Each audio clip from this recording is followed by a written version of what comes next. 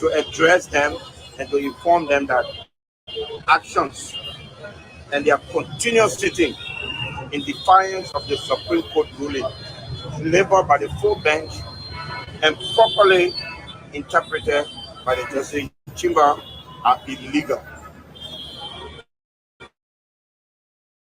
Their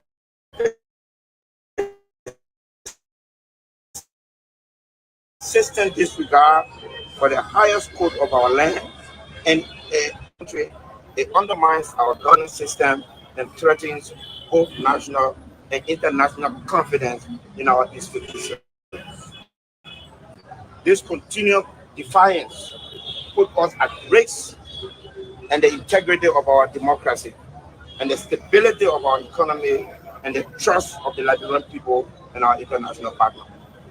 We call on our colleagues to respect the decision of the Supreme Court and to work with us towards a resolution that is consistent with the rule of law. As of today, we are resolved that we no longer sit under their leadership as the court has declared their actions unlawful. Instead, we will continue to work with Speaker Kofa and convene with him as necessary in accordance with Article 33 of the Constitution, which allows us to meet and adjourn in the absence of a quorum. We will maintain this position until our colleague recognizes the authority of the Supreme Court and until the executive ceases its support for their unconstitutional actions. Further, we call on the Senate to honor and respect the Constitution by ceasing all business with this body that has been declared illegal by the Supreme Court. We also urge the international community, including ECOWAS, the AU, the EU, the United Nations, and the government of the United States to refrain from engaging with them. The ongoing crisis at the House of Representatives is not merely a political dispute.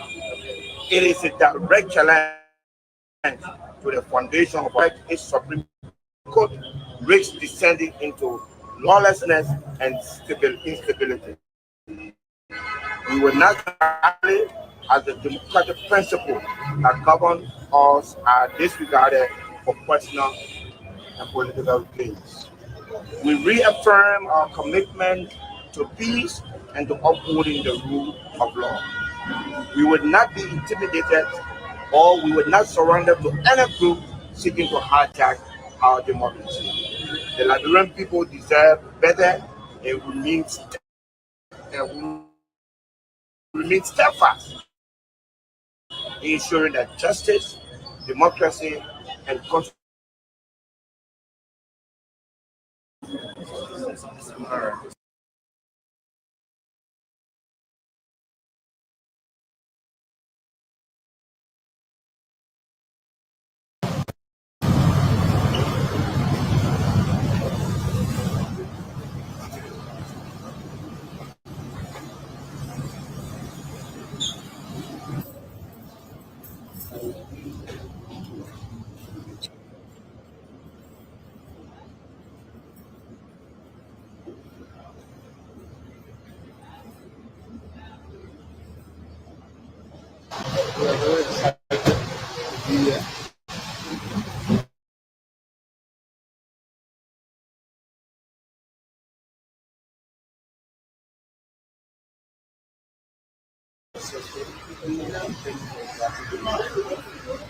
What do you have to say about his forthcoming birthday?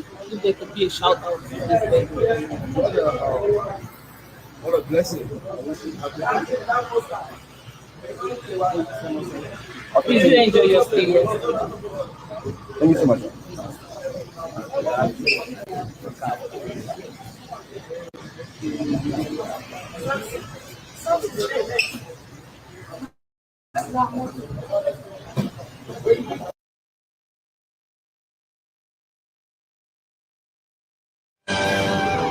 It's about time, Red Ranger. Kevin, please wake up. Not going to happen, Red. Make this fight count, or I'll make Blue turn his sword on himself. Jaden, we're here to help. No, I can't.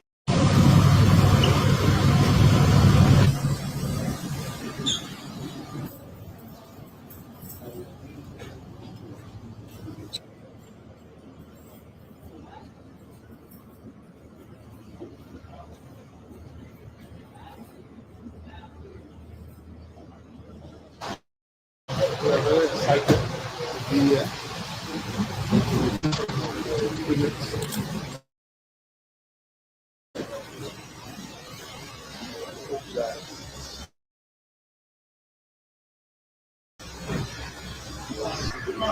If there could be a shout out for this day. What a blessing. Please do enjoy your stay here. Thank you so much.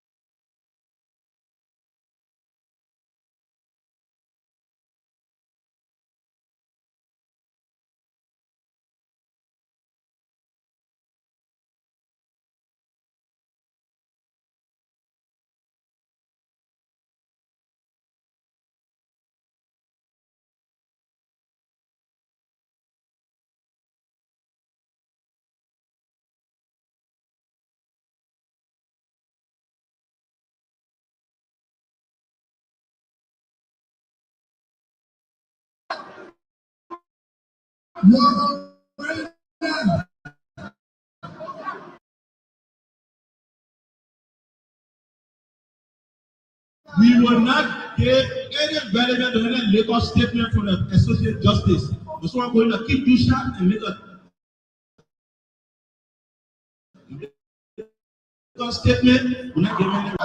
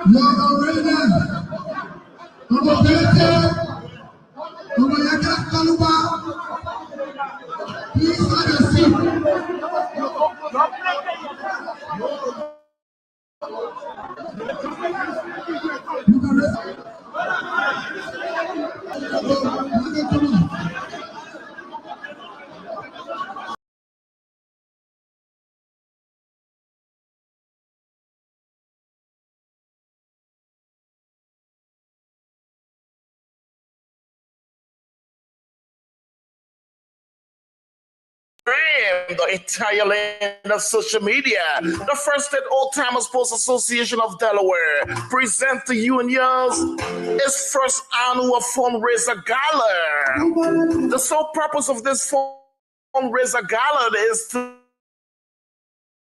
construct a community center where resources provided. Let us all say congratulations to the First State Old Timers Sports Association as they gear up for the first annual gala. VIPs to be honored will include former team managers and former members of this unique organization, to begin with Gentleman Sam Weeder, Gentleman Jackson T. Seaton, Mr. Moses D. Cindy, Mr. Edwin Z. Cruz,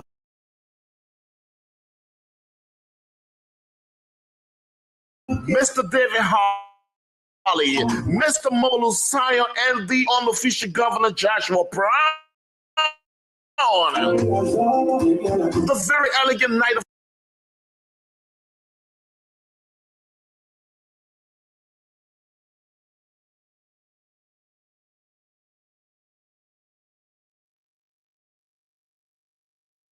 fundraiser will continue, and the keynote speaker will be legendary political commentator himself, Honorable Henry Pedro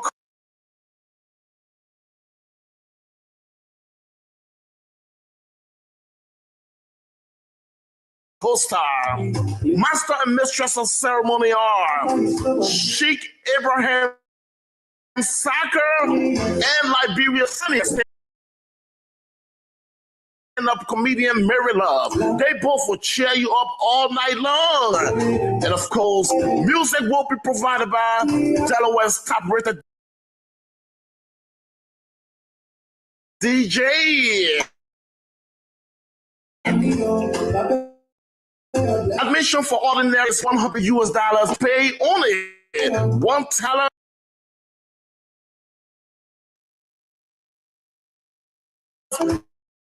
And that will include a table of 6 guests. Please come prepared to enter into a raffle draw.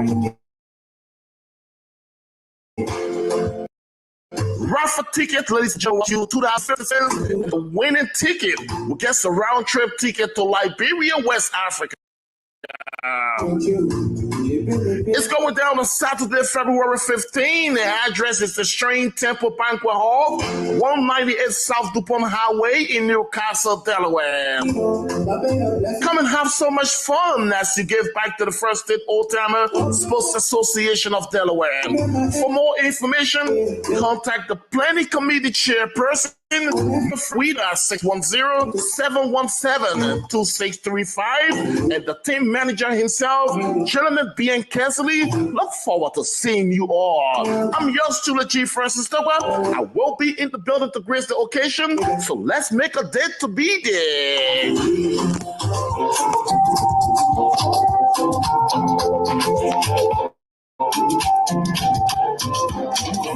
Yeah, all my kids they wanting me for. All of my kids I give it to God. They tell you like you will have all of my money, papi la job. They get like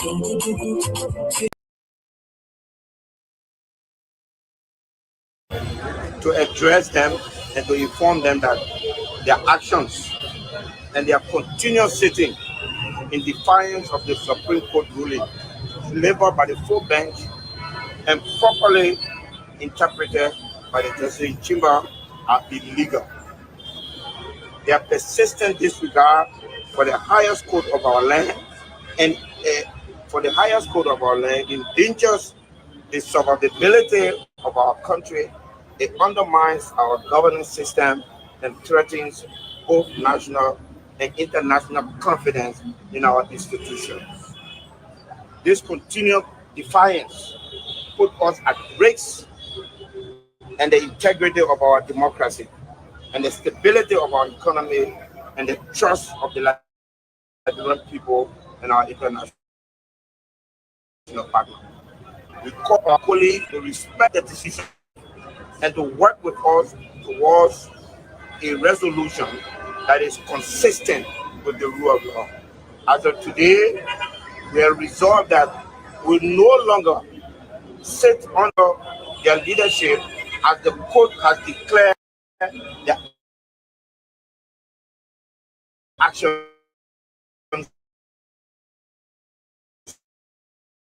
unlawful. Instead, we will continue to work with Speaker Kofi to ask us to meet and adjourn in the absence of the quorum. We will maintain this position on recognizes the authority of the Supreme and until the executive ceases its support for their unconstitutional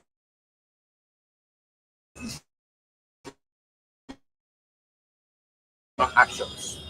Further, we call on the Senate to cease with this body that has been declared illegal by the Supreme Court. We also urge the international community, including ECOWAS, the AU, the EU, the United Nations, and the government of the United States to refrain from engaging with them. The ongoing crisis at the House of Representatives is not merely a political dispute. It is a direct challenge to the foundation of our democracy and the rule of law. A nation that does not respect its Supreme Court risks descending into lawlessness and instability. We will not stand by idly as the democratic principles that govern us are disregarded for personal and political gains. We reaffirm our commitment to peace and to upholding the rule of law. We would not be intimidated or we would not surrender to any group seeking to hijack our democracy. The Liberian people deserve better and will remain steadfast in ensuring that justice, democracy, and constitutional governance prevail. This is a statement of the rule of law. Thank you.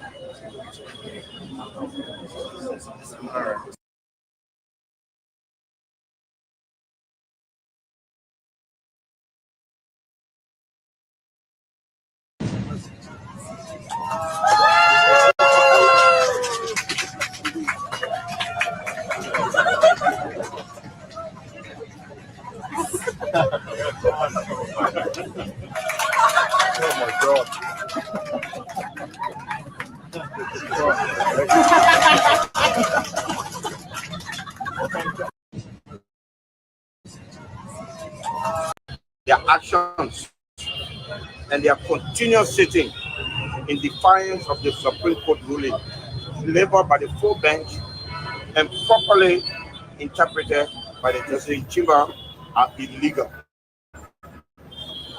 Their persistent disregard for the highest code of our land and endangers the survivability of our country. It undermines our governance system and threatens both national and international confidence in our institutions. This continued defiance put us at risk and the integrity of our democracy and the stability of our economy and the trust of the Liberian people and our international partners. We call on our colleagues to respect the decision of the Supreme Court and to work with us towards a resolution that is consistent with the rule of law. As of today, we are resolved that we no longer sit under their leadership as the court has declared the actions unlawful. Instead, we will continue to work with Speaker Kofa and convene with him as necessary in accordance with Article 33 of the Constitution, which allows us to meet and adjourn in the absence of a quorum. We will maintain this position until our colleague recognizes the authority of the Supreme Court and until the executive ceases its support for their unconstitutional actions. Further, we call on the Senate to honor and respect the Constitution by ceasing all business with this body that has been declared illegal by the Supreme Court. We also urge the EU, the United Nations, and the government of the United States to refrain from engaging with them. The ongoing crisis at the House of Representatives is not merely a political dispute. It is a direct challenge to the foundation of our democracy and the rule of law. A nation that does not respect its Supreme Court risks descending into lawlessness and stability. We will not stand by idly as the democratic principles that govern us are disregarded for personal and political gains. We reaffirm our commitment to peace and to upholding the rule of law. We would not be intimidated or we would not surrender to any seeking to hijack our democracy. The Liberian people deserve better and will remain steadfast in ensuring that justice, democracy, and constitutional governance prevail. This is a statement of the rule of law. Thank you.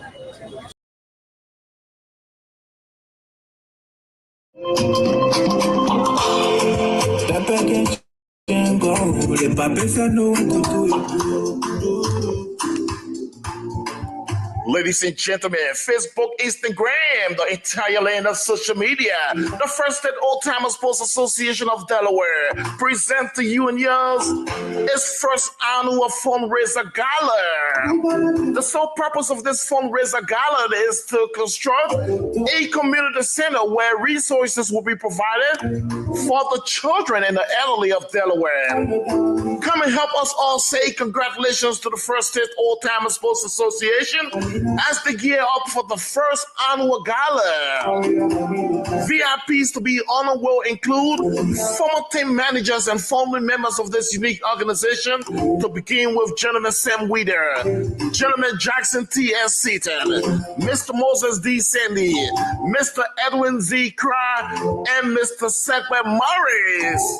Others are Mr. George Tor, Mr. David Holly, Mr. Mobilu Sayo, and the unofficial Governor Joshua Brown. The very elegant night of fundraiser will continue, and the keynote speaker will be the legendary political commentator himself, Honorable Henry Pedro Costa. Master and mistress of ceremony are Sheikh Abraham Saka and Liberia's funniest stand-up comedian Mary Love. They both will cheer you up all night long. And of course, music will be provided by Delaware's top-rated DJ. Admission for ordinary is $100 US, as patron guests to pay only $1,000 US, and that will include a table of 6 guests. Please come prepared to enter into a raffle draw. Raffle ticket, ladies and gentlemen, will cost you $2.50, and the winning ticket will get a round-trip ticket to Liberia, West Africa. It's going down on Saturday, February 15. The address is the Shrine Temple Banquet Hall, 198 South DuPont Highway in Newcastle, Delaware. Come and have so much fun as you give back to the First State Old Timer Sports Association of Delaware. For more information, contact the Planning Committee Chairperson, Mr. Frank Weeder, at 610-717-2635, and the team manager himself, Gentleman Myean. Look forward to seeing you all. I'm yours truly, G. Francis Togar. I will be in the building to grace the occasion, so let's make a date to be there.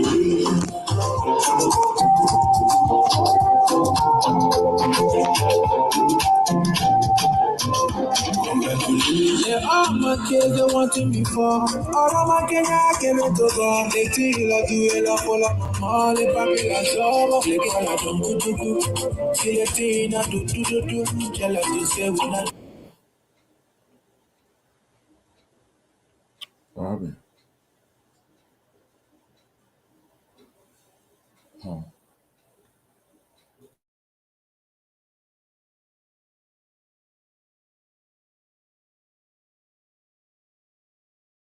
Step against and go. The papi said no to do.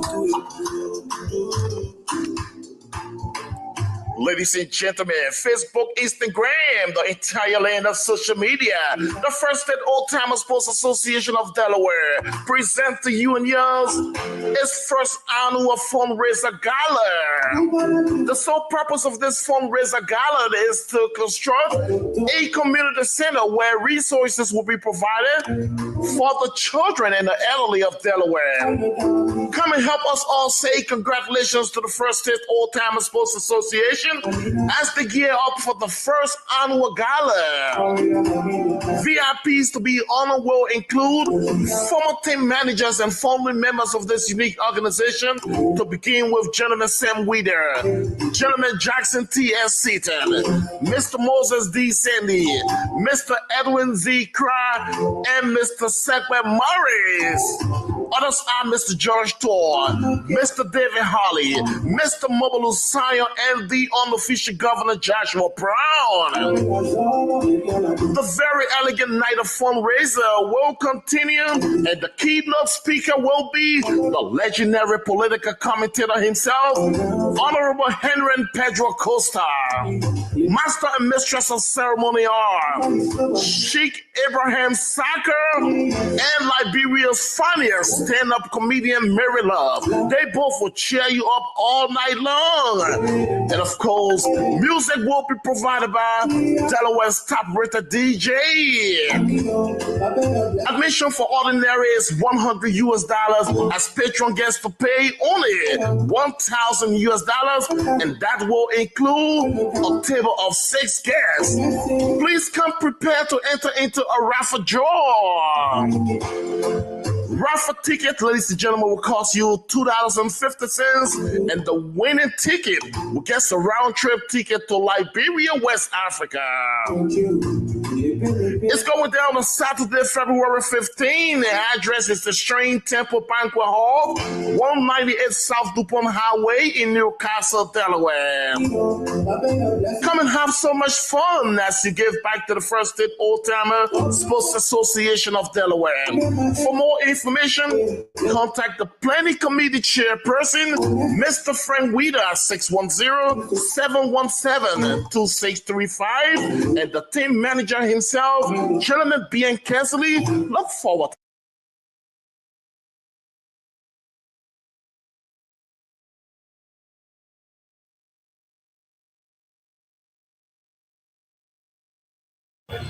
to address them and to inform them that their actions and their continuous sitting in defiance of the Supreme Court ruling delivered by the full bench and properly interpreted by the Justice Chamber are illegal. Their persistent disregard for the highest code of our land and endangers the survivability of our country. It undermines our governance system and threatens both national and international confidence in our institutions. This continued defiance put us at risk and the integrity of our democracy and the stability of our economy and the trust of the Liberian people and our international partners. We call on our colleagues to respect the decision of the Supreme Court and to work with us towards a resolution that is consistent with the rule of law. As of today, we are resolved that we no longer sit under their leadership as the court has declared their actions unlawful. Instead, we will continue to work with Speaker Kofa and convene with him as necessary in accordance with Article 33 of the Constitution, which allows us to meet and adjourn in the absence of a quorum. We will maintain this position until our colleague recognizes the authority. Hey, having a problem with my stuff, but everybody, good afternoon, good evening, wherever you are. Welcome again to the closing argument.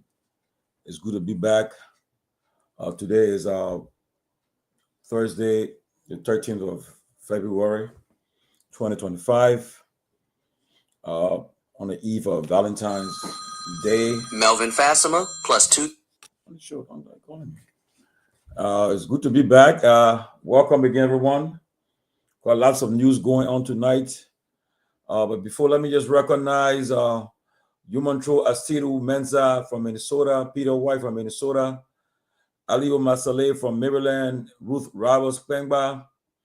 They let it by. Oh, yeah, I'll give her a trophy. She on every post. She commenting on every post. She's a fighter. What? I give her credit. If you're going next election, you better recruit the woman. She's a fighter. She can fight. She on every post. She don't spare none. Ruth Roberts Pengba. Got Aliyo Men's Masale. Yeah, I said call his name. We got Garguah Toure, Ambassador Timothy Danny Welbeck, Aliyo Kamara, Stephen Gonkanu from Johnsonville, Morovia. That's my era, buddy. Bertha Stewart. And we got the other guy who always put in his talking crap about me, but I ignore him. I don't get for no soup better more than palm butter. Look at his name. Like, how you get kind of fake name and you be attacking people? A very real name, man. But anyway, it's good to be back. Tonight we have one of the senatorial aspirants of that in the upcoming by-election in Nima County for the seat of Senator Johnson, the former county inspector during the CDC-led government of President Weah. There's Mac Blenwan. Blenwan. He'll be our guest tonight. He's in Nima already. He's in Nima. He'll be coming on the show from Nima. It'll be an interesting show tonight. Well, lots going on. First, let me clarify the issue going around about sanction today. We're able to call the OFAC office to confirm it, and they said they're not aware of it. They said when they are ready to do sanction, they don't hide it. They come up. They will put it up. So I know everybody wants sanction to come on people who have on the government officials who are betraying the public trust. But the OFAC office, the number is 202-622-2490, 1-800-540-6322 in Washington, D.C. They said that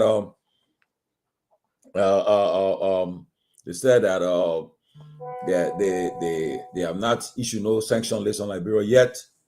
But when they ever do it, it will be public.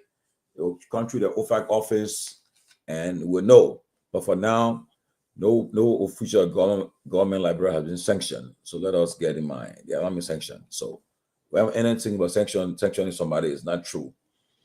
It's not true.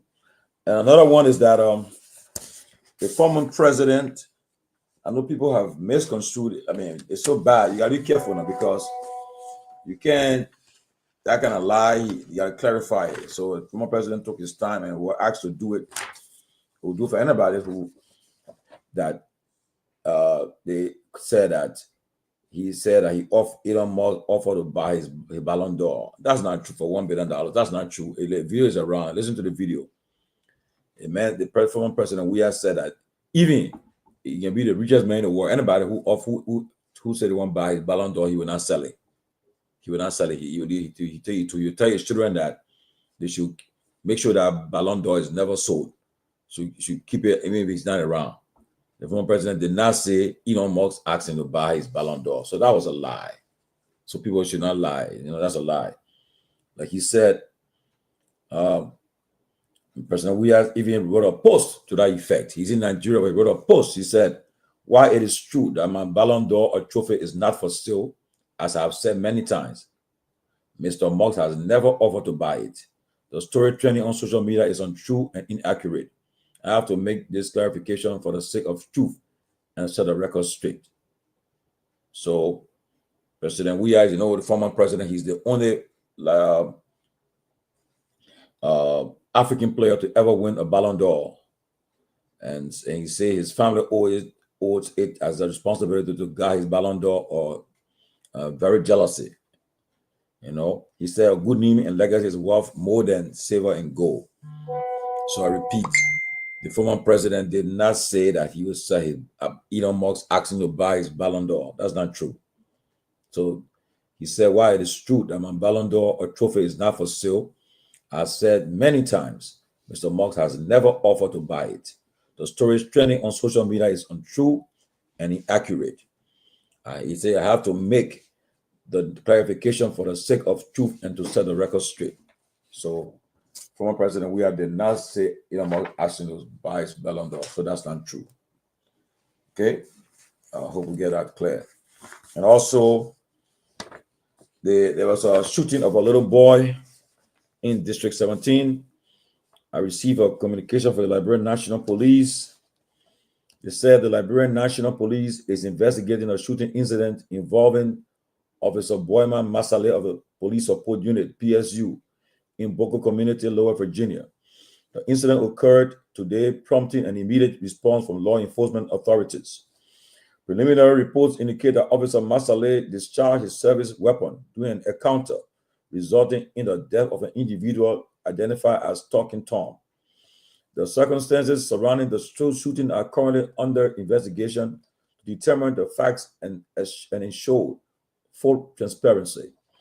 Inspector General Gregory O.W. Coleman condoled with the family and has ordered an internal review and assured the public of a fair and impartial investigation. My thoughts and prayers are with the family. The Liberian National Police remains committed to professionalism, accountability, and justice.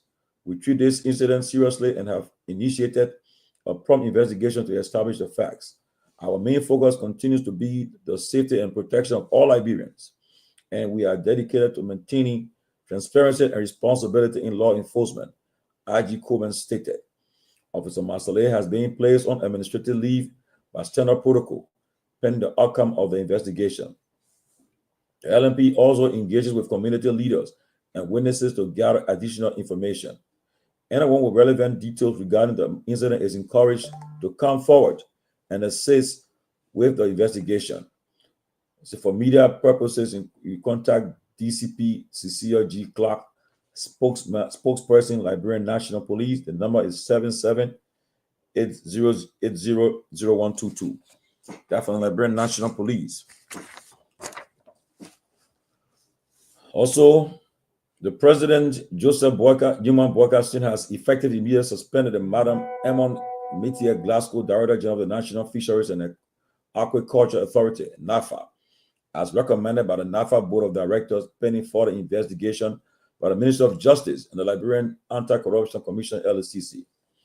In a communication to Mrs. Glasgow, the President outlined the board's resolution, which calls for her suspension due to managerial and financial inefficiencies. The recommendations is in accordance with Section 3.9.2 of the Act that established the authority.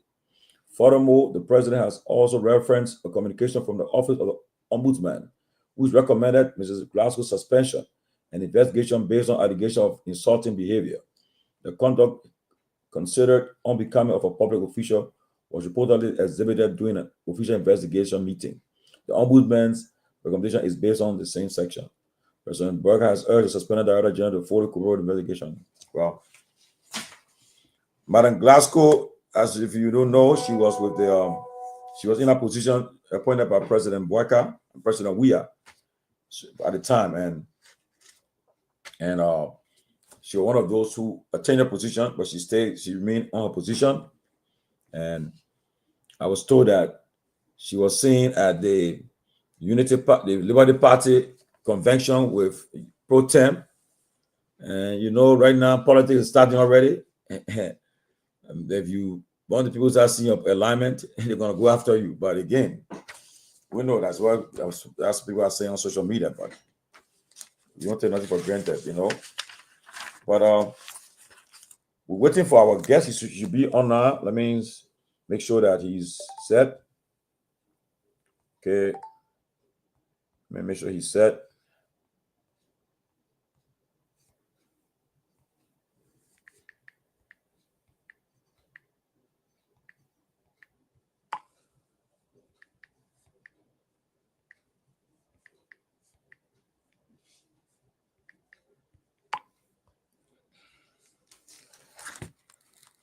Okay, I think he's coming. And also, you listen to the statement made by the Rule of Law Caucus Chairman, the Honorable Representative from District 7 Encyclopedia, Honorable Musa Hassan Belete.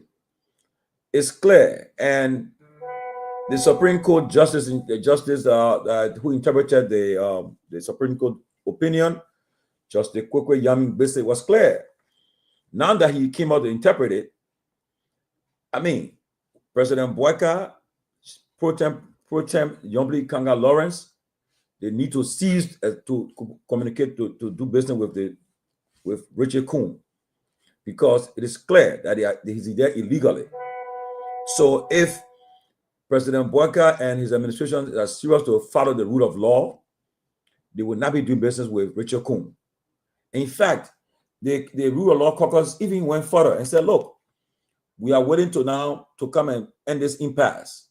So let's come together and have an election of a new speaker. If Richard Kuhn contests, he wins, we recognize him. But now what they are doing now, the Supreme Court said now, like what they have been doing, they're going to go back to session, go to work on session day. When if they don't get a quorum, they will adjourn. They will be doing that, and by doing so, they are not acting illegally. No, they're not acting against the law. By them going to session every day, and when there's no quorum, they adjourn. They are not against the law.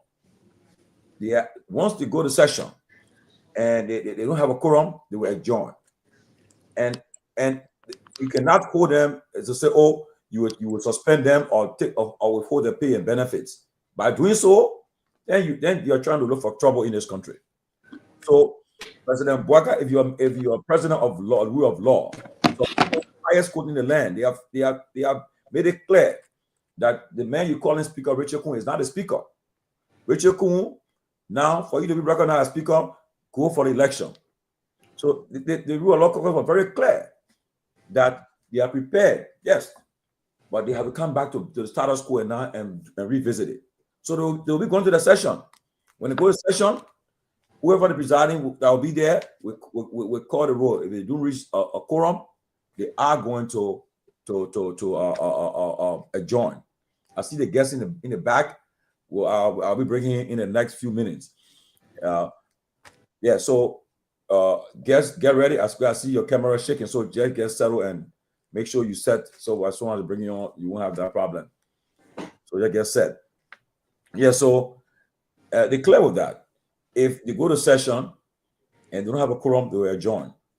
And if they have a quorum, they will continue business. So now that's how they're going to do it. So Richard Kuhn will be with his group on that side, and the other guys will be with their group. It is clear. So there's no reason why Senator Lawrence and the Senate should be doing business with Richard Kuhn now. It is. She said during the Liberia Party convention that they're an opposition party. If you see the opposition party, you're not with the governing party, you will follow the rule of law.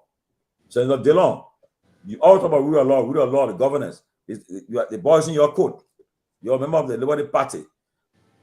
You tell Senator Lawrence, we cannot do business with Richard Kuhn. The Supreme Court has spoken that he's not recognized as speaker. So let him go back to the status quo. President Bouaka, tell your justice minister, say, look, you misled us. So right now, the Supreme Court has spoken, and the cornerstone of our democracy is the rule of law. So if the highest court has spoken, we cannot come and say we're not honor the decision. So that's the boys in the court. We'll talk about that later. Let's bring the guests in. Be welcome, man.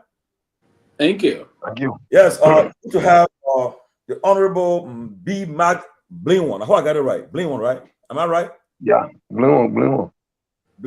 Honorable B. Mac Blinwan. He's the former county inspector of Nima County during the administration of President George Myean. And Mac Blinwan will be contesting as an aspirant in the upcoming by-election to fill the vacancy created as a result of the death of Senator Prince Johnson. So he's here tonight to engage the Liberian people. And this program is being watched across the globe. Liberians from all walks of life. So you have your citizen, wherever your fellow countrymen, where they are all watching, I'm sure. Right now we are at 1,173. We are on Facebook. We are on the YouTube. And live on the radio, True FM in Monrovia. And I'm sure in Nima County, the radio stations are kept covering it, and they are being live. So you are live. I want to welcome Sylvester Pewee, one of our panelists, our political and diplomatic strategies here. That's the man, the new progressive leader. He's here too. Other guys and other folks will join us later. But Mr. Blinwan, welcome. And Sylvester, yeah, intro. Then we'll ask him for his intro, and we'll start the program. Yeah, thank you. A lot of things today. I think we got a lot of things. I don't know if we will really go more deeper while we have our guests here today, but the suspension of Madame Glasgow and other major things unfolding in the country. And it was interesting when you were reading the letter. When I saw the letter today, Timoni, the aspect that's saying it's a rooted instructive behavior, right? From the ombudsman. I didn't know we had an honest ombudsman until Emma Glasgow own process. Got people serving double capacity. At the same time, government officials, party officials, the ombudsman cannot see those people. Listen, we need to be serious in this country, but we'll take some time to go back to that process, because I see that the ombudsman himself seems to be someone that we need to check very well, because he's not balanced here. If you want to be writing the president, informing the president about Emma attitude, but you have other people that are blatantly, knowingly, intentionally violating the very code of conduct that you should be there to be the superintendent of, and then you try to be selective and other things. That's why chaos will always be around in our society, because we don't want to be balanced. But I mean, it's going to be a very good day today. Let me say I think our guest just went somehow MIA, but I think we're going to be back soon. Let me say welcome to him, and I see him very in a very passionate way. I can see his face that he prepared for the campaign process. He's somewhere in Nima County. We hope to ask him the necessary question why he think he can be the best individual to represent the people of Nima County. So I look forward to having a very great interaction. This is going to be a very seriously contested race. It's going to be very close to call, because he's someone that's been the county inspector. We have the former superintendent also. So we have the county inspector, the former county inspector contesting. We have the former superintendent contesting. And we also have a current lawmaker and other individuals. For instance, my own dear friend and brother, T. Wanoke, also is, as I heard, is contemplating doing his declaration of intent to contest. So it's going to be so we look forward to asking him the necessary question, but in a more respectable manner. So it's good to be here on the show this evening. Thank you, Pewee. Let's also welcome Lofa Julius. Lofa, intro, then we'll get to the guest. Good afternoon, good evening, wherever you may be joining us from. Welcome to the closing argument, especially to our listening audience. We appreciate you all for being consistently part of this platform. To our guests, we want to welcome you to the platform, and we hope that you feel just as free as you can. This will be as interactive as possible. This is in the best interest of providing information for the general public. So we want you to feel just as free as you will be engaging your constituents or your constituents to be in the not too distant future, and possibly the citizens of the Republic of Liberia. So yeah, Tomalin, George, and of course, Sylvester, great to be on here tonight. And I'm glad that we have somebody that we will hopefully pull the needed information out of to educate the public about. Thank you. Please share the show, please. Share the show. Again, welcome, B. Mac Blingwan. Welcome, and you can give your intro, and then we can start the show right away. Okay, again, I want to say thank you for giving me the opportunity to speak to our people out there. I want to say good evening, and good afternoon, good morning out there to our people who are listening to us on this platform. We can simply say a very big thank you to Mr. Josh for giving me the opportunity to be able to share our deal with our people across the world. Okay, Mr. Blingwan, I hope your family and everybody is doing well at your end. All is well. We'll play this video later on. Once we actually will play it once we're ready. Right. We'll play it. But my first question to you, we'll go straight into the question, but we're running against time.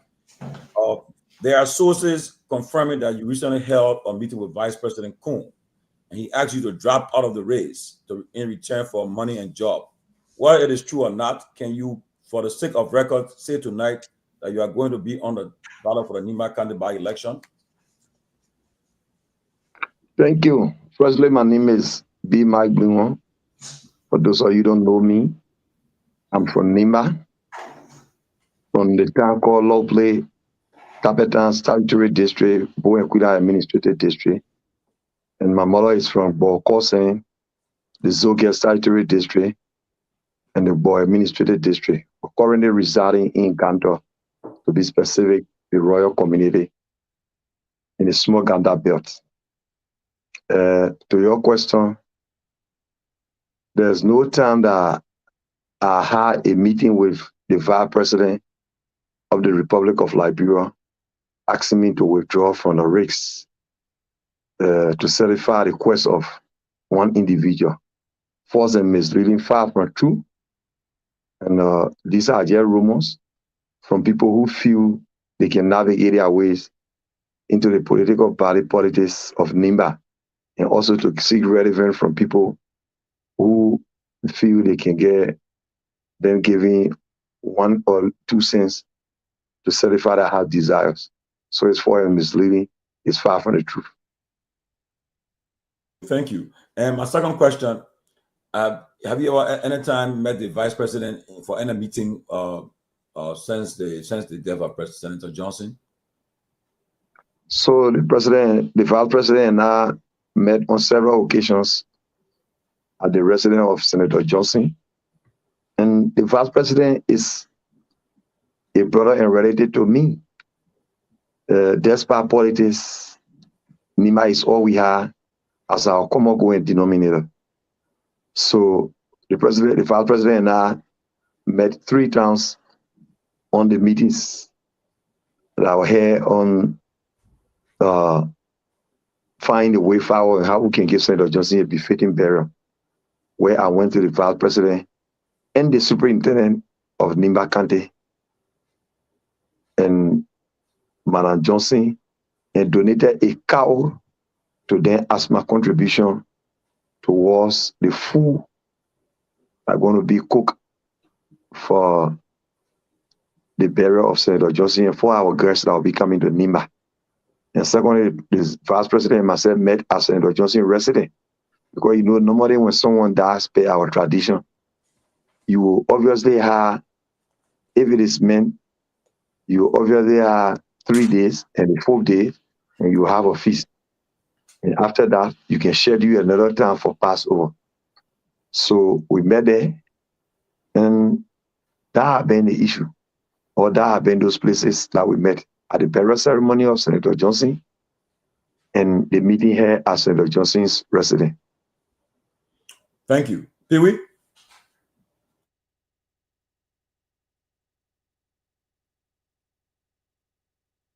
Pewee, you're muted. Thank you, Mike. We interacted before, and I can recall, but let me congratulate you for the courage to come out as a Liberian citizen, particularly a citizen of NIMBA also, to contest the pending by-elections to replace the foreign NIMBA County senator. I listened to you just now. One of my questions I would push into you just somehow answer it, so I'm going to be a little mindful to not go back, because I listened to you just say that you did not meet at no time did you meet with the Vice President and basically requesting for the issue of you dropping. But let me go back to the major question before I go to question 2. You know very well the Liberian Senate is a very august and professional and serious area in terms of representation. And the job you have seasoned, if I will call it that way, seasoned professionals from diverse professional background. And that's an institution that we have to do a lot of analysis, sometimes construction or budgetary analysis and all of those major issues. I want you to tell us, the Liberian people and the people of NIMBA, because you're now not going to represent NIMBA, but you're going to be part, is a representation of the Liberian people. What is Mike Bluont's qualification? Because if we try to hire you, we have to ask you for your credential to see if you fit. What is your credential? What do you bring to the table in terms of qualification that you allow the people of NIMBA County to put you in the Honorable Liberian Senate? Thank you. Your question, what I do know is the qualification of one's getting this particular job that we are seeking for is quite constitutional. No, come in. Let me read this. I understand, Mike, clearly here that the Constitution of our country did not say you have to have this issue precisely right. But I'm asking you to tell us. I come in 1 minute. I come in. I'm asking you. The Constitution is saying you should be 30 or 35 years old and have an incumbent property, and you may have been resident I'm telling you, that is an institution of a lot of professionals from diverse political professional background. We have lawyers, we have seasoned, we have folks like Amara Cornet, you have folks like the former Pro Tem, you have people with deep credentials. You're going to be locking horn with those people. I'm telling you, for the sake of this conversation, the people of Nimba, what is your own professional competence that you bring to bear? Leave the constitutional aspect of it. What is your professional qualification you bring to bear to the job for the Liberian Senate? Thank you, Pewee.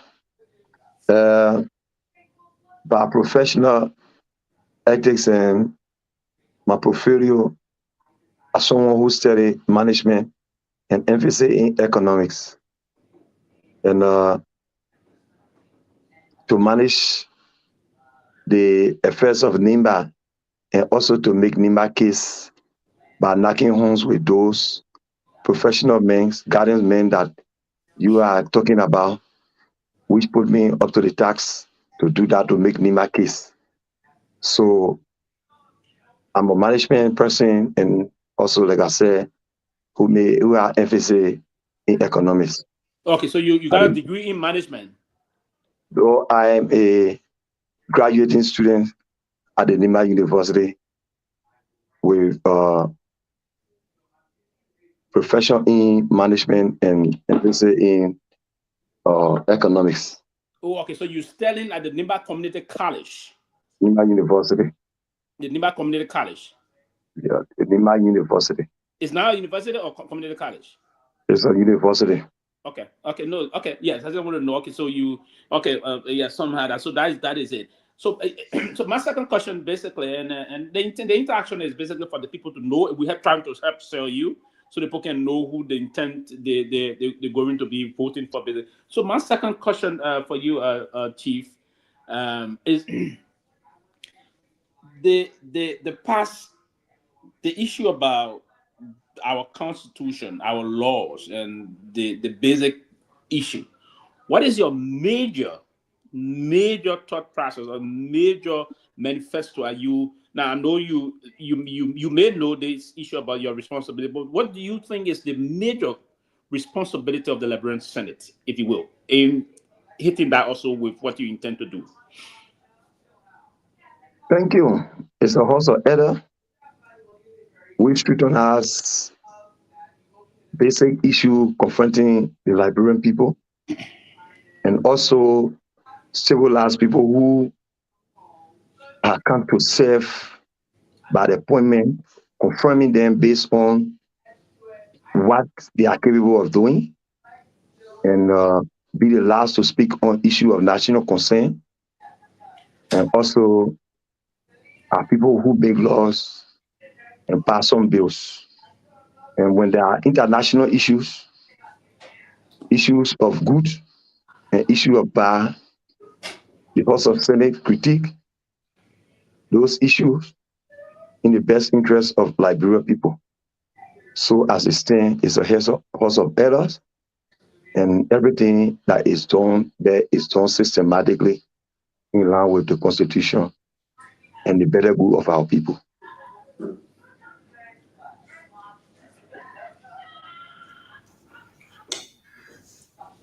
Lofa, go ahead for now. So, Mr. Blinwan, I hope I pronounced the name right. Thank you again for being here. Quickly, I think you spoke a little bit lengthily about the responsibility of the folks who serve in the capacity in which you serve. That just gave me an idea of your documented legislative policy. Well, before I even get into that, how long have you been thinking about running for the Senate?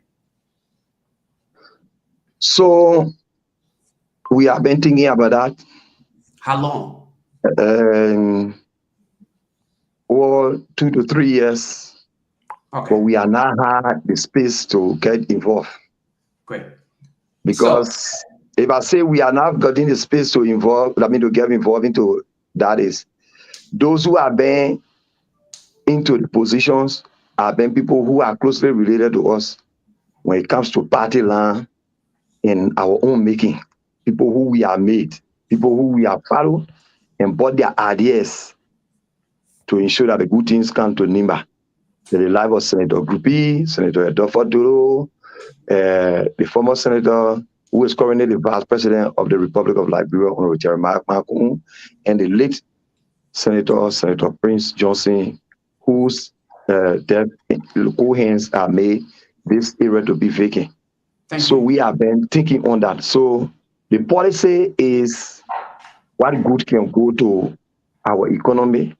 How can government have our own policies in building the economy when it comes to how government can bring in revenues, how those who also generating revenue from the business sector, how can they be subsidized so that they can have some level of a little bit of tax return to empower them so that more can come to our economy.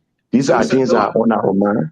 Okay, so Mr. Blewan, and thank you for answering the portion of the question that relates to the length of time that you thought things through as to represent the people. What I want you to do for me now is to describe any legislative policy that you have actually crafted over the past 3 years that you have been thinking of that you would like to have implemented upon your ascendancy, or hopefully to suggest to your colleagues upon your ascendancy to the Senate, or within the first 90 or 100 days of your ascendancy, if elected.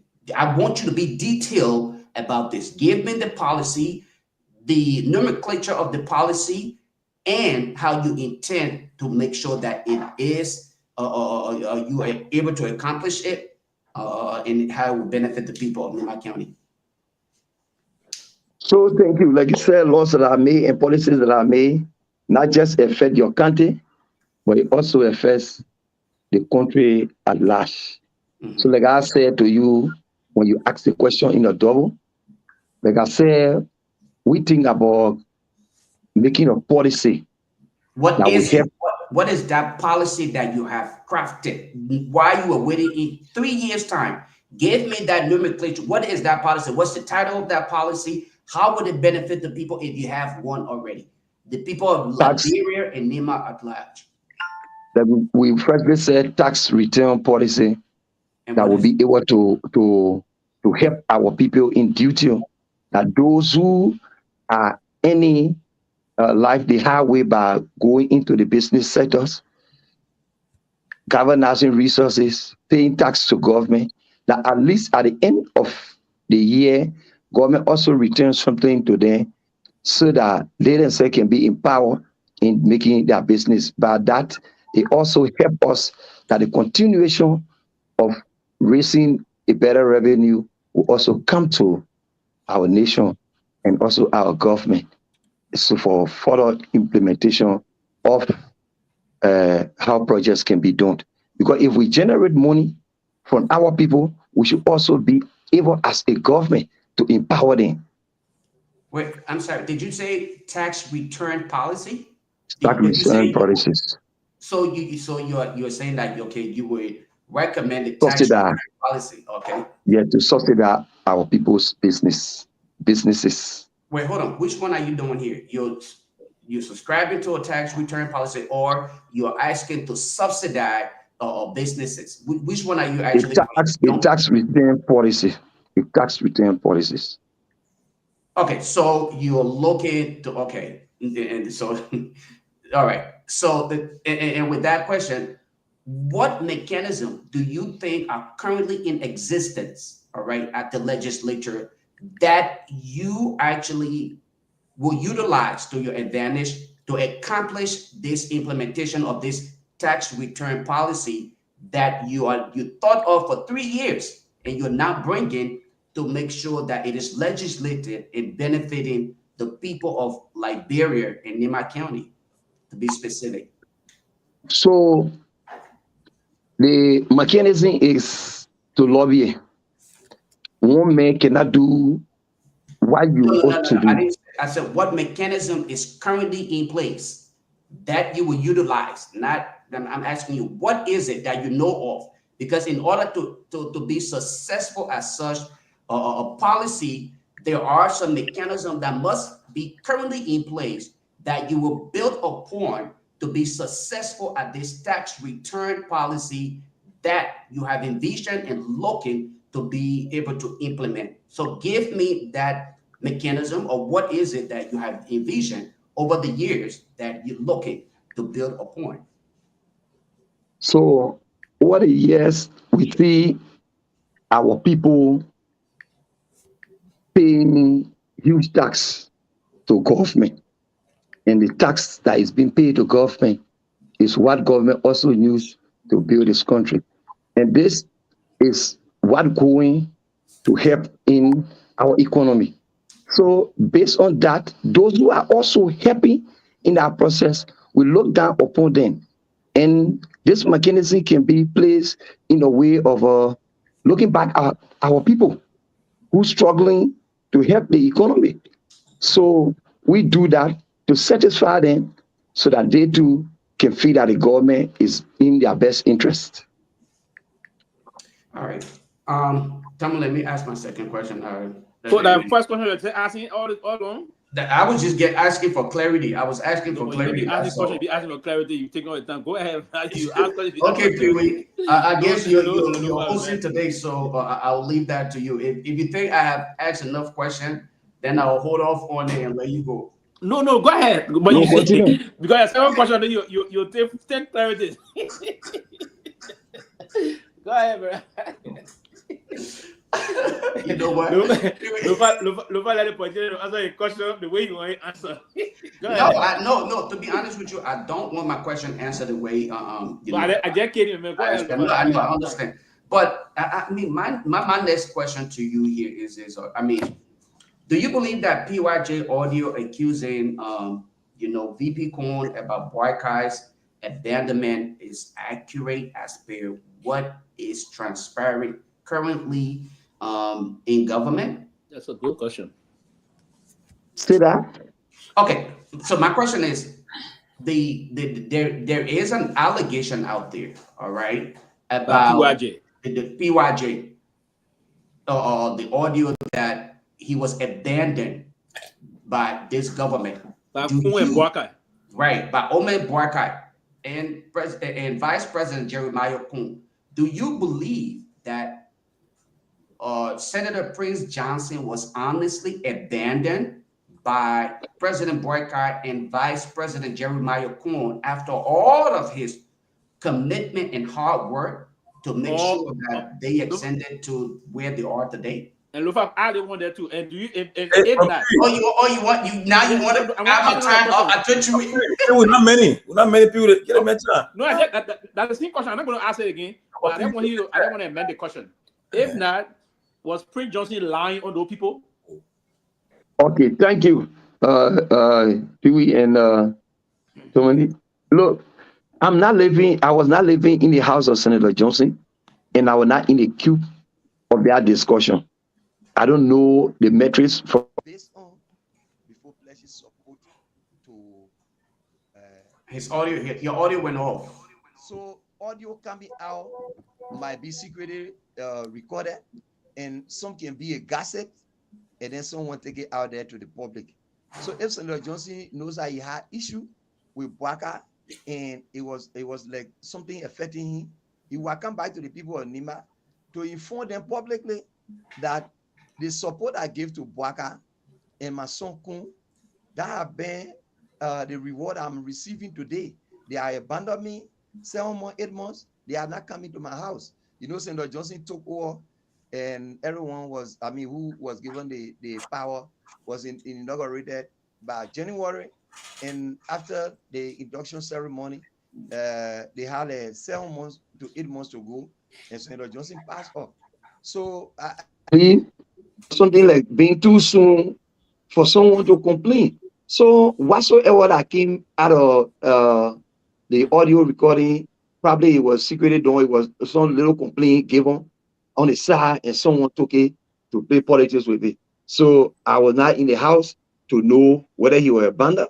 And because of last the last time I saw Senator Johnson was on a Monday, and Senator Johnson and I were together at his PYJ Polytechnic College, and he had program for naming the house, the Beatty Hall in honor of the Low Togolese president.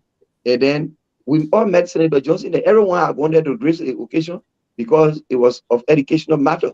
And we got sponsored students at that university, and we were all invited, we went there.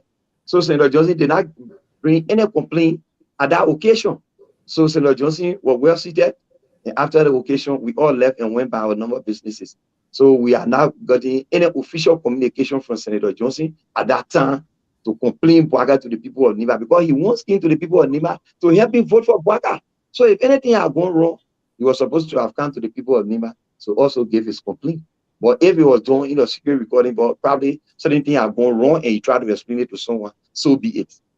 So for my clarity is you're dismissing the accusation that Senator Prince Johnson was abandoned by President Boycott and Vice President Jeremiah Cohn. You're dismissing that fact. No, I'm not dismissing. As you asked me the question whether I can attest to that. That's Okay, why I said I had not been in the house with Senator Johnson to know what was the agreement made.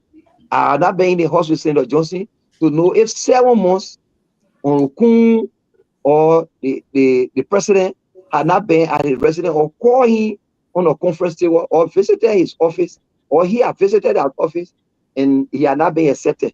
So I had not been in travel line with Senator Johnson to know all of his moving and shaking around town and going from place to place. No, I am in Nima, and we visit Monrovia occasionally to settle our businesses and then talk to a couple of friends and come back home. So whenever there was issue, probably those he was explaining to are people in their inner circle, and things are going off here with him, and he tried to explain that. But I cannot say that's happening. But that's why you heard in the recording, and I was not the one who also recorded that. Okay, Tony, go ahead. Yes, okay. For Mike, which party are you a member of? As it stands, I'm working for the people of Nimba in my private life. I go around, settle issues of major concern. When there are problems, we go about settling them. And I'm going to the race. I'm going as an independent candidate, and then also to serve the people of Nimba as a Nimbain. And whenever there's issue in this country, I will go there as a Nimbain, then settle the issue as Nimbain. It's not based on a political party, but if a political party also see that there's a need for me to work with them for the better good of my country, Nimba, if I look into it, I know that this political party can help Nimba, like our with the CDC as a campaign manager, and flex out some of the good things that the former president had done for our people in Nimba, by being roads from Ganda to Lugwatu, by being roads from Ganda to Secretary Highway, and then starting with the road from Secretary to Tapetan that people want to claim glory of today, and some of the good things, the city halls and things. And we felt it was good for our people of Nimba. That's why we were working in the administration. We had to follow the administration. So as it stands for now, I'm not going to any political party to say I want to contest on a political party ticket. But what I do know is I'm going to work for the people of Nimba. I'm asking the people of Nimba to carry me so that I can serve them diligently, efficiently, and also make my commitment that will motivate young ones to also be able to think in that direction. Okay. Yeah, the road you talk about. Yeah, I drove on that road last year when I went to Ganta and Secretary. The road. Everyone campaign on that road. Everyone campaign on that road. They saw cool down on that road and campaign on the road. Yeah, that road. I like the lights on the road and all. The road is well built. I'll give credit to the CDC. And you increase your volume for me.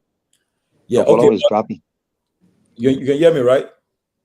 Yeah, but your volume is dropping. But go ahead. I'll manage it. Okay.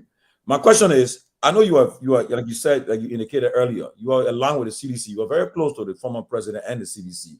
And so I want to find out from you, what's your relationship with the former president and CDC at this moment, at this time? What's your relationship with them? We are good. The good thing is I was recommended by, while it is true, I've been partisan of the CDC from 2005. And I also served as the public relations person for the Coalition for Democratic Change, the campaign manager in 2017, and also the campaign manager in 2023. I work alongside with Honorable Eugene Nangbe as the national campaign chairperson. My relationship with the former president is cordial because he's also a son of Nima from Dobosan, where he constructed a modern clinic today, and our people are high release on those kind of issues of going to resources to go and take treatment. So we are all Nimbans, and election or politics cannot put us back because all we have is Nimba County, and everything we do will be Nimba County. So I have cordial relationship with me as a stand. Okay, so that means I'm sure, because once you have that kind of relationship in politics, I'm sure you need his support. He's a very popular person, and he's popular in all over the country. So have you sought his support, his endorsement for you to contest this race? Have you reached out to him asking for his endorsement? Well, when it is day, when it is night, you go to rest.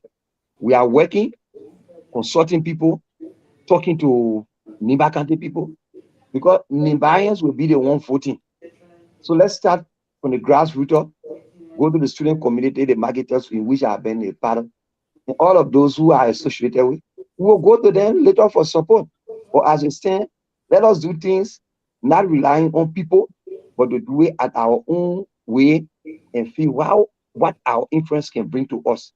So for now, we are doing it on our own. When it's time for people to register people on a political party, if a party see that I'm influential and I'm hardworking, because nowadays people want to see you working before putting weight behind you. People don't want to put their resources to certain. We know there are two things that you go for into election: either you lost or you win, but mostly you go for the win. So to just call on people, let people see the work that you are doing, and by that they will be able to also embrace your idea and go alongside. So we are not going to, because a political person will always say we, because you are not working alone. We are not going to the former president for support. We are not going to anyone for support. But I know when the time shall reach for campaign and other things, support will come. Okay, my last question before I go to Pewee. So why if I'm not too sure whether the CDC will be featuring will be fielding a candidate in this race. But why if the former president or the CDC decides that they are going to field someone, or they will endorse someone? I mean, that's why I'm asking. What are you are asked for the endorsement? So if the former president and the EC of the Coalition for Democratic Change or the Congress for Democratic Change, because you know there are several parties aligning with the CDC, almost 16 political parties joined 2023. So if there's a need that a few a candidate can be featured in the by-election in Nimba, we all have been part of the CDC, and our working with the CDC was cordial. And serving as a campaign manager for Nimba, that when in all of the towns and villages, the 778 towns in Nimba, and all of villages and cities, 6 cities with some concessional areas, they will also look at our effort before they put candidate into the race. And if they are putting candidate into the race and we are not the one preferred, that does not in any way going to stop us from contesting. Because what happens is the work you're going to do not going to base on the party line. You will work for the people of Nimba, and you will also be going to the people of Nimba to be able to help you in the process to employ you. So based on that, you will be looking at Nimba as the bigger picture, then looking at party to be the bigger picture. Because when God helps you, while Nimba people put their ways behind you, and you being given the position, the first thing you should do is reconciliation. Because it's on a days where election of just 1 month away going to be tense, and there will be some uprising issue. So based on that, you need to see reason how to bring the people of Nimba together and work for them. You're not going to take certain sectors as opposition sector, and you can't win and also be angry. So our major concern should be Nimba. Our common denominator should be Nimba. even the former president, His Excellency George Manawiya, is also a citizen of Nima. And the current vice president is also a citizen of Nima. So working with people in Nima should be a cordial thing to be done first before you think about party land. Then raise Nima flag or her and forget about party issue, because the issue of party is not what matters most, but the issue of the people's life, the betterment of what will improve the life of our people in Nima is what matters most. But if party comes to help you, you should also be grateful to God that no one stand alone, and He will need someone to lean on. Okay, welcome, Dr. Peabody. Let's go to Pewee for his 2 questions. And we'll be opening the lines, the phone lines, so people can ask you questions. So, but after Pewee, Peabody, Lofa, Peabody, we'll go to the lines. Yeah, thank you. Thank you again. Mag, this time around, I'll ask a few quick questions and you answer, then we'll move on. Do you trust the current vice president of Liberia? Trust is relative. Do you trust is relative? Trust in which way? Yes, in terms of he's supporting these elections are the penny elections. The person he's actually supporting. Do you know who he's supporting? I can't tell who the vice president is supporting, but Pewee in my mind, as someone who knows about government and who also knows about how people should work apart from position, we consider Kun to be the most outstanding person in Nima in government. And then we consider him to be someone who Senator Johnson left alive and also lifted a hand up to go higher. Okay. And campaign for him. So when it comes to the issue of Nima County, he's supposed to play a fatherly role. But if he does not play a fatherly role, and also feel that he can prefer certain candidate or all of the candidates, because as I said, we might be 8 persons, 9 persons, 10 persons in the race. So if taking one person to sponsor the person and campaign for the person and forgetting about the work that government is supposed to do nationally, it means that has a feel. But you should know that the rest of the 7 persons that are living aside will also go down with grief. And when time comes that you want to get themselves involved into your occasion too, or anything that you want to intervene, they too will be thinking on the tears you have brought to their eyes. So those things can bring the downfall of someone who is highly loved by the people. Look at the vote that came from Nimba, 144,000 votes. It came from everywhere, all towns and villages in Nima contributed to the vice president being in a position today. So if some of those places, sons and daughters of those places are coming up, and you say you can set tears in your eye, they will also go with the crowd to their parents. And where you sat before and told their parents, we're going to host your children into our government and also appoint them, and we're going to give them a bigger job to be done. And you took over and removed them from all of the positions they were in, and then they are also seeking for another position for the people of Nima, and you step into it because you got influence financially and morally. They too will also have their say into anything that comes forward. So for me, in my mind, he should play a fatherly role, because every Nibayan will be looking up to him for the better good of Nima County, but not to pull people apart. Okay. Let me say certain thing to you today. We saw the current president bringing the Lofa citizens together Mr. Blue, I don't mean to interrupt and unifying them. But as I said, we have not done reconciliation in Nima. So to also add to the wounds of the past election, that's how probably he might feel, but we yet to see what happened there, so we cannot say much. Okay. Quickly, I'm going back to because the man you tried to replace as the senator of Nima County, his story is still fresh in our minds and the rest of that. And I listened to one of his supporters from his political party spoke at his funeral, and he got dismissed the next day. You listen to Prince Johnson at a certain point in time before his demise. He was crying a lot about this war crime code thing. He believed that the Boakai Kun administration actually betrayed him. You listen to that, Mark, and it is perceived of a certain quarter that you are also close to Prince Johnson and you normally interacted with him and all of things. That leave you being close to him. Do you think on the issue of the war crime code thing, and what his party man said, and he re-echoed, do you believe that the Boakai Jeremiah Kun administration really betrayed Prince Johnson?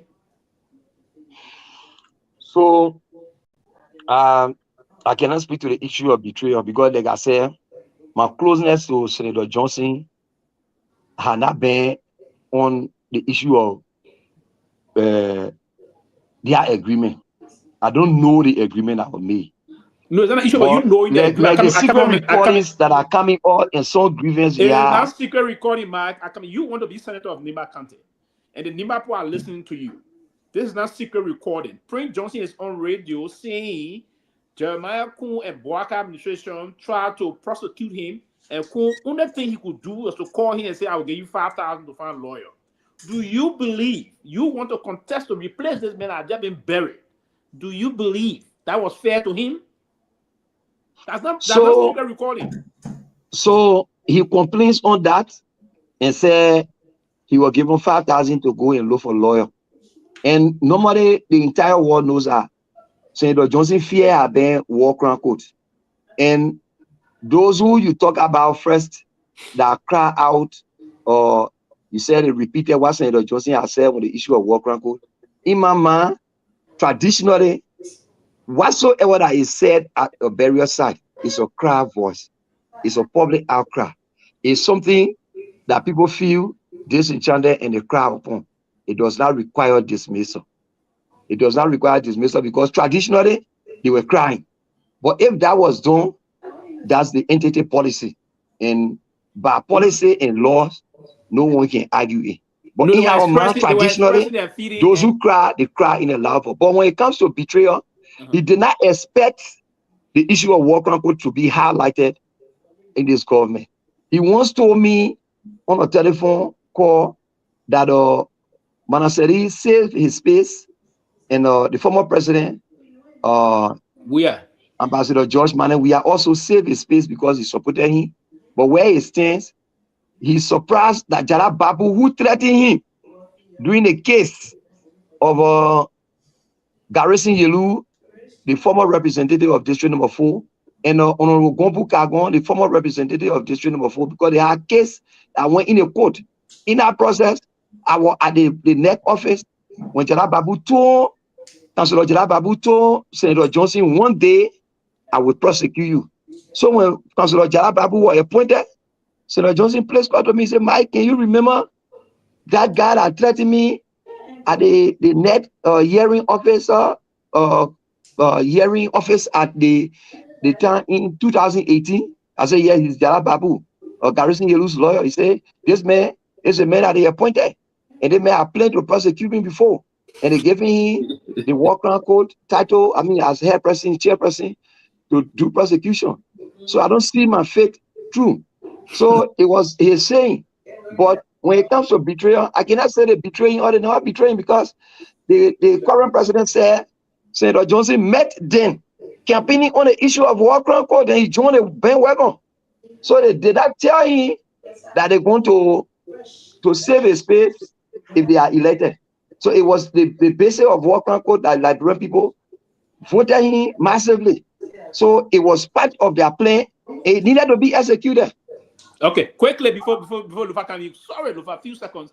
Do you believe, Mark? I ain't complaining. Do you believe, Mark, that the representative Samuel Togar have been performing good for his district since he was elected? Do you think he been performing well? Then he been doing well as representative before the Nimba Posh electing as senator? So it's left with the journalists to send people in the field to go and inquire from a district. I'm asking you. Do you believe he's qualified? So I am not saying tangible in a district. I work as county inspector investigated cases that started during the time of the late Samuel Duki in the very Kogar's home. Yes. In your government play between the people of Yapley and government play. It started 1994, and I was the one who laid that situation to rest in 2020, along with my friend Alfonso Myean, who was also the commerce inspector of the county. And there are several issues in the district that I have gone there to investigate and brought peace in the mind of the people. I didn't see a modern high school there that was built by him. Like the policy that was introduced and from the current vice president at the time, he was even representative for district number 1 that talk about technical and vocational school that the building is ongoing construction today in Uganda. These are policies that people want to put on floor. I have not seen a bill introduced over the past 13 years by the current representative of the district, Honorable Samuel Gongloe.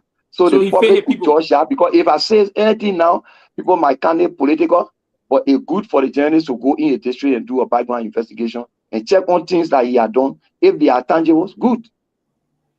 All right. So, Pewee, if I can come in. But I know why it's unfolding there is, even the people of District 5 will feel that this man are marginalized for a period of time. Let us send him over to the people of Nima so he can just go and marginalize and so we can take one function that will be able to help our people.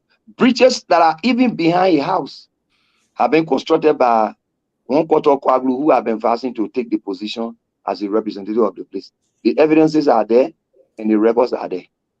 All right. So, Mr. Blewan, I listened to you mention a couple projects or hopeful projects that you probably would love to see the representative undertake, considering the building of schools, bridges. Do you sincerely believe those are responsibilities of a lawmaker?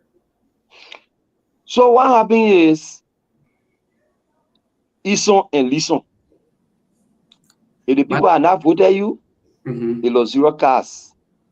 The homes you are building today, not going to be there. If you are talking to the government and the government probably not listening to you to carry on good schools, a better network coverage, electricity in your place, you also have to chip in. Because based on all of the promises the politicians made nowadays, I will build you roads, I will empower women, I will give grant to market women. And all of those things are platform that you will carry to the people, and the people will believe in that and vote for you. So Nima have machines. So it's necessary that you take the machine and just fill it and go and build your farm to market roads. And also look in the process of where the education sector is thriving. And if you can talk to a panel, because your job is to go and lobby. You are a beggar, a big beggar. But when they don't want to call you beggar, they say you are a lobbyist. So you just go there and beg other people who are the hand to come and help you. Because that's why you told your people on that basis they should be able to elect you. So if you cannot do that, it means automatically you are failed. Electing people several times does not mean you have done extremely well. Sometimes people buy the vote per cash, and people will go to vote in because you are already made the people and reduce them to a beggar. So by that they will come to beg you, and you get them fasting. Based on that, they will go and vote for you. But it does not mean you are done tangible. So the journalists can go into the build of the 58 towns that makes District 5 and go to the Nikwe build, the Nyor build, and go to the Yao build, and then we build and see if they are tangibles. So if there's no tangible, then it means you cannot push such a person onto the people of Nima to be suffering in his hand. So we feel it's necessary that he complete the thing he asked for. He had just gone 1 year, so it's necessary he just go there and complete the things that he had not done right. Then he continue to do them right. Thank you. So, I mean, based on your explanation, just ask my second question here. We have other panelists who just joined. You are, in other words, stated that Representative Togar has shown to be incompetent based on the fact that he was not able to lobby to get good infrastructure that include roads, bridges, and of course, education system based on all of your analysis of his work in Nima County. I'm grateful for that statement on your part. My question to you, though, considering the fact that you have competent individuals with, from various professions, right? You have the likes of Madam Edith Gongloe, a well-versed candidate who comes with passion and that level of professionalism, in addition to the fact that she brings to the table experience in government. What sets you apart, and how can you describe for our listening audience your profession? Where did you come from, and what inspired you at this point based on your profession? Tell us, what is your profession? What sets you apart from Madam Edith Gongloe? So, like, I will actually to introduce myself and talk about my profession. Can you iterate, if you don't mind, please? So, like I said, I'm a seasoned manager, and I know I can manage the affairs of Nima well and manage the affairs of the people of Liberia well, and also know how to save that economy as somebody who is doing economics. And then more to that, I'm a unifier, and coming from the two major tribes in Liberia, I mean Nimba, and then also standing firm to working with the young people in human capacity building, and also respecting the rule of law that the work are done with the justice system in Nimba, and also working with the marketers who also save in the sun to sell beta balls and pepper to see the needs or any money to send children to school, and also working with the transport union where there were issues, and we went there and looked into that, and working with the disaster management team of the county, and in every sector when there are land dispute, I was also there working for our people in all of those sectors. I know that adequately I can work for the people, and then with Madam Edith Gongloe also stand for, like you mentioned her personally. She's a good species. She's one of the found daughters of Nimba. And the issue of the election, the people will decide.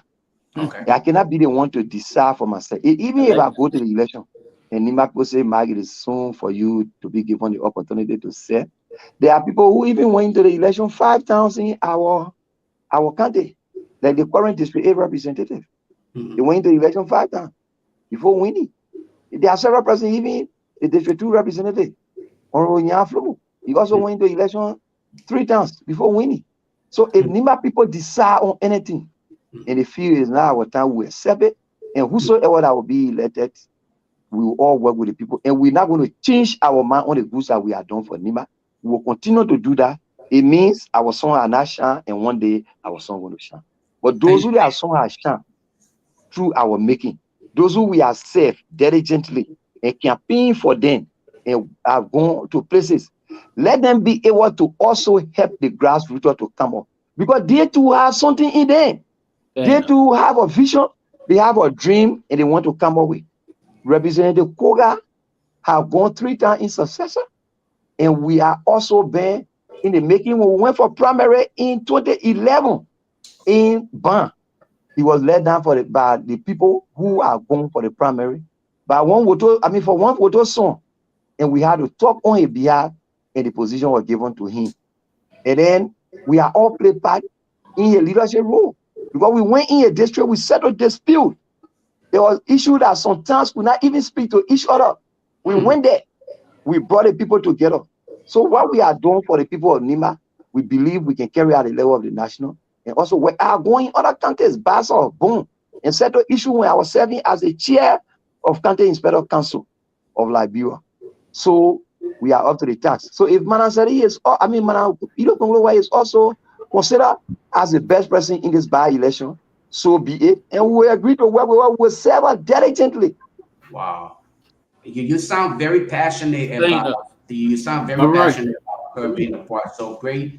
Thank you for answering those questions and stating what you sincerely believe, listing the competence and incompetence on those that are willing to participate in our process, highlighting the ability of Madam Gongloe to actually move Nimba County forward. Thank you, young man. Heron Peabody is on the standby. Let me go. Yeah, on. go ahead, Heron. Let me. It's the best. You come in here. That's strange. That's cool. But anyway, let me ask you. I'm going to American winner. Mike, excuse me, I'm trying to put it in. Guar? Yeah. Blue. Oh, okay, brother. When something happen and that is very astonishing, you say, "Oh, this is very astonishing." Oh, brother Mike Blue. Is that Gio or Mano? It's a Gio. Okay. Gio name. Okay. Welcome. Good to see you, man, and good to have you here tonight on the Closing Argument. Good to see you. Let me ask you a question. You are running to be the senator in Nima County, and if you win, you probably can you'll be the next senator. Let me ask you, what is your impression about what is happening at the House of Representatives? Well, how will you characterize what is happening at the House of Representatives? So, what is happening at the House of Representatives? For me, I feel it's just about power grid. I'm not missing my word. Because people who are doing it, they are not doing it in the interest of the Liberia people. They are doing it for self-gain, and which also helping to stagnate the betterment of our people's life. No matter how the situation is, we should all give peace a chance. The international community spend a lot of money on this country to bring peace. Since we were born, looking at our lawmaker going to the city hall to sit in the conference room, there's no desk that someone could even use the mark that's supposed to be placed on your desk. And our people are standing up, fighting over microphone. It's a disgrace to our society. Fighting in the horse is not just about what comes after the fight. Whether it's good for our Liberian people, whether the budget you want to pass will be student last, or you're going to pass it in a 4G because you want to gain certain mantle authority, we feel is not helpful to us. For a coup or for a war, anything that you want to do when it's not playing well, it's not playing at all. So you got to play anything you want to do so that it can affect the lives of the people who sent you to where you have gone. Our paramount concern should be the citizens of Liberia, how development can go about, that we will catch up with countries that are coming from behind us, that are just being independent.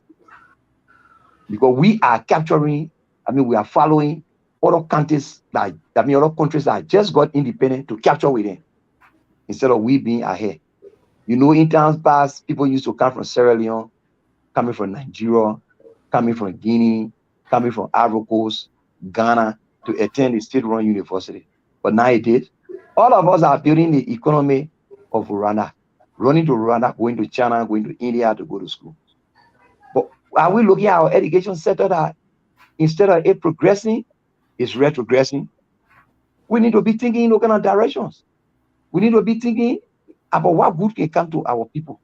But to be there and be fighting over a piece of job, that while you earning, not going to the Liberia people, but it's a budget in your office personally, we think people should not be humiliating our people and be marginalizing them in our form of manner. Liberia is a land of peace, and let all of us work together to see how we can enjoy the peace. So we condemn that is going on. Every day our lawmakers are fighting. The media is carrying it worldwide. How do you expect other countries to take our country serious? How do you expect international community to take our parliament serious? So we need to desist from that. There's a need that they speak to their consciences and also speak to their minds and know that Liberia is all we have. The time is taking to fight over a position at which time other countries are fostering ahead. I was just in Abidjan in recent day. What I saw in Ivory Coast, I didn't see it at the time I was there in time passing in 2004, 2006, and 2008. So I think we are leaving behind, we are retrogressing, while others are progressing.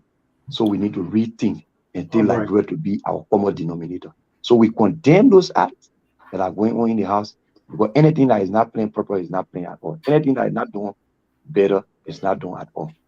So you cannot even have lawmaker insulting the assistant, or the associate justice on his opinion on why he knows better, why he explain, why he feel his entitlement is to explain the law to the Liberia people. And if he was quizzed by a journalist or audience and he made input, our lawmaker cannot go and sit down there and insult a relevant person who is highly respected.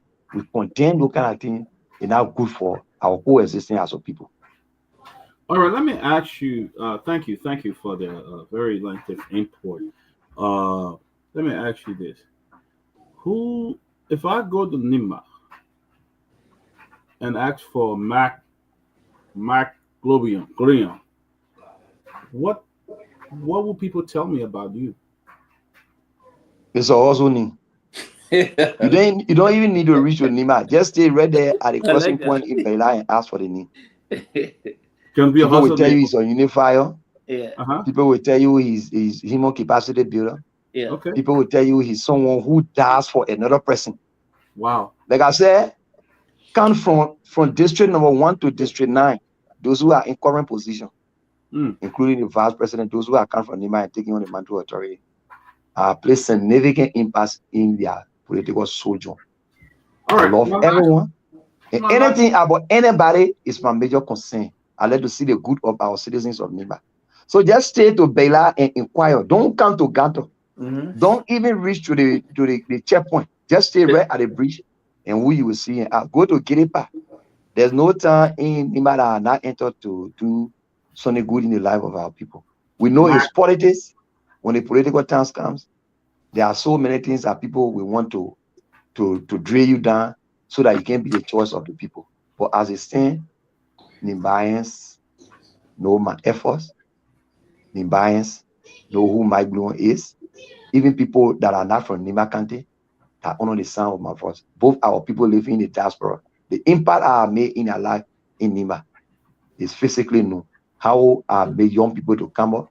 If issue that people needs to go to, bigger people to reach out to them when there's no way, I find my way and talk to them. Not me will be doing that other good, but to get to some of our leaders, at least they pass through some of us, and they go there and the good that the person is supposed to do for them, it is done. So I love everyone. And if you enter in Nima, the testimonies are many. Okay, I don't know whether you know this village. There's a town, and I was asking somebody today, I was speaking to them, and we'll talk about you. It's called, oh God, help me to pronounce it. It's called Sesron. Where is it located? It's called Sesron. I don't know whether that's the right name. Sesron? Yeah, yes, you got it. Sesron. Yes, Sesron.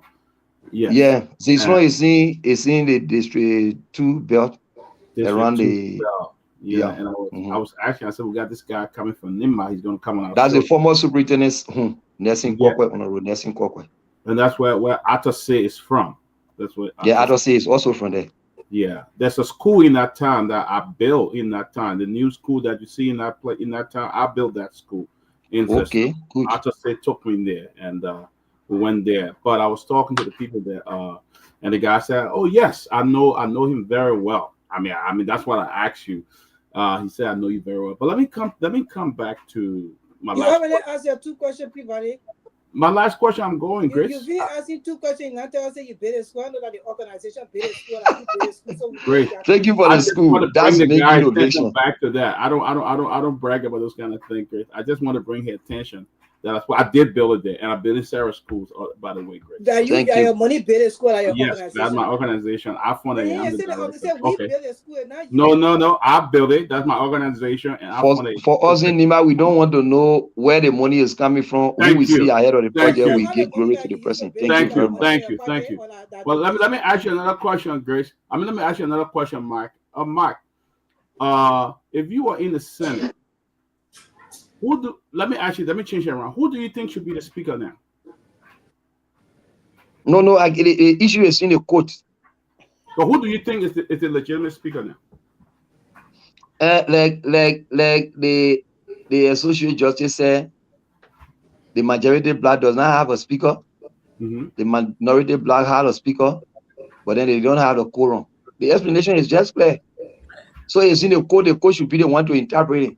So those who are interpreting it on their own, it's just their own making to satisfy their heart's desire. I clap for you, Mark, for that answer.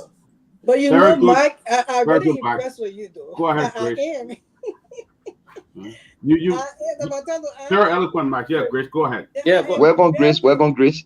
Thank you, Papa. I am very, very impressed with you, Mike Billion.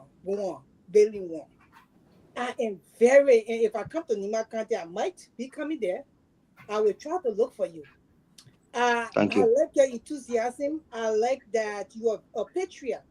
For you to sit on the platform and they ask you for other candidates that are running the race, and your answer to that question, it blew my mind. Like, because you know, most time, like when people, if they run any race, they will condemn to the fullest the other people, you know, but you say what you have to say, and I respect that. I respect your confidence. You have a lot of confidence. If I was in Nima, which party are you running under? Are you going independent or? I'm going independent. Okay. So but if party sees that Grace, I can build a party up, and they come for me is good. Yeah, and I said for now it's independent, but we've been likely winning over. Of course. Yeah. I am very impressed with you and that people like you know, especially giving your answer, and me, I can feel some sincerity in people. I feel the sincerity in you, and your name is a hustle name. You already told us. As soon as we hit Nima, we ask the people already know who you are. I want to thank you for whatever you are doing in Nima County for the Liberian people. I want to thank you for that. And I also want to tell you that I am impressed that you came and you brave enough to step into the race. A young man, because you look young. How, if I may ask, how old are you? You don't have to tell me your exact age. You can tell me the range. I will tell you my exact age. I was born March 6, 1977 on Thursday. Wow, and you are Pisces too. Oh my goodness. So we're all March born, right? I'm March 6. Yeah, we are all March born.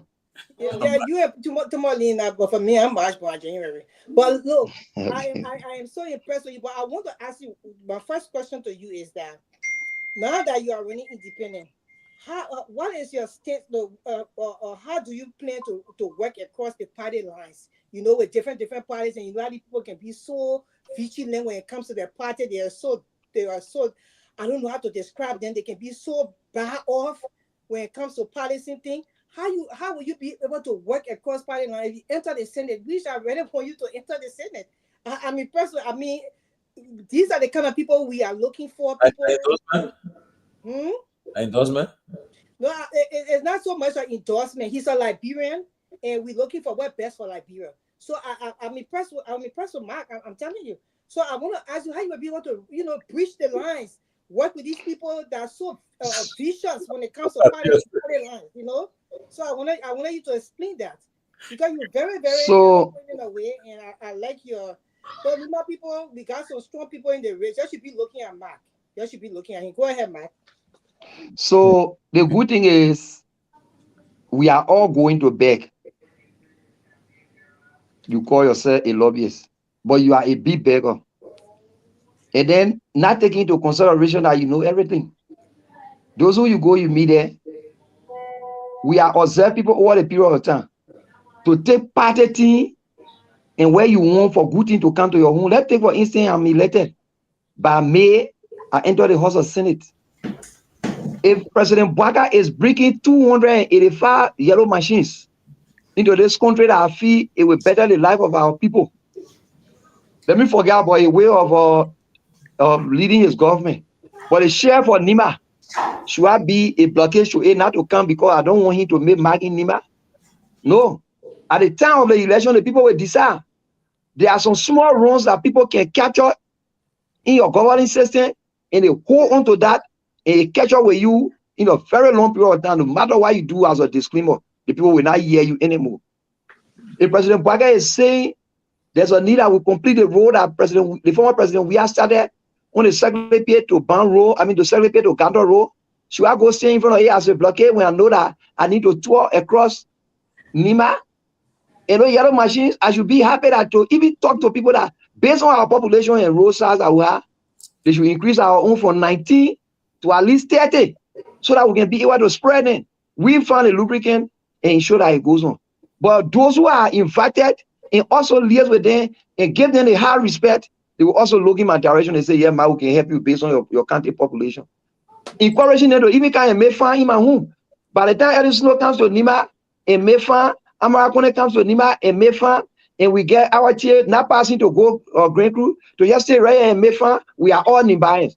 Every good thing we want for Nima Kante, it will come to us. And the policy we will be introducing that we know it will deeply help Nima and help the country a lot. They will also buy the ideas, and all of us for our coexistence, it will come. So we'll put party line aside. If I'm with a party, I'm entitled to pay my dues so that the party can go to election to that. But when it comes to the governing system, we put party line aside, and that be looking at people's Facebook pages and see how we can reunite our people. Wow. Mr.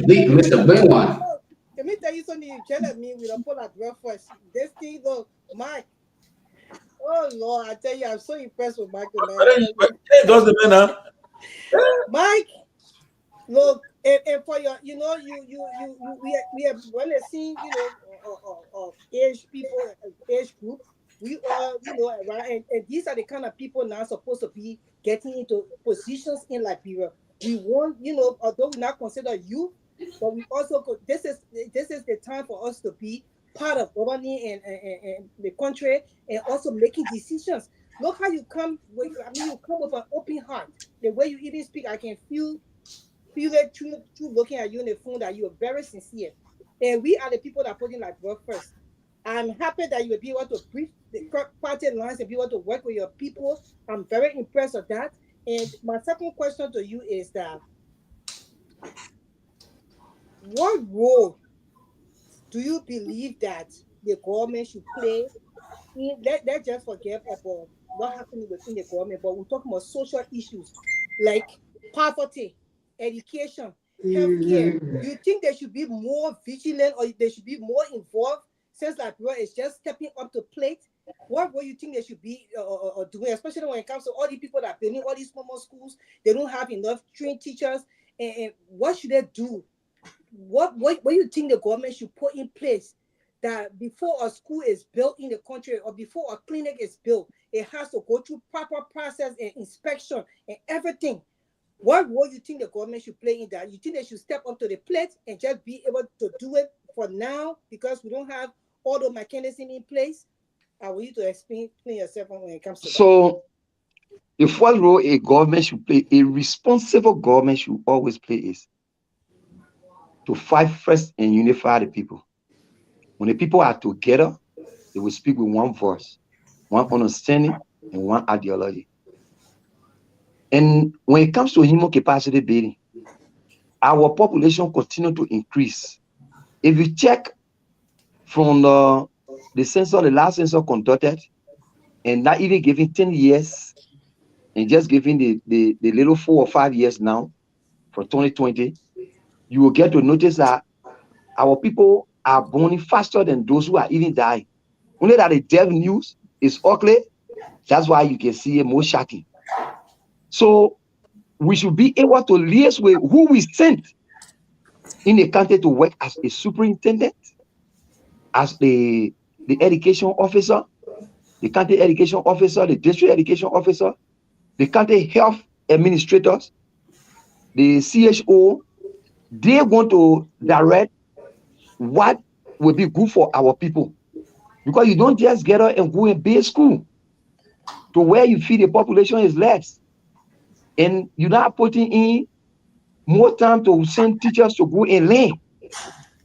Because teachers should be paid with good money and they too will be satisfied to teach. So if that is not done, all of the structure we will be putting on will just be there for the goat, the sheep, the chicken to find shelter when rain is coming up. So what we can do now is improve on the education system, send more people to school and open more schools, and those who come in and get them work. They prioritize the health sector. They reduce our salaries. They reduce our salaries, prioritize the health sector, the education sector, the agriculture sector, and then build roads. Because those three things If I don't even have money today and I'm eating this morning and I'm well filled, someone you're looking for your trouble out there, I'm not going to be part of it. Because I know, number one, I don't even have money to go stay in the court. And then I should be home. So when food is available, everyone goes with happiness. And then when we are healthy, we will be cool. When there are education system built up, the men on the farm can work and they get faster and send a child to school. Because if we have more trained teachers and they are being paid adequately with the lucrative salaries, the people will also teach in accordance with education rules. They will also teach in accordance with the curriculum. They will also teach in a way that the children, their knowledge will be impacted. Then the fourth one should be holding the rule of law so that the violence can't be that much in the country or in the country. So all of those four setups, when we hold them, the issue of transportation, all of those things, these are just other matters, because there are so many persons here with private cars. They can even be going and pick people along the road to take them. And people will not have constraints going to work if you got all of those things done. If you decentralize some of those ministries, and people go to the federal rural land to be able to settle down there, but that we'll see how improved our cities will be. And we'll lay them out in a perfect way. So we improve the full status and bring peace in the mind of our people first after the election. Wow. Thank you. Thank you. It's time for us to give the people, our generation, the chance to be like you. Mike, I may go through you in your endeavors, okay? With this Amen.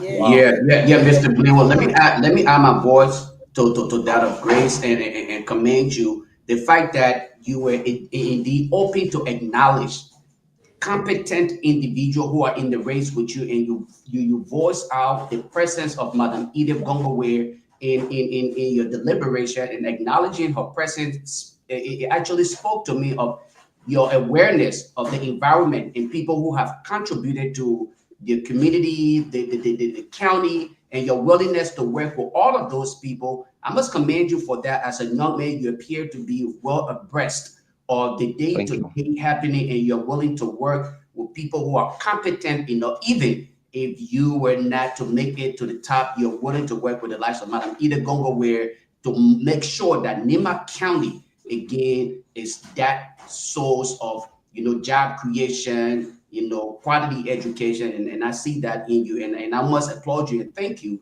for acknowledging, the presence of the like of Madam Edith Gongloe, a very competent contestant in the race. You're very welcome.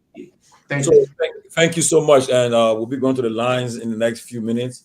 Tonight, our guest is the former county inspector for Nima County during the administration of President Weah and the CCDC government, the Honorable B. Mac Blaine. He's our guest tonight. He's a senatorial aspirant for the upcoming by-election in Nima County to fill the vacancy as a result of the death of late Senator Prince Johnson.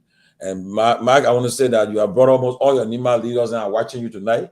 They're all watching you, so you are live, and they're watching you. You have brought them. Kehleboe attacking me in my inbox. Stop. Oh, Kehleboe attacking you. Grace, don't do that. Grace. Kehleboe attacking. Hey, Grace. No, I will tell him around it. No, Grace, don't do that. Grace.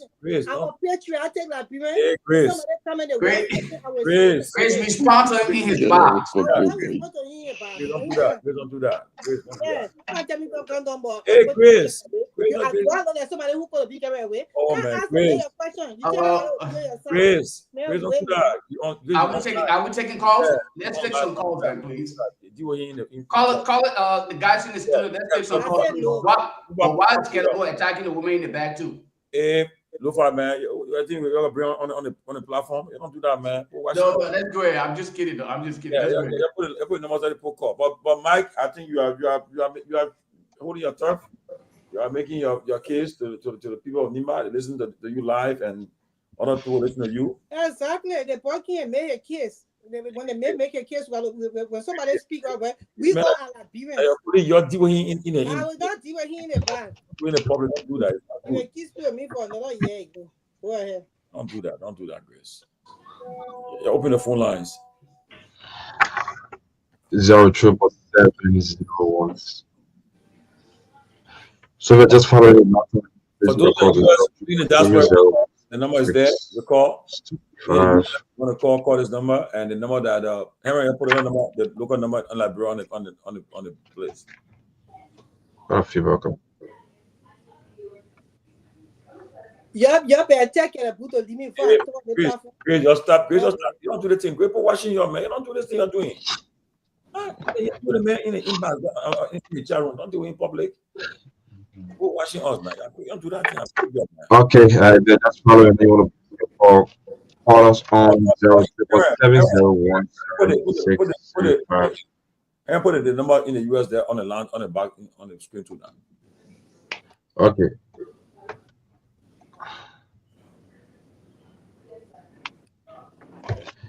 Yeah. 777017635. Okay, stop calling. Because 777017635. we got 777017635. We got 10 more minutes with him. So y'all, where the man going? At least you get him. FM. The man there. 96.1. So 07770017635 is the number. To the first caller. Your name from where you joining us?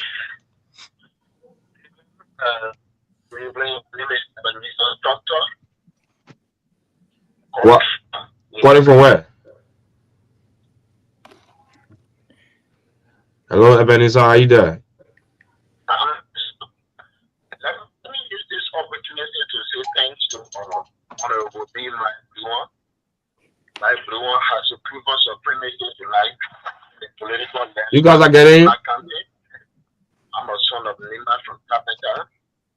And to see that somebody that will be considered as an honored dog to discuss the political landscape of Nimba with maturity, with that passion for leadership, he has brought my admiration tonight.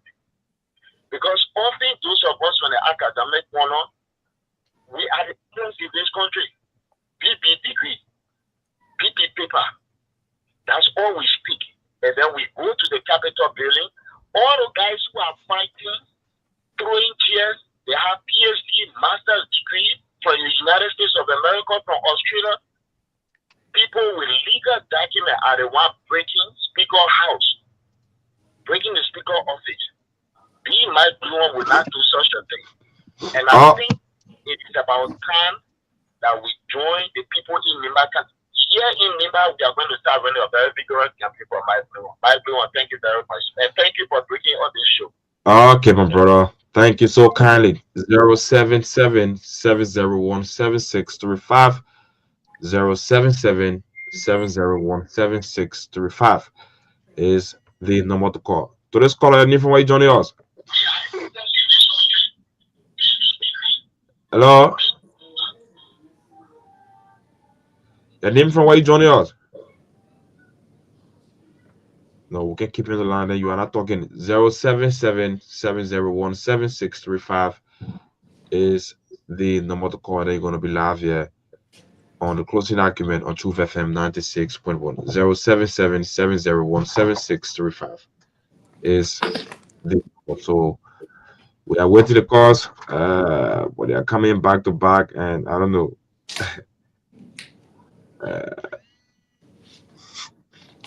And even why you joining us? Good evening, good evening. Hello, sir. Your name from why you joining us? I call you from district number 1. I'm calling you from district number 1. This is Cyrus Double for district 1. For district 1. Okay, go ahead, Cyrus. Well, it's a pleasure that we're listening to our own son and a patriotic young man from Nimba. I mean, Mike's deliberation, strategy, honesty, and these are the kind of characters that I think we should elect to our legislature. If you watch from his introduction, Mike brilliantly proposed 2 policy issues, which of course it is something very intriguing that Liberian businesses need right now. Like he talks about subsidies, and then he talks about tax return. Then we work with government or work with other areas, we don't get tax return in this country. So, and I don't know if there are going to propose us on the floors that have highlighted that. So I mean, for him to even think and have suggested it and he's contemplating on it, I think those are key issues that we should be able to give you an applause for. Okay, my brother. I mean, I want to say thank you, Mike. We are here on grounds and we are willing to work with you. Thank you so kindly. 777-017635. 777-017635. To this caller, name from where you joining us? Okay. Your name from where you joining us? Thank you. My name is Raymond Rad. Rad was an appointment to Togar. Okay, go ahead. So let me say congratulations to Mike, and I know you very well. Anybody who think Mike is an honor door in Imba, that person is a great mistake. Mike cut across every citizen in Imba County. He's a very humble young man, and I think he's coming in the race.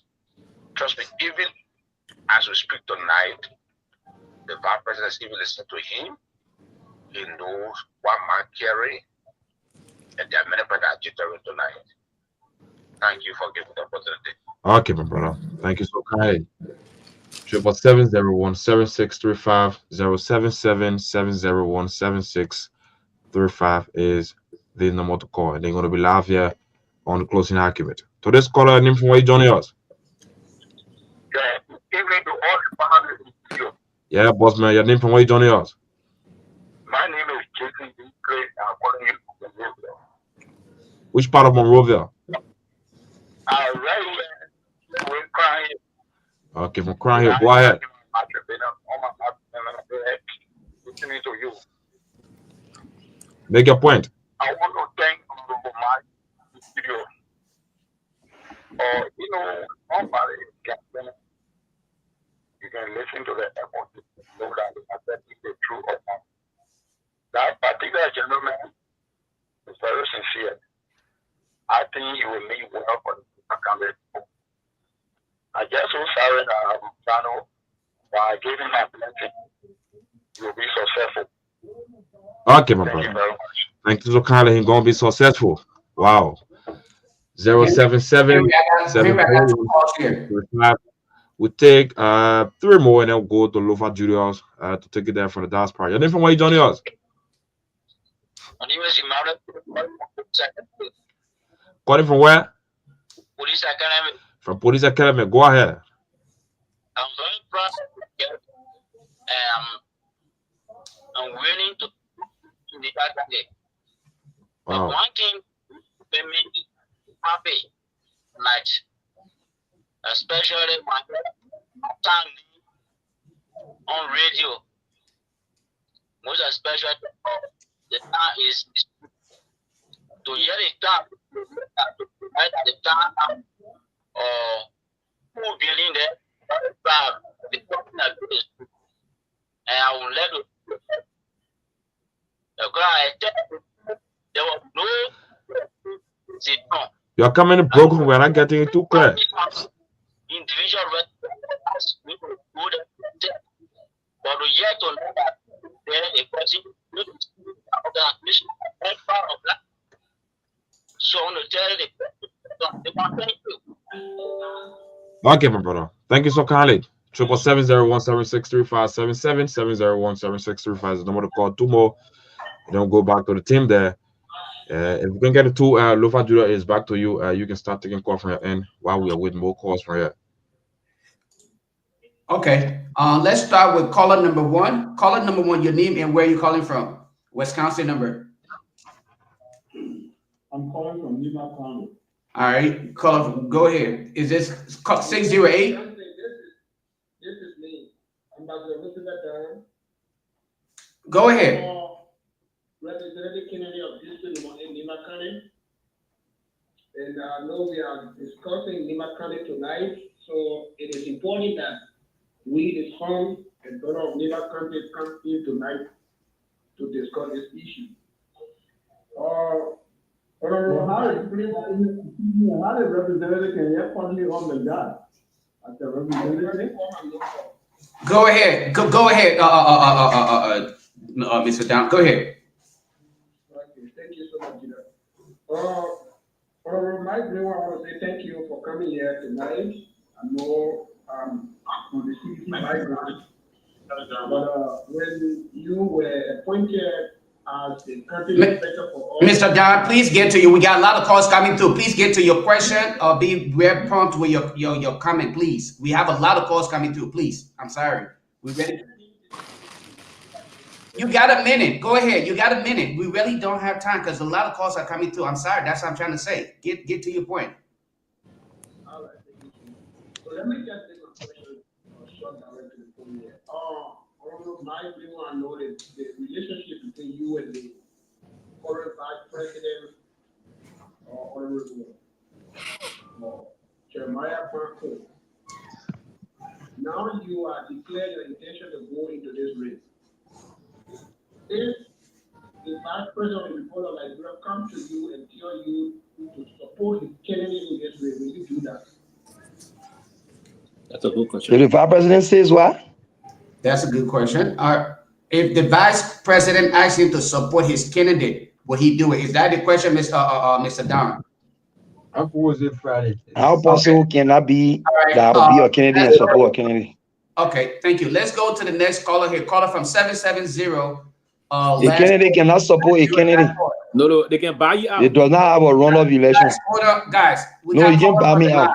Okay, we have callers on the line. But Mike was trying to answer the question. Can you hear me? Let the callers on the line land, and then we'll bring. Then he will respond to all of them. That's what I'm saying. 770. Go ahead, caller. Yes, we can hear you. Go ahead. Yes, go ahead. Hello to all of you, and hello to Mike. Mike, let me first of all tell you, thank you for joining the raid. I think we need young people to stand out and stand up. I have two questions for you. I would like to know, outside of political position or politics, political process, where was your particular contribution before coming to politics, or what was your background, or what kind of job you done before coming to politics? My second question would be, what is your economic worldview? And so I will know where you are. I know you got a lot of call coming in. So those two questions, you can answer it for me. And I also needed to amplify that legally, the speaker in Liberia is still fanatical. He has not resigned. We have not met the due process that is required by the law. Thank you. So I just wanted to bring that today. Thank you. And let's take. Okay, oh my God, they dropped. All right. Anyway, let's take the next caller. 774-8657. Caller, go ahead. Your name and where you calling from? Yeah, Mr. Brewer, my name is Sylvester Pewee. I'm from Bealded, Lower Nima County. I want to ask you what you just stated that you're from the two largest tribes in Liberia. What will be your policy towards those minority tribes in Nima County, especially in our block, the Tapata district? I'm from Bealded, and you know Bealded. What are you doing about the roads, the schools? I mean, economic situation in our area. What would be your policy? Thank you. Thank you. All right, guys. For those of you who hung up, again, like I said, I guess we'll go back to Liberia. I'll keep the lines open. The calls, I guess, to kind of change. Lofa, let me suggest here. Yeah, Mark answered these the first phase of the question. I agree with that. Continue the second phase for you. I agree. Everything. Yeah. So we got first question. Yeah, we got 4 questions. I never had a little good. You will help me out. But with the one from Ambassador Roosevelt now, you know, the people feel when you not in the line of duty with someone, when it comes to guarding system, you should be insultive and rude to a person. I don't go into that kind of politics. I can be contesting, and then the vice president will come to say, can't support my candidate. But every one of us are driving toward progress. The vice president is considered now in my mind as the first citizen now for Nima when it comes to guarding system. So even if he calls me at his office and I go and sit with him, I got my own policy of telling him or rejecting whatsoever he wants to say to me. It should be done in a safer way, because I'm traveling towards the same seat he in today. If I be rude to him and expect other people to be kind to me tomorrow, I know I will not get that kind of blessing. And this man is from Nima. The weight that the people of Nima put behind him is not a small weight. If I be rude to him and me, I don't want the Nima people vote. So, but to disagree with someone on certain things, you should do it in a sincere way.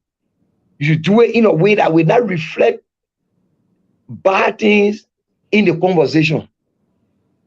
You can disagree in a polite way. You can even escape from him by telling him, I'm going to come. When you go, you don't come no more.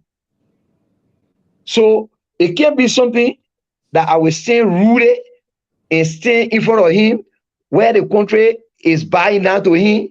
Then I come from a single horse and stay in front of this man and talk to him. No.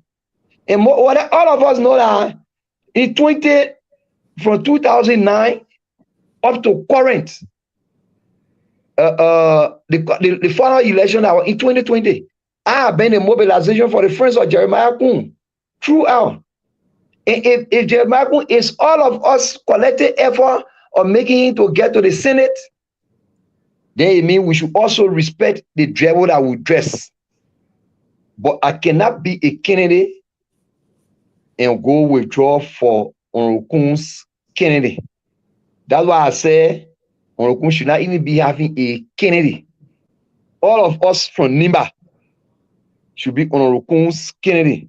You saw the caucus of Bonkante dividing in Nimba, in Bonkante when Mananjua Otero started taking us side. So we don't want to have another Joao Otero in Nimba County to be called Onro Jeremiah Makun. The religious leaders, the marketers, the transport association, all of the sectors in Nimba know our effort behind Onrokun.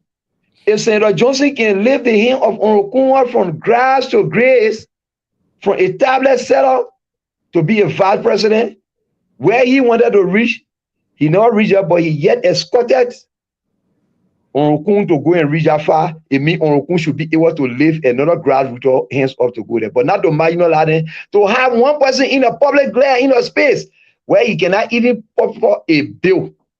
At least let it be rejected. No, we don't think it's that. If it is for party policy, the party should think upright. That even you can bring different person into government and make the person yours. When Manaseri took over, she now has so many persons in the House of Legislature, but she decided to buy them over with good ideas. So if Baka, who also served as the vice president under Manaseri, never started that idea, you should start studying it from tonight.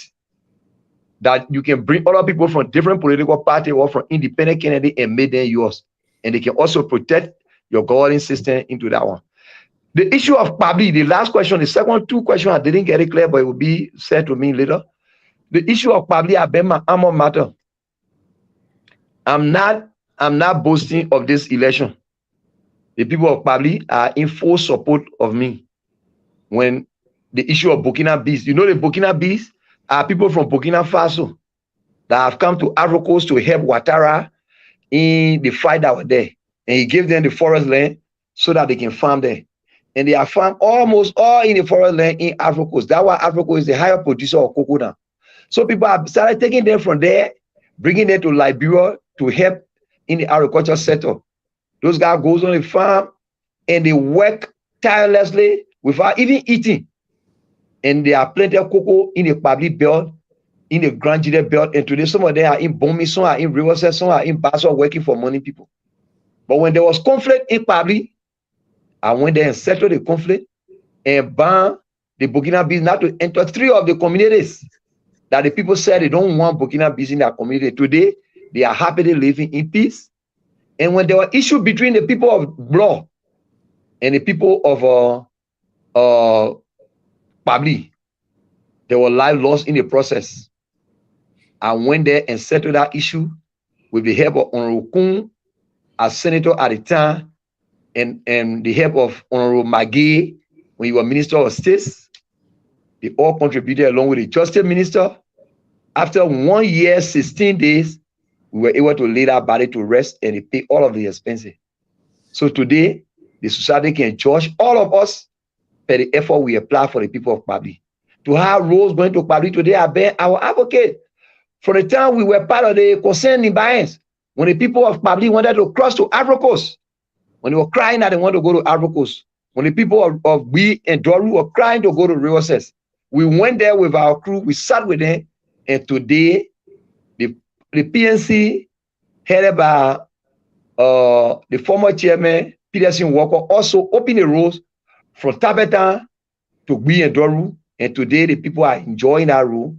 And then our current lawmaker of District 6 on Rodonwa Gliga also came in and helped the people of Peabody to open roads and carry to Blood Diara along with the government through the Swedish government. And today we have good roads to Peabody and the people of Peabody can come. I took Pape Debeji from your time in Blewade as my father, and I carry him to the former President Weah. At the time he hit the age of 80, and President Weah said, if the old man can be in 80 and coming strong, myself want to buy this blessing. Shadra Jogi, this is one picker. Give it to Pape Debeji. Tell him that he gave me a blessing so that I can reach 80. And today, the old man is enjoying a car. And every time he comes to me in Ghana, spend a time with me. And all of the people of Peabody, the 14,000 Peabody, are ready to name all of the citizens in that town. You will not believe it. Sequel is aware. Solomon is aware. Peter Canway is aware. Abraham Canway is aware. All of the citizens in Peabody, they are aware of our effort. So now for me, coming from the 2 mayor strap, to say I will turn my back on the people of Peabody. They are my Bible. The people of Guar and Doru are my Bible. Through Jerry Tumpo, Samuel Wulose, see my doing, and then let's go on. Bob Botto, so many persons, Sylvester Rao, and the rest of the guys. So it's not possible that I can turn my back on it. Please help me with the question asked by the madam, so that I can answer them. I think it was much more like a repeat of the question regarding your profession. So maybe you probably just want to speak on that. And then what she also asked as to what was economist. I told her I'm a manager and I'm also practicing the economy to become an economist. Okay. And I think her second question was much more of your understanding of the word economy, all right, as things are happening currently in the global economy. What is your understanding and probably? So what good we think we can bring to the governing system starts with the economy. The economy is what hold the world. If it is macro, if it is micro, it had to hold the world, both from the household and lastly to the world. So we see how we can bring release to our people so that they can suffer. We see how adequately we can distribute wealth to our people so that our people can have a fair share of what they need. So that's the work, and we should be able to standardize the distribution of wealth. We should be able to do things adequately so that people can have trust in us and stay away from corruption. Baku, you know, Mark melted Lofa had to do about just. So I just Pewee stop. But he can't. So it's something. Pewee stop. No. But you know what?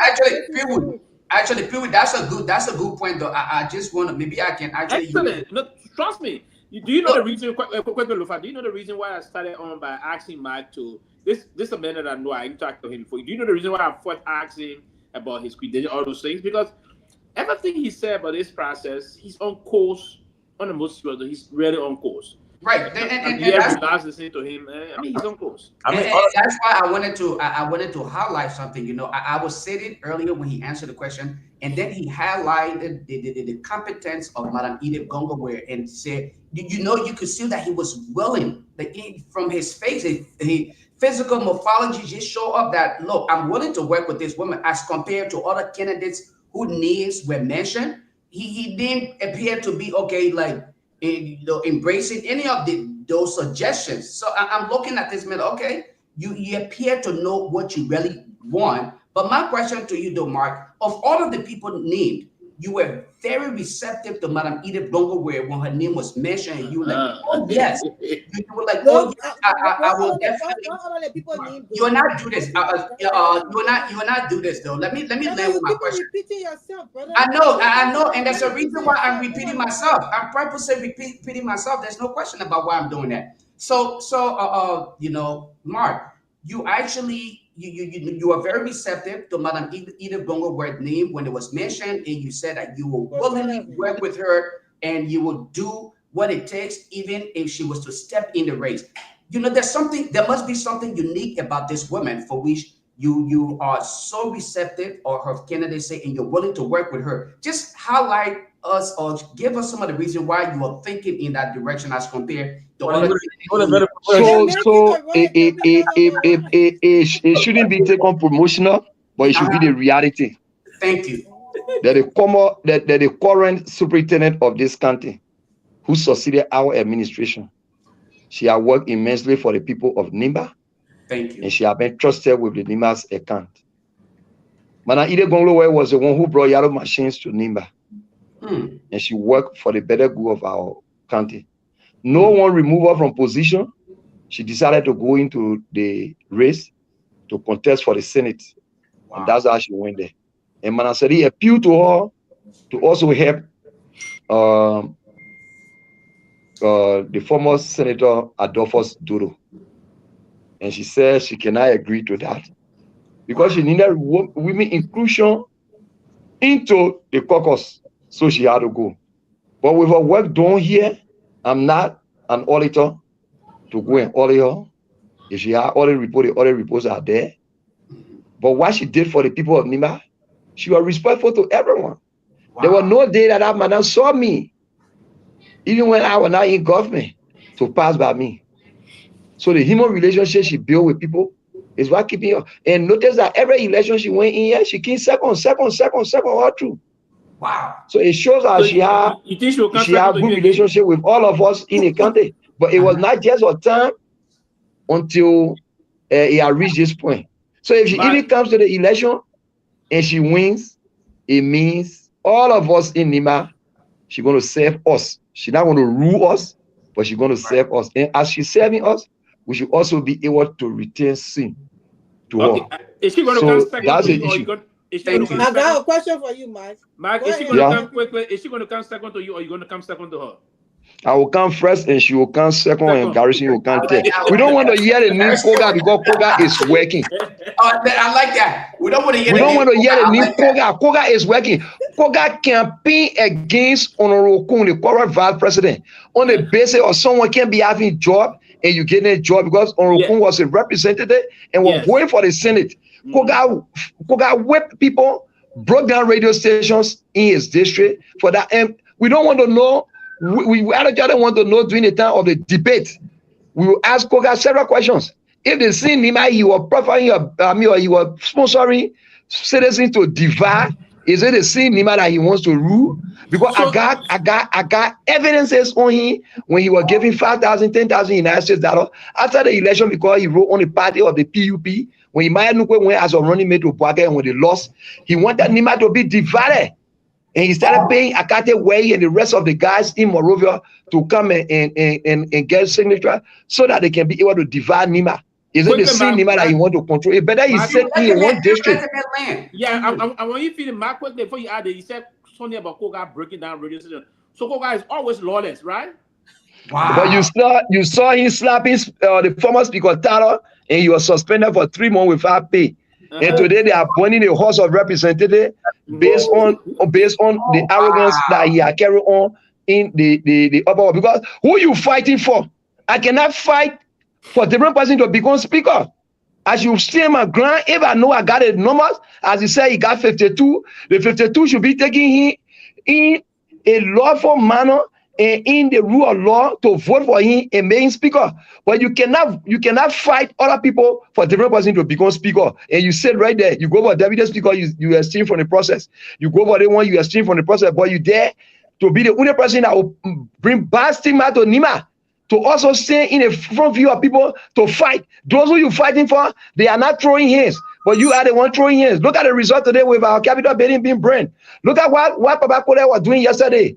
Unlawfully going to the former speaker's area as they consider to go break down the doors and enter there illegally while the issue is in court. You can't be lawmaker and be lawbreaker. So they are not even into the guidelines of policy making. Thank you. I have a question for you, Mr. Glenwan, right? Glenwan. Glenwan, I want to master your last name, so Glenwan. I thank you so much for speaking highly about Madam Webb. I think myself she's a very decent woman, and it would be nice to see her in the race. Although I'm not going to come here, and I think she should come on the platform and answer questions for herself. And whatsoever question we have to ask her, so she can be able to tell when people what she got in place for the Nimadians, if she would be in the senator position. It was good that you came here to be able to lay your stuff out. But I wanted to ask you about. No, I would not want to ask you about any other candidate because I don't want to take away your shine. I wanted to ask you about a candidate, but I will not ask you because you. No, go ahead. Sincerely, why I know about the candidate, I will tell you. Yeah. So the issue with Myean Gongloe is that why you want to know why she can lose the election, I will tell you. Myean Gongloe is now a citizen in Nima now. Even the way she come into the race, she does not have a voting card. So how can she be trusted when she does not know the problem of the Nima people? Every time she lost election, she go to the states. The hunger the people going through here, she does not know it.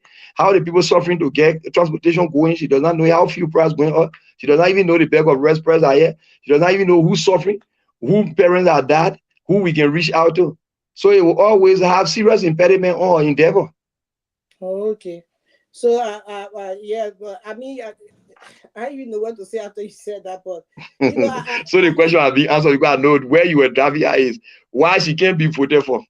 Yeah, I wanted to ask you that because you said you were going to like you can tell. I wanted to ask you that, but I want to also ask you, you have a Garrison Yellow in the race as well.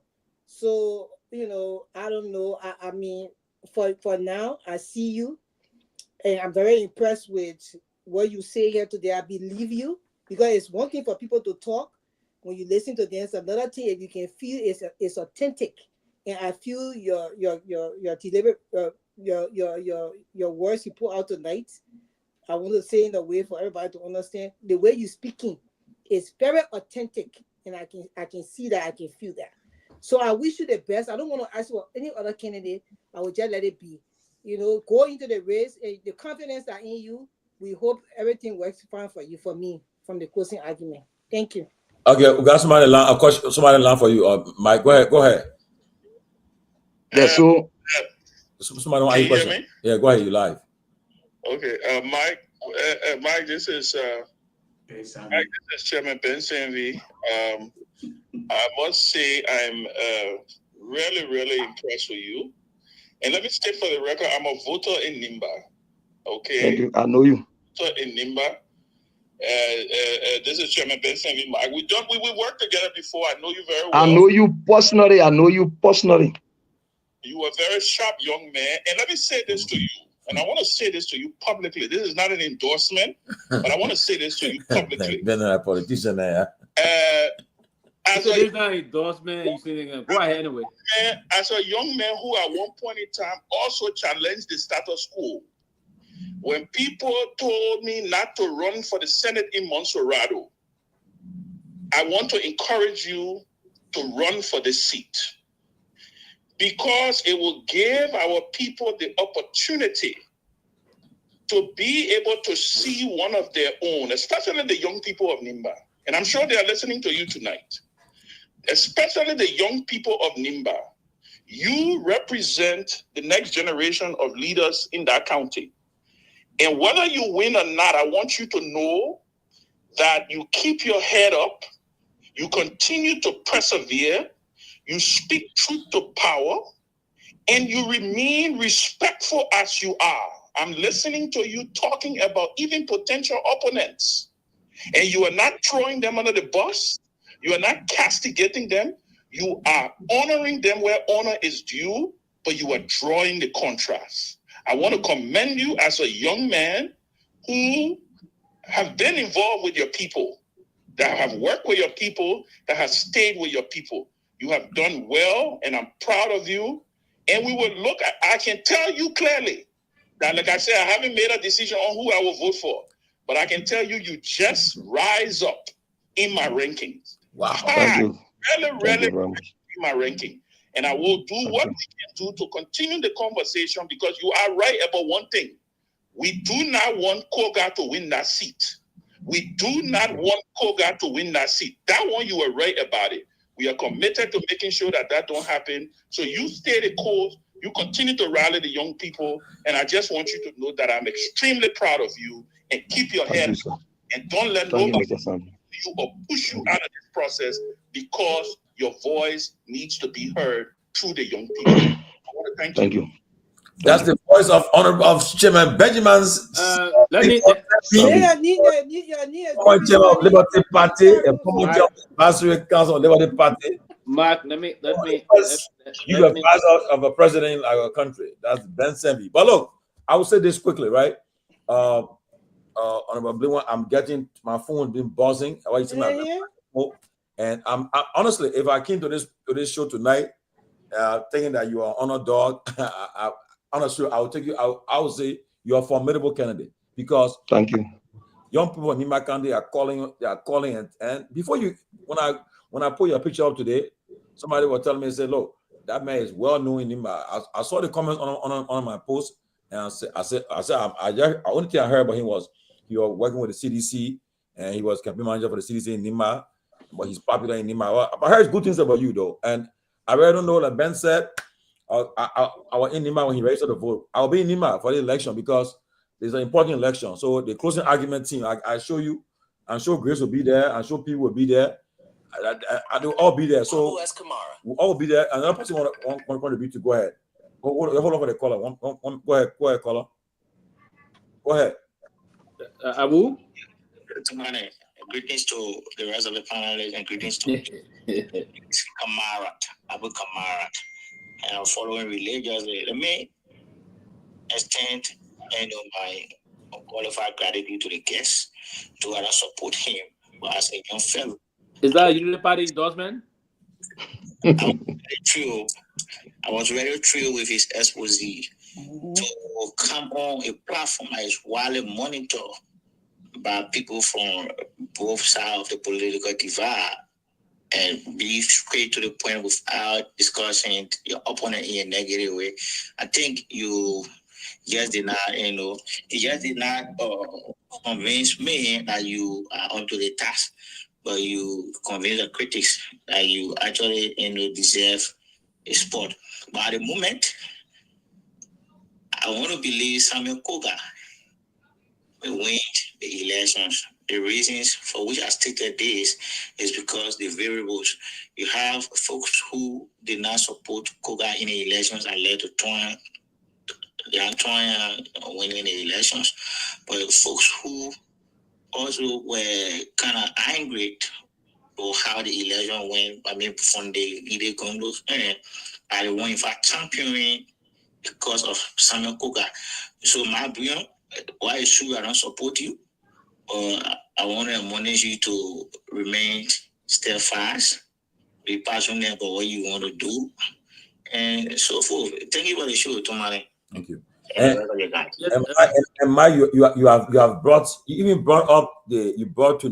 watching the show tonight. This time is almost talk like an other talking like bro, the chairman on national security, one of the most busiest lawmakers in our country, the Honorable Chairman Musa Hassan Bedete. He's watching the show. And that's a man, I think he just announced his new party. And so he have not made an endorsement. Let me. I can't be you talk 1 minute. Okay, go ahead. He's he's the District 7 representative for Nima County and for member of the Nima caucus. And today, he broke news today when he said that they are not going to go on, they're not going on the gavel of the so-called majority black anymore. And that's all is making rounds here, because the Supreme Court interpreted the law, and it's clear. And what the Supreme Court said, you said it. You also talk about it too when you asked that question. So I'm telling you, you got a lot of important people watching you tonight, and you are making news for yourself. For me, I'm independent. I have not endorsed anybody. You know, I'm leaning towards Madame Gongloe where if she's running, but I've not made any endorsement. Yes, I'm leaning towards her. I will tell you that, but I haven't made no endorsement yet. But I can tell you, you have made yourself known tonight, and you have made your case to convincing case. People are talking about you right now. Our phones are all just buzzing. But like Ben said, I wish you the best, and keep up. Don't give up. Mark. Let me interact with you just for 1 minute or 1.5 minutes. That about you announced the issue about you contesting as an independent candidate. Is that sealed now, or the door is open? The door is open. Okay, but why the door is open? Let me continue from there. Then you come up. I just saying this sort of something. What if we were to have a group of political leaders or political pundits or individuals from behind the scene just came to you tomorrow morning or next week and say, "Oh, this is the political party we intend for you to contest on this party ticket," and you believe and you see some of those people that you know you're familiar with them, will you accept that to contest on their party ticket? So thank you. Like we said to you today, we started eyeing a senatorial seat a few years back, and it's now one man making. We are groupings. The first thing, let's look at the track record of the political party that want to come for us. Okay. You involve into development. Because if God helps us and number people having to take us through, our major focus will be on development. Or you just want to have a party. Like you see the rule of law chairman. He's turning to developmental hero in Nimba, opening roads, building bridges right beyond Togar's house. What's his name? The rule of law chairman is Musa Hassan Bealded. Oh, okay. So you got people who are developing, and you got even the vice president is also carrying on the same development in the country. And you don't just go on political party ticket because you want to link on somebody. Go on a political party ticket so that I can have a handback. Because the people are the downtrodden masses. What they want is who can lift them up to make them to be who you feel they want to be. Like Madam Grace was trying to ask me on the issue of Garrison. Garrison is a good person. But the fact that you will go to serve as a lawyer for people who burning our country, they mean you don't mean well for the country. Because to be a lawyer for majority bloc, they mean you don't mean well for the country. Stay to who you are, even if we don't have money, they have life. I work for the government. The salary of the county inspector is $285 with 11,000 LD. Since they took us from position, we're sitting down. Let's maintain our character.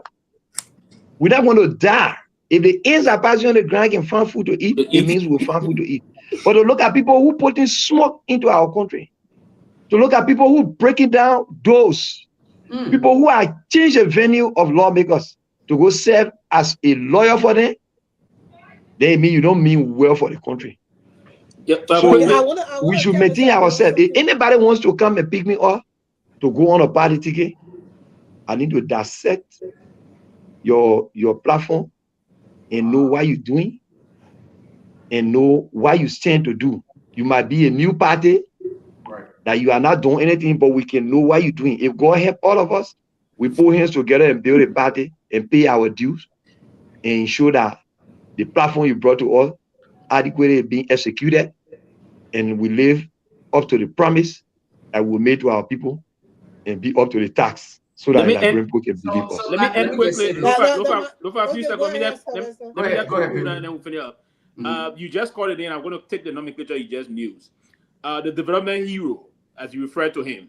If he were to come to you and say, "I got a party, I want you to join my party," will you budge to that? It's a feature thing. It's a feature thing. Like I said to you, I came from the background of a political party. I don't just jump from party to party. That's the issue some people will be having with me. Why it is true that our party has decided probably not to put Kennedy in the pending by-election. We also need to maintain ourselves in what we do. We also need to seek some pieces of advice from our governing council before we take any stand, because we know the government of the Republic of Liberia will be bringing a candidate. And what they say in our own line is they want to do anything, circle that war, anything, and go and define it. That they want to do anything to ensure that Kogas who have done nothing for his district, who we come and win. And I know probably it's just about paying back to him for winning our capital building, paying back to him for sending our decks to slab speaker, and it's so on so good. Being a commerce as head of commerce in his country, and we not see the commerce ministry living up to the task for a government function. So if they want to pay back to him, then it means they should get there or no election. But when there is election, we'll protect our vote. If it causes us to do everything that our citizens will come us out to protect the vote, and what was done for Dara Dillon in Morovia, we also want to do that in Nima. And we can tell them if anybody want to make Nima to be chaotic, they are in a ruling establishment. They must be careful on what they do. We're standing tall for that, and let it lead the election. Let the election be free and fair. Anyone who wins, we want to congratulate the person. Wow. We want to say thank you so much to Mac Blinwan. Mac, honestly, when you came on this show tonight, those who had their minds set differently, you have changed many minds. I'll tell you the truth. I won't call name, but you're gonna get a big endorsement. I know somebody get a big endorsement will come to you just from watching. Somebody give you a big endorsement, but he told me to keep it quiet. It will make a big endorsement. I'm telling you, you will be a formidable force in the election. And because what's happening, they're my prediction though. You know, in 2019, at the time the CDC and they were very unpopular when the public went against them. They had Delon stole the show. And right now they have an unpopular government right now, unpopular president right now. I mean, I don't care what people can say. If it really from the lines, I know he been making some strides a few days by suspending people, but people are saying that we'll discuss it later. They are saying they have been selected. But from what we see here and see now, I think if the opposition supports you, if they put their hands behind you, depending on the kind of endorsement you'll get, you will make a formidable candidate. And I don't think the Kogar will really stand it. But again, I want to say thank you so much. And it should be your last time coming. This platform is open. Welcome to come here. The campaign is about to start. You're welcome. And I can assure you, we'll be in Nima for the election. We'll cover the election. We'll make sure we are there. And as we go around, we'll make sure the election will be free and fair. We will be on the ground. That's our prayer. Yes, and we'll monitor the election. That's our prayer. So Nima cannot jump into chaos. Yeah. Like you saw in the 2023 election, the town called Gray, people who registered in Gray were in 900 when the vote result came out. It came out at 1,005. The same thing happened in Zwaple in District 5. The vote result exceeded the total registered number. If we don't want to condone that, if they want us to keep the country peaceful so that we can be the center of conflict, everyone should stay away from violence and stay away from the issue of cheating. Yeah, so again, I want to say thank you so much. And look, we wish you the best. I know, and I mean, it will be an expensive campaign, but I know from what I'm seeing, I know people will come and contribute to your campaign, and I'm sure that you'll be a formidable candidate. But I want to say thank you so much. And this platform, you're welcome tonight, my brother. As a young man, I must commend you for your resilience. I think you will represent the young people, but remain as focused as you are and remain sincere to the issue like you did earlier tonight, highlighting the fact that you actually appreciate other people who have contributed to Nima County or campaign and elections and other things and the governance of Nima County. And you are not like the typical Liberian politician who would ignore the reality on ground. So you gave Madam Kehleboe Gongloe her flower when she deserved it. So thank you. And don't fall for the typical Liberian politics. Don't get drawn by I want you on my party because I can afford. No, don't do that. Be the man you are and stand for what you sincerely believe in. And, hopefully you get at the finish line. But I can say to you that the future looks really bright for you. And I must commend you for being real when it comes to what is deserved. Nima County remains for all of us, regardless of our, tribal line or where we may claim that we are from, but Nima County belongs to all of us. And so we will support those who are qualified to represent Liberia and the people of Nima County. Thank you for coming on here today, and I wish you the best of luck. Mike? Yeah, man. You will come back on this platform. I am hoping to hear from you again before the elections. That time I will announce my endorsement. I'm a stakeholder of Nima County. You don't know, my two brothers worked there for many years. I used to go there for vacation. You keep out my town. So people there know me as well. So I will make my announcement, my endorsement, but I want to see you back here so you can be a part of the news when I'm ready to make my endorsement. I wish you the best, brother. Yeah, you're very sound. Thank you. I'm gonna end quickly, Mike. Part of we did when we started the new progressive movement in Nima, one of our base, and we did things around there. So we're gonna personally contribute to my own campaign from that perspective. So we're gonna keep in touch, brother. I wish you all the best. Thank you. Move on and other things. Wish you the best. Thank you. Thank you.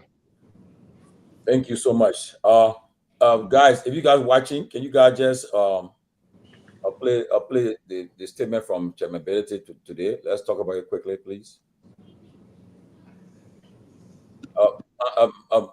Myean, please play that. Please play that.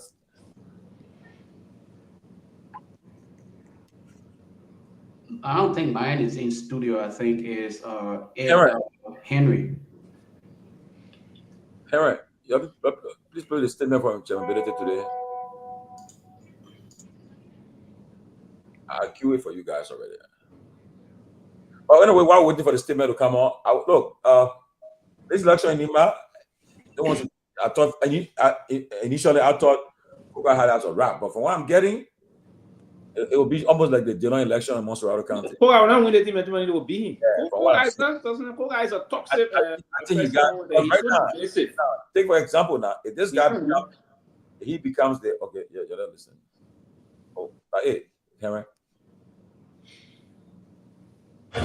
To address them and to inform them that their actions and their continuous sitting in defiance of the Supreme Court ruling delivered by the full bench and properly interpreted by the Justice Chamber are illegal. Their persistent disregard for the highest code of our land endangers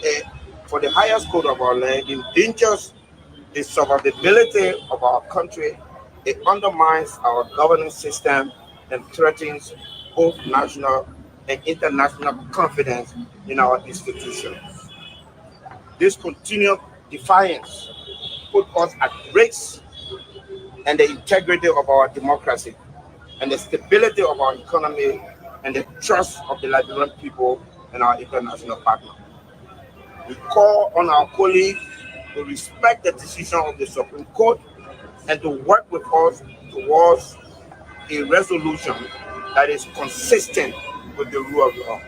As of today, we are resolved that we no longer sit under their leadership as the court has declared their actions unlawful. Instead, we will continue to work with Speaker Kofa and convene with him as necessary in accordance with Article 33 of the Constitution, which allows us to meet and adjourn in the absence of a quorum.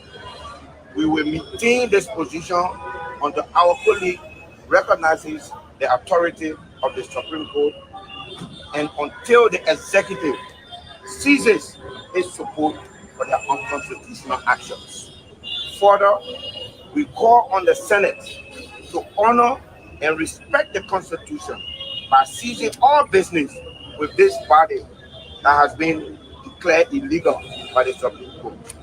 We also urge the international community, including ECOWAS, the AU, the EU, the United Nations, and the government of the United States to refrain from engaging with them. The ongoing crisis at the House of Representatives is not merely a political dispute. It is a direct challenge to the foundation of our democracy and the rule of law. A nation that does not respect its Supreme Court risks descending into lawlessness and instability. We will not stand by idly as the democratic principles that govern us are disregarded for personal and political gains. We reaffirm our commitment to peace and to upholding the rule of law. We would not be intimidated or we would not surrender to any group seeking to hijack our democracy. The Liberian people deserve better and will remain steadfast in ensuring that justice, democracy and constitutional governance prevail. This is a statement of the rule of law. Thank you. So, that statement today was very powerful, and I'm telling you, we made a lot of rounds around here. And the reason why I immediately, I didn't see that statement earlier until somebody from on this end here called me and told me about that statement, especially when they said, one thing about it, I'll tell you, the U.S. government, what they like about, they tell you the judiciary is the only guardrails that can save the democracy in any country, in America. Right now, you see it's been tested. That's why you're going to see what's going to happen. You're going to see how the people love their country. Certain things that Trump will be doing unconstitutionally, when he reaches the Supreme Court, you'll think that he got a majority, but guess what? Because the country, they will come together and vote to stop it. That right now, as the only guardrails that are keeping Trump in check right now. You notice that the judges then keep on blocking most of the stuff he's doing, and that's why it's important. And I'm sorry for the guy they call Fode Family. He made what he said today. If the Supreme Court was if they have reality to bite, trust me, what would happen today? They were going to take an action. You insulted the entire Supreme Court bench by even saying that Justice Yamin Gbese was drunk. When he was interpreting the opinion of the Supreme Court. That's a serious contempt of court. They go in contempt. Look, Madam, you usually order his arrest. Let me frank, you insulted the Supreme Court bench, the whole bench, and the High Court in the land. How will you come in on the floor and say the Supreme Court, the man was drunk? You getting liquor? You really? I mean, you think are you serious? You insulted the Supreme Court of the country, the highest court in the land. But and to be frank with you, by the fact that Justice basically was able to say, look, whatever happened in the majority black or ultra virus, they were illegal. That means Kung is illegal. He re-emphasized it. He is. And then Bealded said too, you only can get Lawrence. You President Pro Tem. You can't do business with a man. You're cut it off immediately. President Boyka, don't do business with a man. You're cut it off immediately. If they fail to do it, that means President Boyka and the executive branch, Yomdi Kanga and the Senate, they have been violating the law, they have been disrespecting the Supreme Court. And I'm calling them out. We should call them every day. Dillon, Yombly, or the Besonga, all of them are in that Senate there. They should not understand that what's happening now is illegal. They should do business with Richard Kuhn because he's not a speaker. And President Bealded went further, he said, look, to make peace, you come together and do an election. In other words, let's do an election. Do an election, you win your speakership, we'll go on your gavel. But going forward now, you cannot be as a speaker. If you notice, even Madam Salif, when she attended the Armed Forces Day program, when she arrived there, she saw him. She didn't recognize him. She said, yeah, she's Papa him. She wanted to the Chief Justice and embrace her. The Deputy Speaker Falah and embrace him. That was a sign. The President of Sierra Leone, the guest speaker on Armed Forces Day, when addressing the hall, he didn't mention him. He was there sitting by the man. He didn't call your name. He just went straight to those who were recognized, and he recognized them. So it's about time that Yombly, especially, and President Boyka, you should respect the rule of law in our country. You cannot be doing business with Kung anymore for the fact that Justice Wesley was able to interpret the opinion of the Supreme Court. You should cease to do business with this man. They may should become speaker. Don't withdraw everything for this man. He's not speaker. Let them have their own election. That's my own. I have to say on this thing. But Grace and Pewee, your way. Yeah, let me come before Pewee. The mere fact that he even said that Councilor Gbese was drunk is defaming his character. That should be, they should even sue him for saying that. It's defaming his character, especially in the kind of position that he holds. He can't be saying those kind of things. You know, we free other people who are not in government can say things like that and they could pass. But when you part of the government, and for you to be stating that on the premises of the government as well, that's very disrespectful to the Supreme Court. But I just wanted to dissect Honorable Bealded, the speech, the whole, you know, I enjoy how they stood there together. I've been waiting for me to see them together like that, you know, because it was like these majority black had taken over the HOR, like from them. They were not showing up together, and I wanted them to be showing up together, and even referencing the deputy speaker instead of referencing the man that was put there illegally. So I was happy to see them standing up together. I know Yeke was very happy because he had been fighting like a single guy for a minute. Although the rule of law caucus have been sending up a lot of messages, and they will send a lot of statements, and they had conferences for the press and stuff like that. But I just wanted to see them as a whole, and I like that. And also I like what Honorable Bealded said, that the majority black is illegal, and he was firm saying that, and the rest of the country, most majority of Liberian people knows very well that they are illegal. So that one was, he made that clear. The message was very strong in its entirety. The entire message was a very strong message, and I like the part where they stress on that they will not subject themselves. We as a Liberian people, we are not going to subject ourselves to hijacking. They will not hijack our country. The rule of law will stand. Follow the process and let the speaker be voted in position the right way. That's all we are just saying. We want our country to be seen seriously. So you are not going to hijack our country from us. You will go and follow the process for the speaker who is voted in legally will be put in that position, and that's all we ask. Thank you. Yes, I think today, or what the rule of law the caucus did was actually in conformity with due process, and I like what they did first before taking the decision. They went and sat there today and listened to Mr. Bealded taking the vote. He said he would only be ready to vote if they were to follow XYZ procedure and what have you. And I know at the time, those guys are not, they are renegade group, they are not, and the rule of law caucus is now trying to recuse themselves from this process. Those act, and their action is very productive. And the other angle, the action is very counterproductive. So what they would do is that, and as per the Constitution, they would now go to section on a daily basis in terms of the section day Tuesday and Thursday.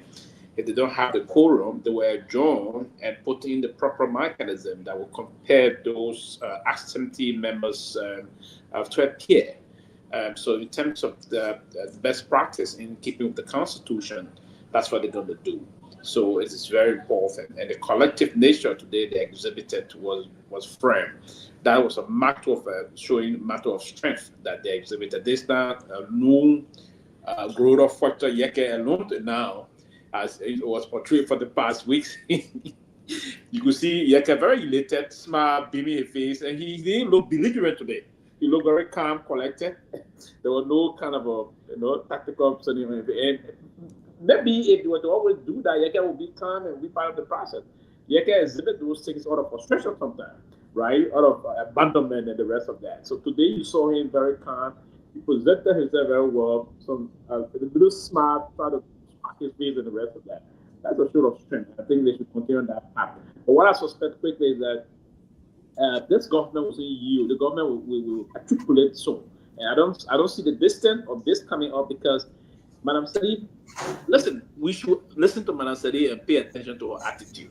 And that one thing I always said, that's a very responsible and very extraordinary great woman we have in our country. Her international connection is very tactic. The reason why you saw Madam Sadi trying to enroll him is that the people on this side, our uncle don't like what happened. So understand what Madam Sadi did, and she was deliberate. She was intentional. She walked past him. She didn't pretend to cause her sympathy. No, she walked past him deliberately, and they didn't even recognize and attempt to do that. And if you saw the president, our visiting president, also from our neighbor came, he did the same. So the only thing I will say to, and I said it last time, they started to negotiate, but the negotiation failed. The only thing I will tell them from the diplomatic perspective, if you need anything to happen on the LC or any other thing you need from the people, you better try to stop the people. Get that man out, you're open for elections. That's a serious problem we headed to, and this your government will be embarrassed and you'll regret it in the next few weeks or months. So that's all I can say. But I think the rule of law should be firm on this process. Trust me, those guys, they will call for something soon. It may be next month or before the end of next month. There's going to be a change if they are consistent in what they will intend to do. So let me just buttress what Pewee just said about the rule of law caucus. My only disappointment with them is that they sat back and allowed Yeke to be a loner in the entire fight. All right, they sat back. For me, what I actually gathered from this entire thing is that you had an individual in Yeke Kehleboe who consistently fought with his presence, okay, at the at the Capitol and making sure that the news carry the disgruntled behavior of the in quotation majority bloc when all of them knew that they were in support of his action. I feel like to some extent they were not being team players. While it is true that Liberians appreciate the consistent publishing of comments and all of these things, at this point, you're dealing with a disgruntled group of people who have no regard for the rule of law, even after the Supreme Court's decision was clearly interpreted. They purposely chose to not do certain things, but Yeke Kehleboe alone was standing up. So for me, I felt like they kind of let him down. They were not really supporting him, but the decision today, hopefully they can see reason to be consistent with it. I heard people who were saying some of the individuals who appeared today from the rule of law caucus were threatened with suspension. Had they not shown up, they would have been suspended. So that was part of the reason why they show up the session today. Why should you wait to that point? Why should you wait to that point if you sincerely believe in what you're fighting for? You're trying to play the politics so safe to the extent where you are extending your hands. So when I heard people say these things today, I'm like, okay, you know what? I'm left with no alternative but to again buy into this statement when people say, yes, the reason why the likes of Representative Musa Hassan Bealded and other people show up is because they were threatened with the possibility of being suspended. And I'm like, okay, well, all along, they have not been showing up. Yeke alone been showing up. I don't think that was a good strategy. But going forward, I hope that they can work in unity. All of them work together.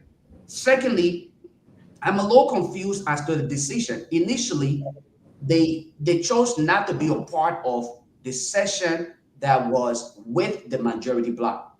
All right. People said, we will see how it ended up. They then came back and reconsidered. They decided, okay, we will go back and sit in session, but we will not acknowledge. But they did not show up for session. And now they're saying again, they will no longer sit in session. So I'm confused. Have they made up their mind? Are they inconsistent?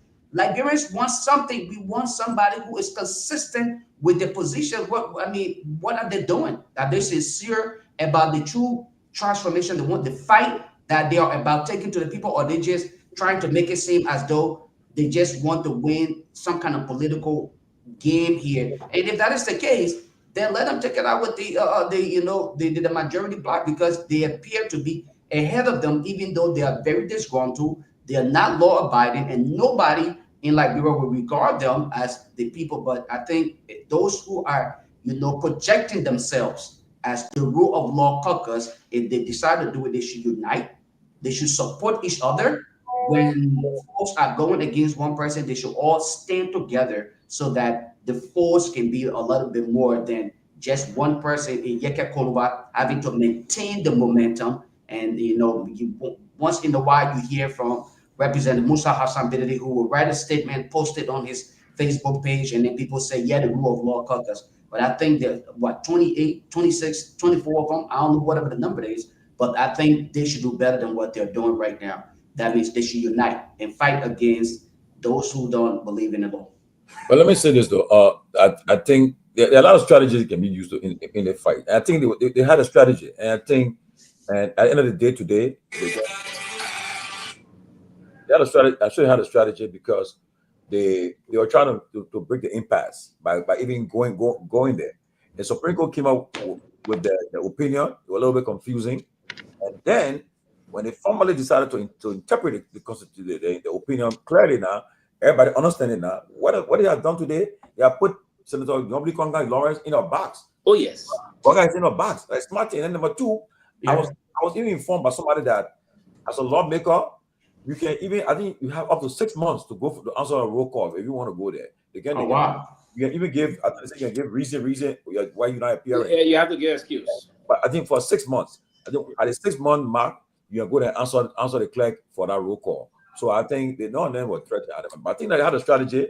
But I can tell you this though, what has happened, because right now, if the president, why do you think they're being asked, the guys being, President Boaka and other people being forcing, trying to pressure Kofa to resign? Because they know that it would have been an escape route route for them if he had resigned. But because he has been holding on to it now, it's like Richard Koo knows that he's not comfortable. Like he's not in a comfortable position at all. You see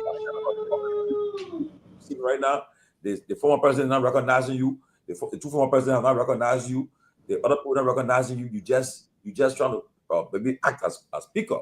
And at the end of the day now, because they will ask Boaka this question. You saw a rule of law, your Supreme Court issue of the ruling opinion, and you're not respecting it. You recognize the saying that this man who you calling speaker is illegal.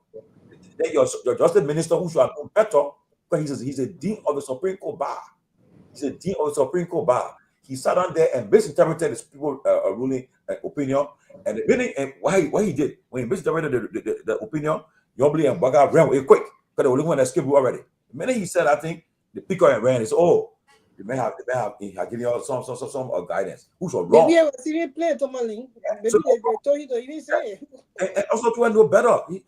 He should. A respectable lawyer. But what he did in the case, people is questioning him now. What motive?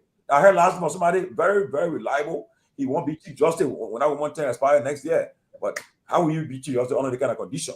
So, but that's the problem. Right now, in a battle, President Boaka and Nyenwolo can have the toughest thing right now to make a decision now. If you respect the rule of law, respect the Supreme Court opinion that they came down with. That means you should not be considered speaker. Don't do business with them. You should not concur with anything that comes from there. And lastly, what Professor Larry said right there, you be careful. Any concession with the Richard Koo man you're doing is illegal. They'll come out to buy you. Somebody will say, we honor it because you're an illegal man acting as speaker. And more importantly, the basis they set for endorsing of trying to respect or consider Richard Koo the speaker from the Senate at the time, they said because the funny Attorney General analysis at the time, that was the Senate justification. Now that you hear from the bench itself, I mean, it's just prudent that you come and recorrect course and go back to the status quo by respecting the rule of law. So it's just simple. I want to believe the fact that Nyenwolo announced recently that they disengaged, although returning to the order, the first agreement have now been canceled. I will hope that they will behave as opposition political party, not an auxiliary. Because I said it, and someone and were trying to discount this. Ben himself he was refuting what I said. He was trying to rebuff my statement. But I think just keep calling his name. I think they actually be, if they don't do this, it will be a clear justification they are an auxiliary to the ruling establishment, because you don't do this kind of a thing and wanting to be respected if you don't want to respect the rule of law. Is that clear? Come and take the decision, have a behind the scene discussion with the president. Say, Mr. President, this is embarrassing the country, embarrassing we all of us being embarrassed. So the best way we can handle this process is by calling on this man to step down, calling on those people to respect. First and foremost, you still have to respect the legitimacy of Speaker Kofa. And then I want to believe Speaker Kofa is now willing to leave, but he wants to have this thing done the right way. So if you respect his legitimacy and then you move on his gavel, you present him, he will recuse himself. And then when he recuses himself, they even that he's going to resign. Then it will open the process for a new, fresh speaker election. You can still reintroduce your Koo. And then you go to the elections. Yeah, that's it. That's the best way to do it. Reintroduce him. Go to the elections. Who will also have the rule of law will push? You guys go and lock horn in the elections. It's just going to take a few hours and we're going to have brand new speaker that will be respected for all sides. Yeah. Then we move on. The brand new speaker that will be that I bring people, everybody will be satisfied with. It will be done legally. You're trying to do the right thing in the country. This thing, you're not going to get away with it. As we can see, it's not going to be swept under the rug. So you need to come up, because the way you ran with Justice 12 deliberation of the law, it was too quick. Let us say you already had a meeting and he was just so kind of say it, and then you ran. Yeah, just ran with it. That moment where you're looking for, a text situation, you're looking for Sunday hold the just Sunday with the jet. What happened to them? Yeah, just ran with it. It was not fair. This thing is the man I said, all right. So when Juman Jala come on, man, Juman Jala, I went for 40 family. I went for him. Okay, let me clarify. But what he said today when our flow was wrong, and I agree. Magnus, I agree with you that they can't act on him because he was in session. He have immunity. Yeah, I agree with that. Also, because he was in session, he has immunity. Magnus said, he has the immunity because he was on the first floor. It's true. The only argument the court may have is that the session is illegal. That's true. I agree, Magnus. Yeah, the constitution protects him for what he says on that floor. It's true though. But that's the fact. You can't defend the it's not everything. Again, there's a call off point to it. Yeah, it's a call off point to it. You can use that platform. I heard that he went on Spoon today to clarify, because I think he knew that his statement was very troubling. I think he clarified on Spoon today. But what kind of clarification? What kind of clarification you made? Just the Supreme Court bench. He sorted the bench, but the statement was crystal clear. It need no clarification. Yeah. And I just wanted to say one thing. The rule of law caucus, the people being consistent. And no people who are consistent say they think that people should just be in the streets or maybe going up and down. Everybody got a consistency in a different way. I mean, they were consistently making statements upon statements, and I respect them for that. I know Yeke, when he been seeing the house by himself 1 or 2 times, you could see the frustration in him. They didn't really gather together, but as far as consistency in the message, they have been consistent in the message. I will give it to them. Yeah, they've been consistent in the message. And Sue, I know you're also leaving off the air, but before you leave, let me say, I know tomorrow's I think Ansu's birthday is, I think it's the 15th. Ansu, his birthday, I think the 15th of February, I heard. So the 15th is on Saturday. But I wanted to remind us, we just go quiet on the minute. No, we're not going to get quiet. We'll come and have a meeting and talk about it, man. But Ansu, look, happy birthday, man.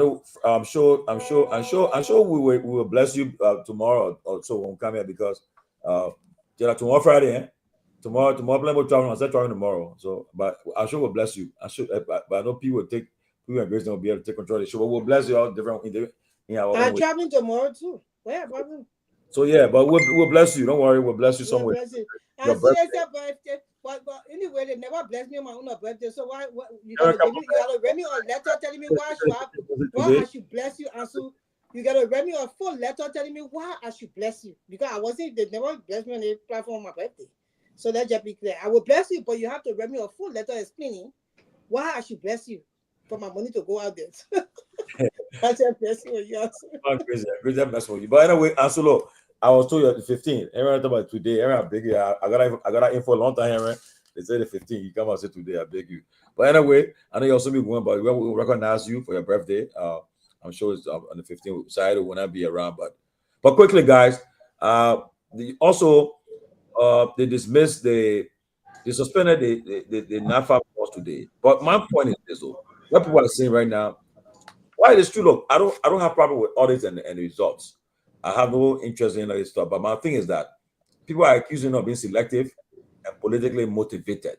Okay, they are accusing of being politically motivated because Madam Glasgow, she came from the CDC. She was appointed by President Weah in that tenure position, and I know they have been fighting her back and forth too. And today the board recommended that she be dismissed, suspended for investigation. That's another thing. But the people are saying there are other audits around that the president is playing a blind eye to, ignoring the audits too, and only being selective. Even the lady at Noka, she also was she was the CDC, but endorsed the Baga in the second round. But she's been having suspended too. All the suspensions are taking place are people that are not really formally strong member of the UP. We don't have a problem with that. And while we're talking about that too, also heard that. I mean, I have not listened to the comment, but they say that the Minister of Information attacked Cummings yesterday too. But okay, well, yeah. I think that's today, right? Yes, but anyway, we hear a little bit on it. But you guys talk about the suspension today, and what your view on the suspension of I mean, people are praising the president. Emma Blanco. I mean, people are saying that he's being decisive now. He's being politically strong. Charged, yeah. So he's acting, he's doing. But I'm really not impressed too much about all of that. There are a lot of other reports that have been submitted to him, and he's apparently turning a blind eye to some of them. So I think that the National Road Fund issue, that woman, if you read the document, so she's in the red. You should call that woman to book. The National Road Fund manager, that lady should be called to book. You know, and other areas that have been audited. So, but the other way on in the next few minutes we got.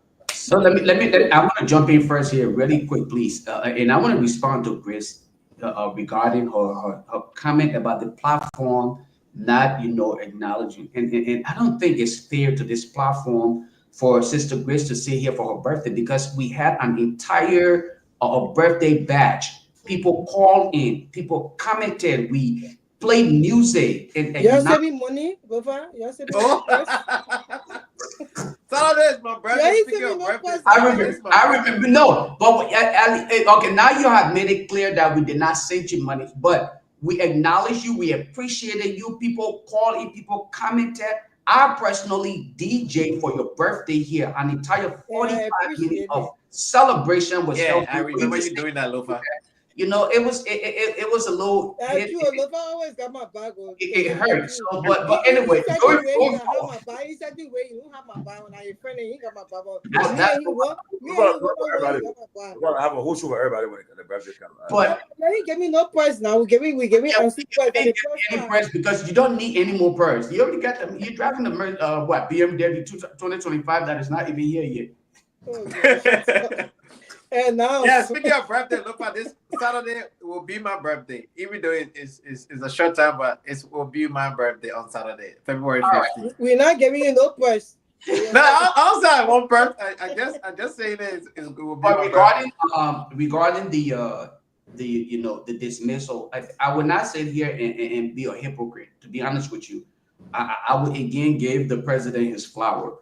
For people who decided to be corrupt, while it is true that to some extent he's being very selective in the process, I think if and when he decides to become a little bit more holistic in the process, we will all appreciate it. But for those who have ended up at the other side of the coin, they deserve to get the termination, the suspension, and all of those things. They deserve it. I must applaud the president for that. Yes, bravo to him for doing that. And regarding I will not speak to the comment made today. The ANC folks have enough firepower. Let them deal with that. But I just think it was kind of comical that you can still make that comment for us. No problem. The information minister spoke of Mr. Cummings, stuff like that. But again, that's what with the president's decision to suspend people.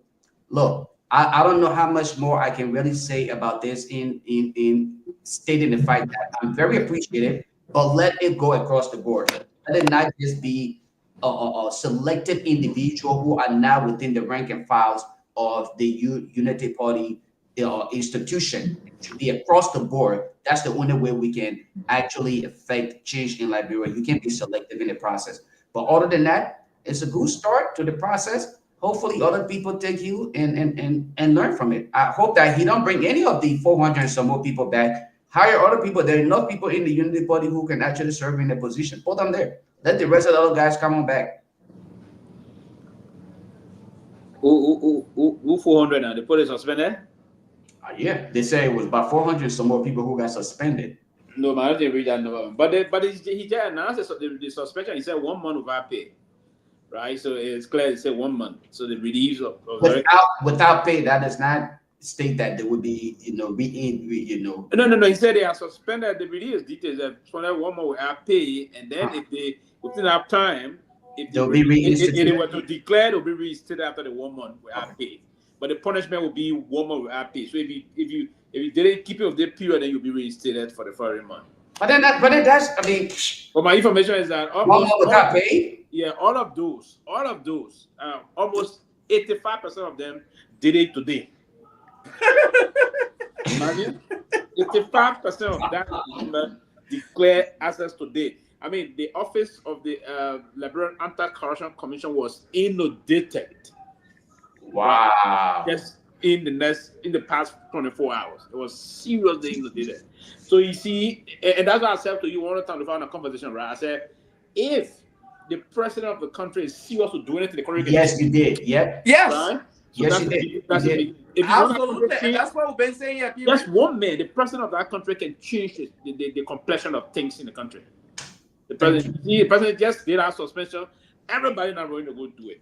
And that's what if we've the been president saying was to here. tell the police director, say, Mr. Police Director, the day any of my minister do regular driving in the traffic, impound that vehicle, and I will suspend that minister for 1 month. You'll see nobody will ever do it.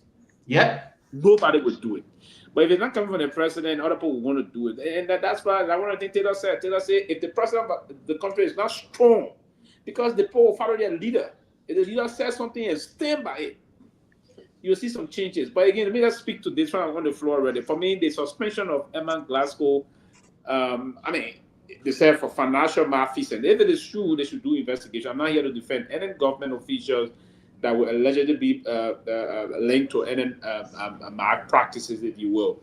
But one of the things I would say that, and Emma said it today when she called OK FM, and I think that was being shared, that she will respect the president's decision, but she was appalled and very shocked about the way it went about. And myself, I was a little disappointed in the way they did it. Why single Emma out in terms of it? And the Ministry of Information having a special press conference to announce this, and other issues have just been done by the executive marshal relief. She hadn't even received the letter from the office of the president, and the Minister of Information was there reading press release. That was disappointing. It's very unfortunate. That was bad, man. That was a very terrible thing the government of Liberia did today.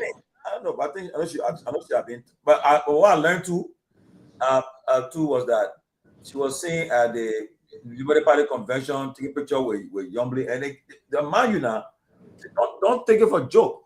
The political season already started.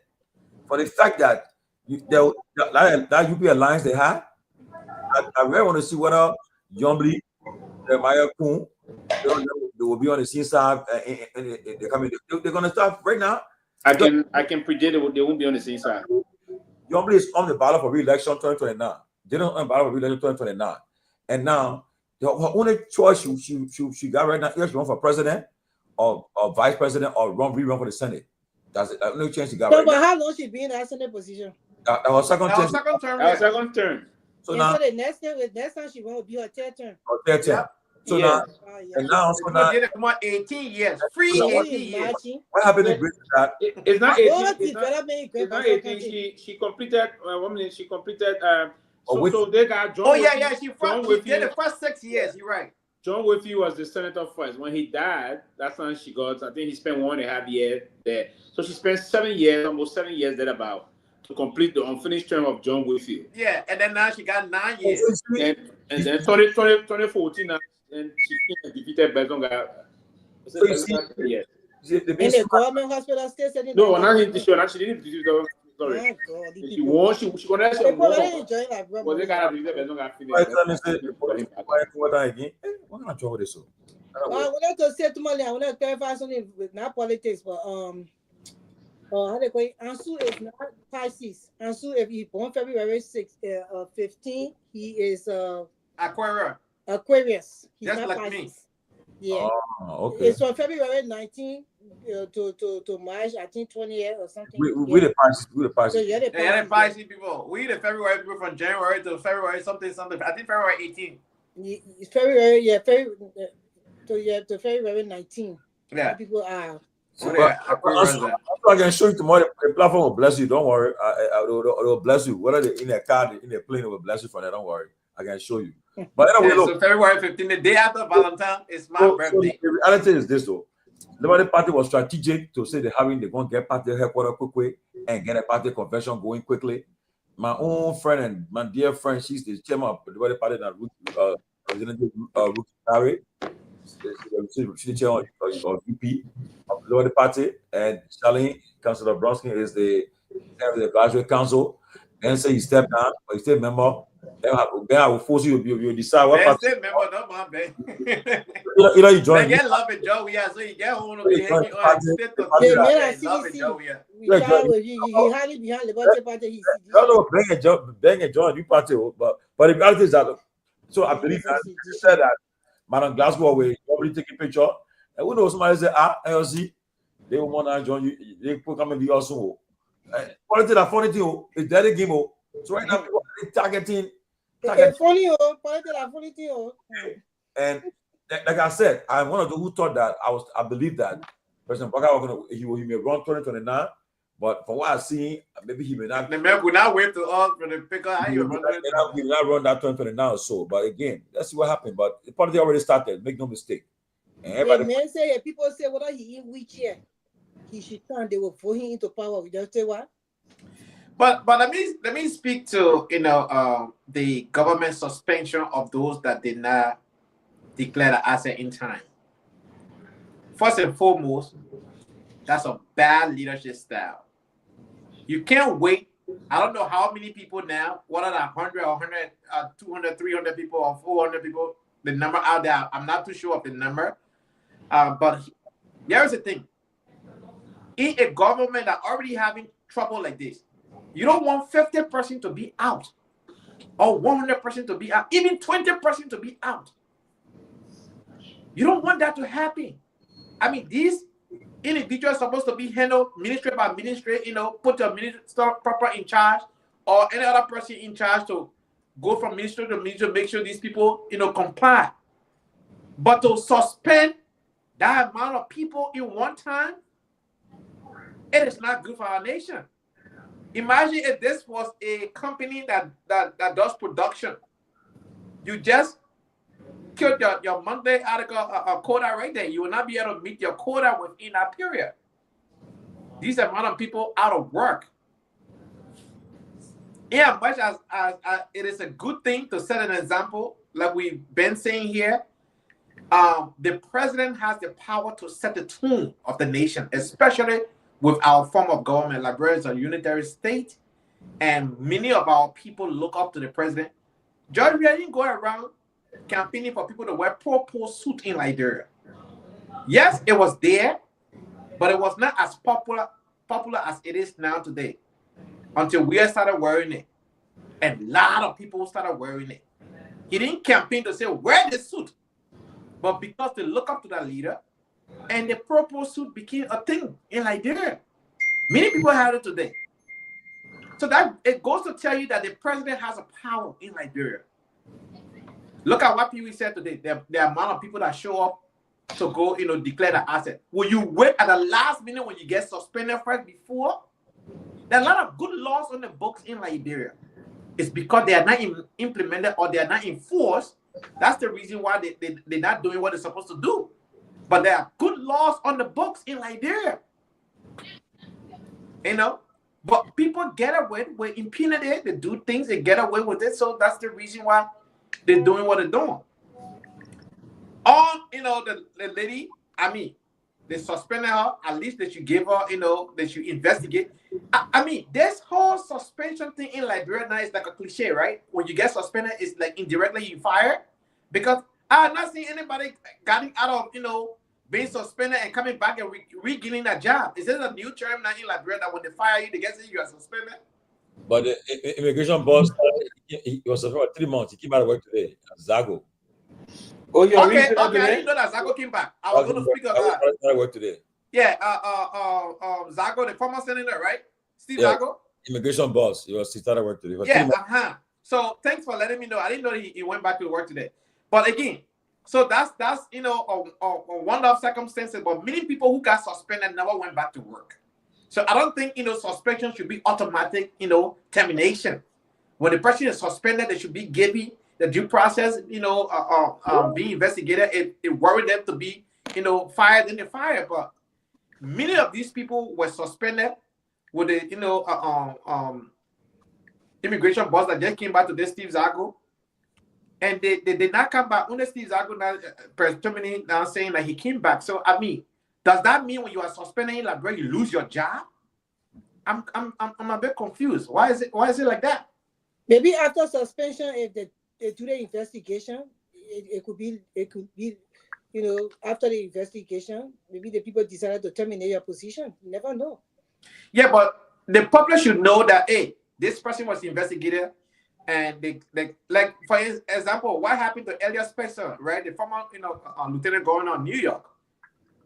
He got suspended. He got terminated later on because it was clear that he was using the credit card of the state, doing other stuff that was not government related, that was not job related. And that's the communication part when it comes to the Liberian government. And it's not unique to this government, the last government. I mean, it's not unique to this government, but the Liberian people deserve to know what's happening to this kind of thing, so that the government can gain the credibility that it deserves. I mean, suspending people, that's a good step, but at least we should know. It's just like saying investigation, nobody's held accountable, right? All of these investigations, nobody have gone to jail, nobody have been prosecuted, people just being investigated and let go and all of that stuff. So, like we were saying yesterday, I mean, Muda, situation, he bought a car, he suspended, he voluntarily resigned, but if you steal and you get caught and you brought the thing you stole, does that mean the crime was not committed? I mean, the crime was committed there, so you should be, held accountable. I don't think we should be having a country where people would just say, "Oh, I resign," or "Oh, you were suspended," so that's it, end of the game. I think we have good laws on the book to look at, for people to follow the proper process. So let Liberia function like a real country for once. I mean, we've been in this thing for too long now, so hopefully this government will muster the courage like the president have done so far, and other government officials will recognize that they are not above the law, and I hope they can bring an end to the whole speakership thing in Liberia. Quickly, it's so embarrassing. Quickly. Let me. I was asked to do this. Let me make this. I know yesterday the former president spoke about his Ballon d'Or, and people took it misconstrued what he said, and he clarified today. He's in Nigeria now, but he's in Nigeria. He had to come on Facebook to clarify it. And they said that I listened to the video. He did not say he almost offered to buy his Ballon d'Or for $1 billion. That was a lie. No, he didn't say that. Watch what he said. He didn't say any billionaire that have money. Oh, he said in a response today to address it, he said, "While it is true that my Ballon d'Or trophy is not for sale, as I have said many times, Mr. Musk has never offered to buy it. The story trending on social media is untrue and inaccurate. I have to make this clarification for the sake of truth and set the record straight." So yeah, I know people will run away and say, "Oh, we are saying it's not fair to him." People should not take those statements and misconstrue. And right now you want, especially so they're doing it in a way that to say, I'm sure they're trying to say, "Oh, more the man say you want to buy and he told you no." All that kind of stuff. I don't think it's right. So it's good that he had to come from all of his a meeting in Nigeria to come and clarify on Facebook. And I want to say he did not say so. He clarified he did not say so. I listened to the video too. He said, so original video I watched it. That was when you were signing your justice. Let me finish talking now. He said, even if somebody offer me that money, I'll still will not sell it for that. My Ballon d'Or. I told my children that they should not even sell it when I'm not around. So that's the clarification. And so, well, last game go travel quickly. I think jump on social media now. I mean, like go on X and just think, more. Yeah, say, oh, is it the former president say you want to buy a Ballon d'Or and you refuse it? And then it will go on that way. So it will really clarify it. And I told you yesterday how Liberian can lie and run with one story. Yeah. They lie so much. The lies that came up about the U.S. passport and the Liberian passport. You saw how people lie and publish all kinds of story. Most of the people now they're writing because that AI generator thing. Those who couldn't write now can generate AI and publish things and say they've been publishing. Oh, I wrote the other story. Because they all AI generated thing and the right story that generate lies and then they put it up there and then all the Liberian people just follow and stuff like that. Liberian people can lie. The whole thing about the two passport or the one passport, American passport, that law have been there forever. And Liberian just kind of fabricated the story. They lie about this Ivorian woman. They lied about. I was at a place. Normally go on Saturday for the Doma. I was there Saturday. They lie about one guy was sitting there and swearing to God that they deported some Ghanaian because they had dual citizenship. Ghanaian have had dual citizenship more than 20 years before even Liberia came into that. Most time when I live in Ghana, I see the Ghanaian traveling with 2 passports. I used to wonder why, And then when I try to engage him and ask him, could you show me the link where you read this that Ghanaian was deported because they were dual citizenship? He kept jumping around. He said, "Oh, that's true." I said, "But show me the link." Then he switched the topic. Then I brought him back after 20 minutes. I asked him, I said, "What's the link?" And he couldn't see the link. And I told him, I said, "You see how people lie? You're lying right here." I told him. But how we fabricate lies and things like that, because the president was very clear. President Weah was very clear when he said that. He said he warned his children that even he's going to there tomorrow, his children shouldn't even do nothing with his balance. He said he was very clear about it. Liberian took it out of turn and carry it differently. Oh, Joe, yeah. But and stuff like that. We lie so much in that country. And now you got social media. Then you got AI generators. Some of the people who wouldn't write a 15 line, now they can go to AI and tell AI write a whole story for them and say they become publisher and things like that. So the thing is, he was very clear. I heard exactly what President Weah said. He was very, very clear about his statement and stuff like that. He was very clear. So it was doing the signing of his jersey. Akam.com went to Liberia, signing the jersey. He's clear. I mean, the time George Weah won the Ballon d'Or, if anybody know how racist it was in Europe for George Weah to win that Ballon d'Or, they will really appreciate George Weah for winning that Ballon d'Or. That was the time when, African player was not even respected in Europe. Not now where African players are respected. George Weah went through a lot to win that Ballon d'Or. You may disagree with Weah on the line of politics. But I had a pleasure for Weah to sign my AC Milan jersey in Abidjan. And that day I cried. Because I had just bought a jersey for Sokose. I didn't even know that Weah was in town. And somebody said, "Oh, Weah in Marco Rio." Just got it on the bus straight. I went. And I was fortunate that day. Weah was there. And I showed my jersey and he signed it. For me, that was one of the greatest days for me as a Liberian to see Ivorian fighting just to touch George Weah hand.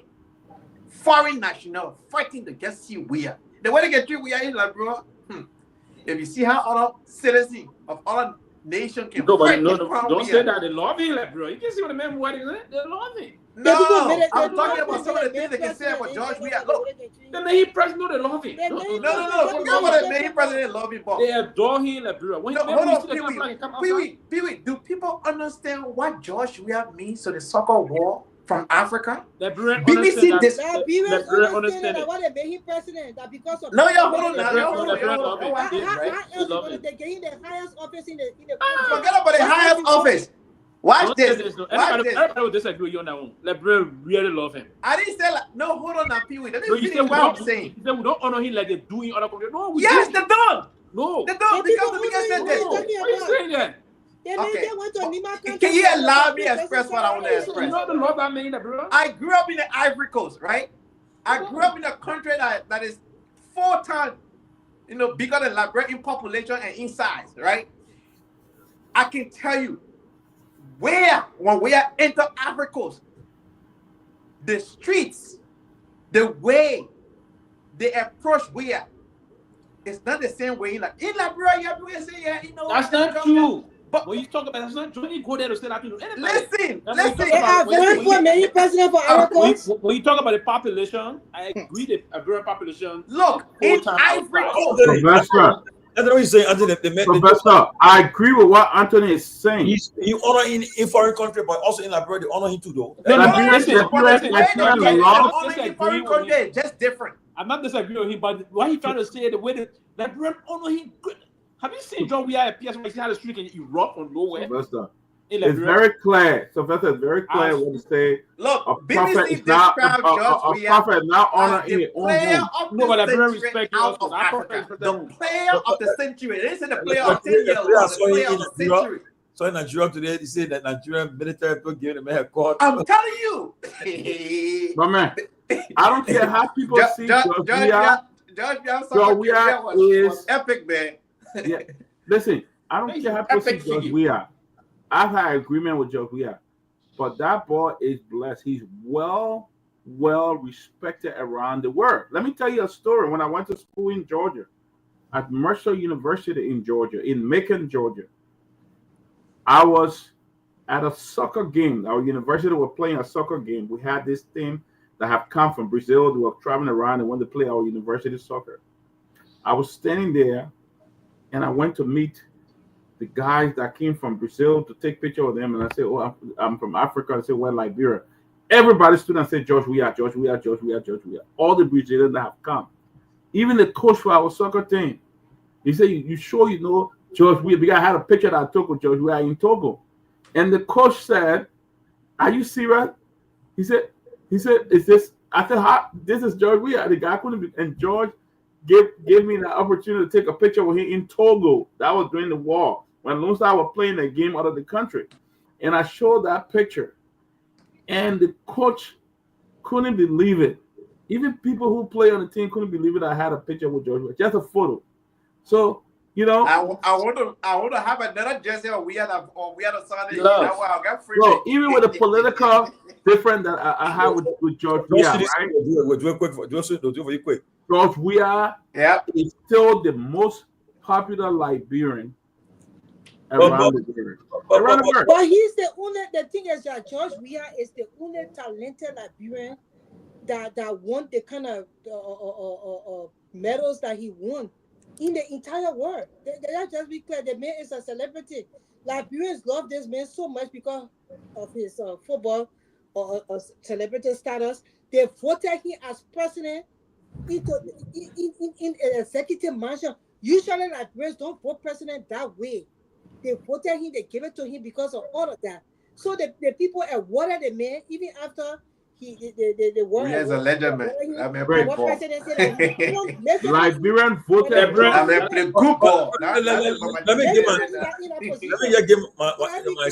me give the experience with Weah, right? That is true. I remember we're in Florida, I think in 2004. When I think that was his wife's birthday, I think in March. She was born March too.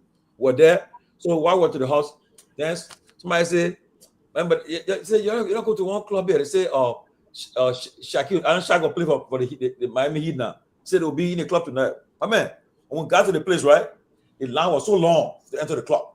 But we carry about 3 or 4 cars convoy. When we got there, line was so long. Then before, somebody said, "How we enter the place?" The person said, they had told the security man, said, "Just we are in that car." He said, "For you, you get from the car." They put key for us, Pewee. They escorted us to the front of that line. Everybody line. Everybody said, "Oh, who's that?" We went in the club. Imagine you, America is not a football country. Exactly. When we got America is not a football country. When we got inside there, Shaq was signing. He was signing people doing signing. So one guy, Aaron said, "Shaq, just we are over there." When he said it, man, everybody was like, "Whoa!" Shaq is a gorilla, right? I think Joe, he said something, but he was stopping Shaq around here. I never forget. Time he saw him, I think when they had met at the award they did. ESPN. The ESPN award, ESPN award, yeah. ESPN. Said, we had a rare cell phone. He said, "Oh, let me put my number on your phone." I said, "Wow." I said, "We're looking at Shaq there. They exchanged number, the top picture. For everybody, top picture of Shaq." I look at this guy. Another time too, I was in Rhode Island, New England Revolution football team. I told one of the guys. I said, the guy told me, said, "If you can bring George Weah to just play for 30 minutes on our team here," he said, "We'll do X, Y, and Z for you guys." Look, man, I was so excited. I said, "Well, something happened. We couldn't make that trip." But the guy said, "You can bring him." He said, "You promise?" I said, "I can bring him. I can bring the New England Revolution and play for 30 minutes." He said, "You do it at Gillette Stadium. We promise you." By then, something happened. We won't make that trip. Yeah, but I'll tell you the truth though, about seriously. But Shaq is 7'1". Shaq is a giant. Yeah, and he's 7'1" feet tall. We are 6 something. So I said, Shaq is a giant. That we actually be around 6'3", right? 6'2", 6'3". So Shaq is a giant. The people don't know. When Joy Weah not president, some all met him before he became president. And So that experience is different, man. Are we making a show about Joy Weah praising me? It was nice being on the platform. I will take my leave now. I mean, we had a beautiful show tonight, and we look forward to tomorrow. Okay, you don't want to hear Joy Weah achievement? Why you always have to put me out like that? No, we are giving his respect for soccer. How did I put your grace?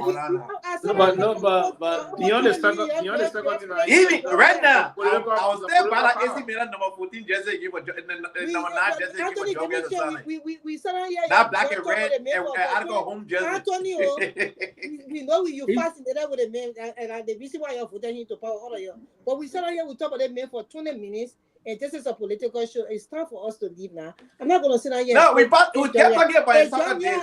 No, because you want to hear about Joy Weah. No. The president said I will be Grace does not want to hear about Joy Weah. But trust me, Joy Weah will remain a force in the Liberian politics. Of course. Will remain a major force across the world in terms of his number one, his celebrity status, number two, his global leadership ability. But you remember his service. When you talk about peace, you talk about Josh Weah now. Yeah, UNICEF, the Google ambassador, the ambassador role he played for UNICEF, UNDP, and the rest of that. Yep. He played some major roles of Africa, the world. He's just one of the best ever produced. As the people that say he's blessed, he's talented, he's endowed with qualities. So all those endowments and the rest of that. So that's it. What quality? You can love and hate George. Yeah, you can't take his blessing from me. That man is just blessed. Anthony struck a good point. Yeah. You get I wanted to ask a person. You can hit him, but you can't take away his blessing. I want you to. Yeah, but that's a sermon right there, Anthony. I want you to give me weight, right? And it would be very unfair for people to think, for especially hearing people that like to insinuate that somebody hate political leaders. No, this is not it. Grace, you work on the wrong side of the deal. You work on the wrong side. I don't know what your problem is, Grace. I really do. You have to insinuate something. My love for Liberia is greater than any individual. The fact that he's a great leader. Accept it, Grace. Don't sit there and try to be a player hitter, Grace. Accept what? Except that Joy Weah is one of the best Liberia ever produced. Don't be a player hitter. Well, I told you that I said he's one of the best when it comes to talent that Liberia ever produced. He is. He was born with that gift. It's a gift. And when God gives somebody a gift, you have to acknowledge it. I think he's a good leader too. But no, he's not. Joy Weah is the first African that put him on that Ballon d'Or. No African ever put a hand in. He was never a good leader to like when it comes to the states. Yeah, president said. So you, Grace. Now the peace ambassador position, he has left good in that role. I don't know. But when it came to the presidency, he did not leave. Go ask Oliver Kahn, from Germany. He respect Joy Weah. Yeah, but not get people change to talk so that it is. He's a great leader. I think his leadership was better off than what we're seeing now. You didn't see people fighting in the legislature like this. His leadership was not better more than any. But how you think, Grace? There's a difference of opinion. You have to give Joseph Boakai time. This is his first year. Let's wait and see. What first year? Okay, so at this time, we are presidency. Oh no, when you compare Joy Weah 5 years to Boakai 5 years, Joy Weah score higher than Boakai. Thank you. In your analysis, not in everybody's analysis. I mean, okay, let's go line by line here. Analysis. Yeah, analysis. Good evening. I'm about to take my exit with why you running away, Greg? You running away from if you compare Boakai to Weah win. Wait, why you running away? Why you running away? So Grace, wait. Grace, ask question, Grace.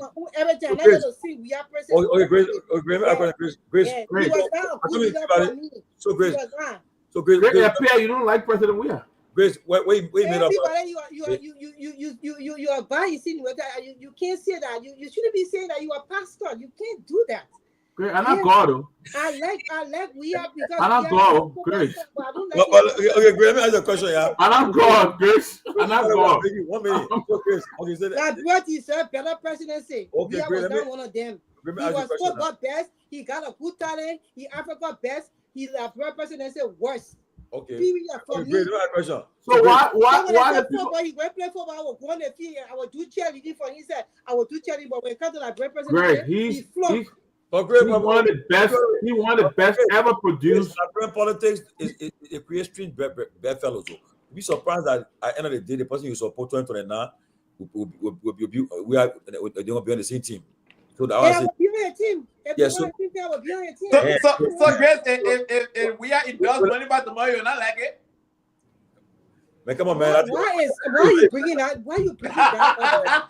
Anthony, that could be money back on the path for presidency. Well, how sure are you? I will be even on money back team. You don't know because I haven't chosen any team. Hey, now she gotta be technical now. Why you being technical now? Grace, so what you made of the comment today made by the Minister of Information and Games? The comment. What you say about it? What did he say? I didn't follow that. Who listened to it? I didn't follow what he said. Oh, you talking about, he spoke about, the fact that Liberia is trying to get that resident seat on the United Nations.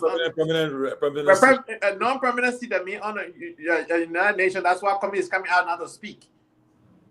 You think fair comment, you think, Grace? If he doesn't have any receipt concerning that, I don't think it was fair to Mr. Cummings.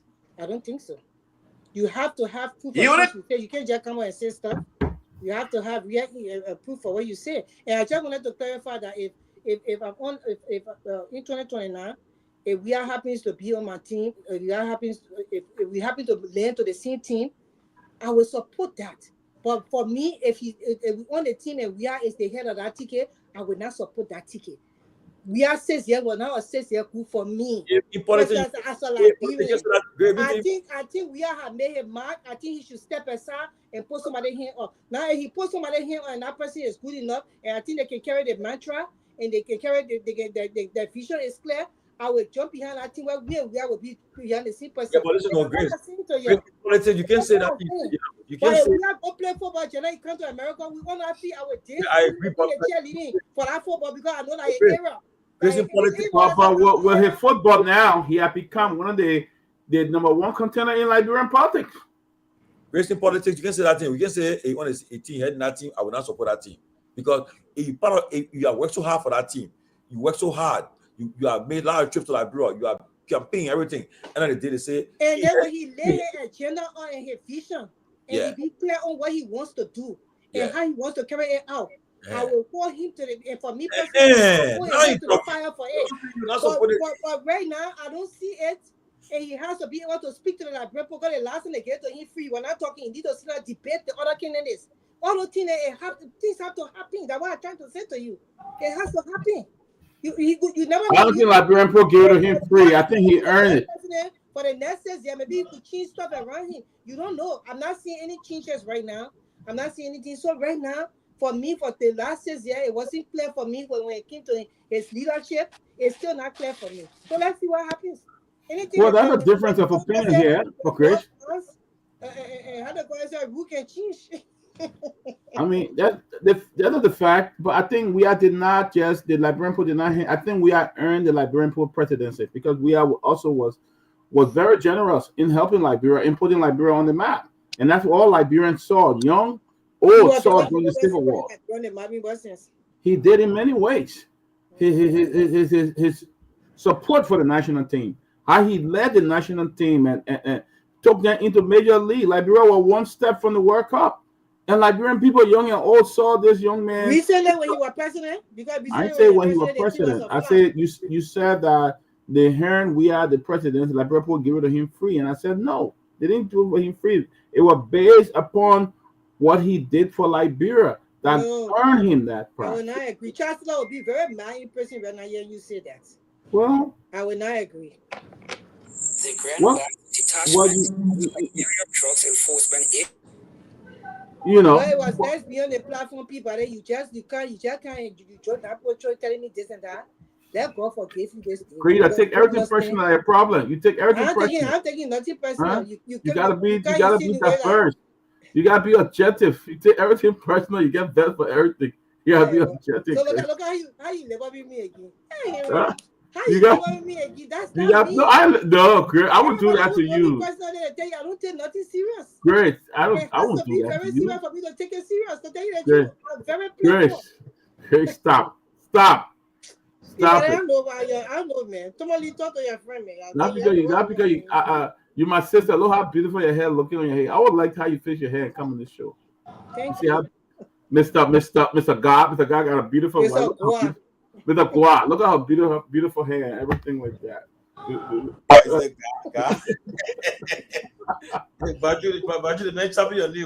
Batu. Mr. Batu. Beautiful. I want to come up there one day and he and I will sing a song together and all of that. I still owe you that visit, Grace. I still do. Yeah, I'll wait till anytime. I will. Very soon I'll come. I'm kind of freeing out a lot of stuff right now. So I'll come. Before yeah, I will come. Very soon. Probably going for a funeral the weekend. I'm not making that trip because the post I to my funeral business, so maybe I was not going funeral. Who funeral they going for again? I am in store for God's Robert funeral. Oh yeah, God's May his soul rest in peace. Yeah. Good man. And you know tomorrow is Valentine's Day. I wonder what you're giving your wives. I just coming from Happy Valentine's, Grace. I just left the Brazilian steakhouse with my family for dinner for my wife. That's why you saw me. I left. What are you giving your wife personally? We talk about you and the family. You might not say yet. That everything will be giving people. That you're the women that everything will be buying your gift. Yeah, Birthday, Valentine, and stuff like that. Everything will buy your gift. Oh, you're buying gift for what? I know how you think about Valentine that mutual. Both get no, it's not mutual. If the men to get it, we want something. The exchange gift. Come on, Grace. In my household, I don't give. You're different. Listen now. Exchange gift. Yeah. I gotta cut this week Valentine. So my wife and I travel tomorrow. She goes to Atlanta. I'll go to Minnesota. So we can't do Valentine. So we went up tonight. That's why you saw I left the show and came back late. And then next week her birthday again. We try it again. You gotta get. So that's small gift there, brother. That's a lot of money. I didn't think it'd be too sweet. How about we give you? Yeah. I swear, women gotta really enjoy life. Christmas, then my birthday January, then Valentine's Day February, then Mother's Day February. You want February too? No, Valentine's Day is tomorrow. That was I get in December for Christmas. I get some in January because of my birthday month. Then I get some in February because of January. January 17, yeah. Your birthday party, we didn't know. You and Michelle are born the same day. Yeah. Of course. Chris, your birthday party, we didn't know. You said people. Your birthday party, we didn't know that. Yeah, but you ain't give me person. You ain't care for me that my dear. Yeah, I understand. It's okay. I will come and take you and Mr. Batu to lunch, man. I owe you. Before the month end, you'll see me in your ear. Sure, you can come. I will take us to lunch when I can make food. They put them cook out there at the restaurant. They can make it in my kitchen, my dear. Grace Guar. You want to respect yourself? Trouble. When I said trouble, I heard you so.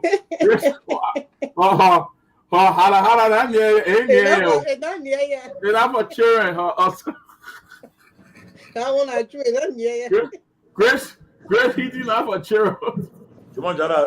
I don't do girlfriends, so don't be making stupid foolish comments. I pass that stuff for girlfriend. What you want, Jada? He's talking nonsense. Ready nonsense in the comment section. Yeah, you always say. Move on behind funeral business. But I'm going to funeral before. So I told when Raleigh and say. Send a year, I've been 2 times now. I come by for so I went for funeral the first in January 2nd. Yeah, man. I don't normally. It's just a tough thing, though. I mean, people dying, man. It's not. Yeah, my dear people. I was just thinking about it today. I was like, wow. So now I think about it. I'm like, oh Lord, have mercy.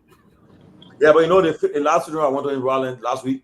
They put from Broadway. They sang one song that. I ain't that song for many years. Oh my God! While Lord helping the whole. The family who pray. Oh my God! Who pray never shall part. Family who pray. Never shall part. Yeah. God will see and do. Baptist Church. Faithful servant. The family who pray. But somebody like this one. Somebody like this one. Brutal. Oh yeah, Brutal Land. God forbid somebody die before me. But Chris, why you can't sing? Why you can't sing like your husband? Your husband can really sing, Chris. Yeah, he can sing. I sing like him. Everybody got a talent. He can teach you. See, I can talk. But you can teach you.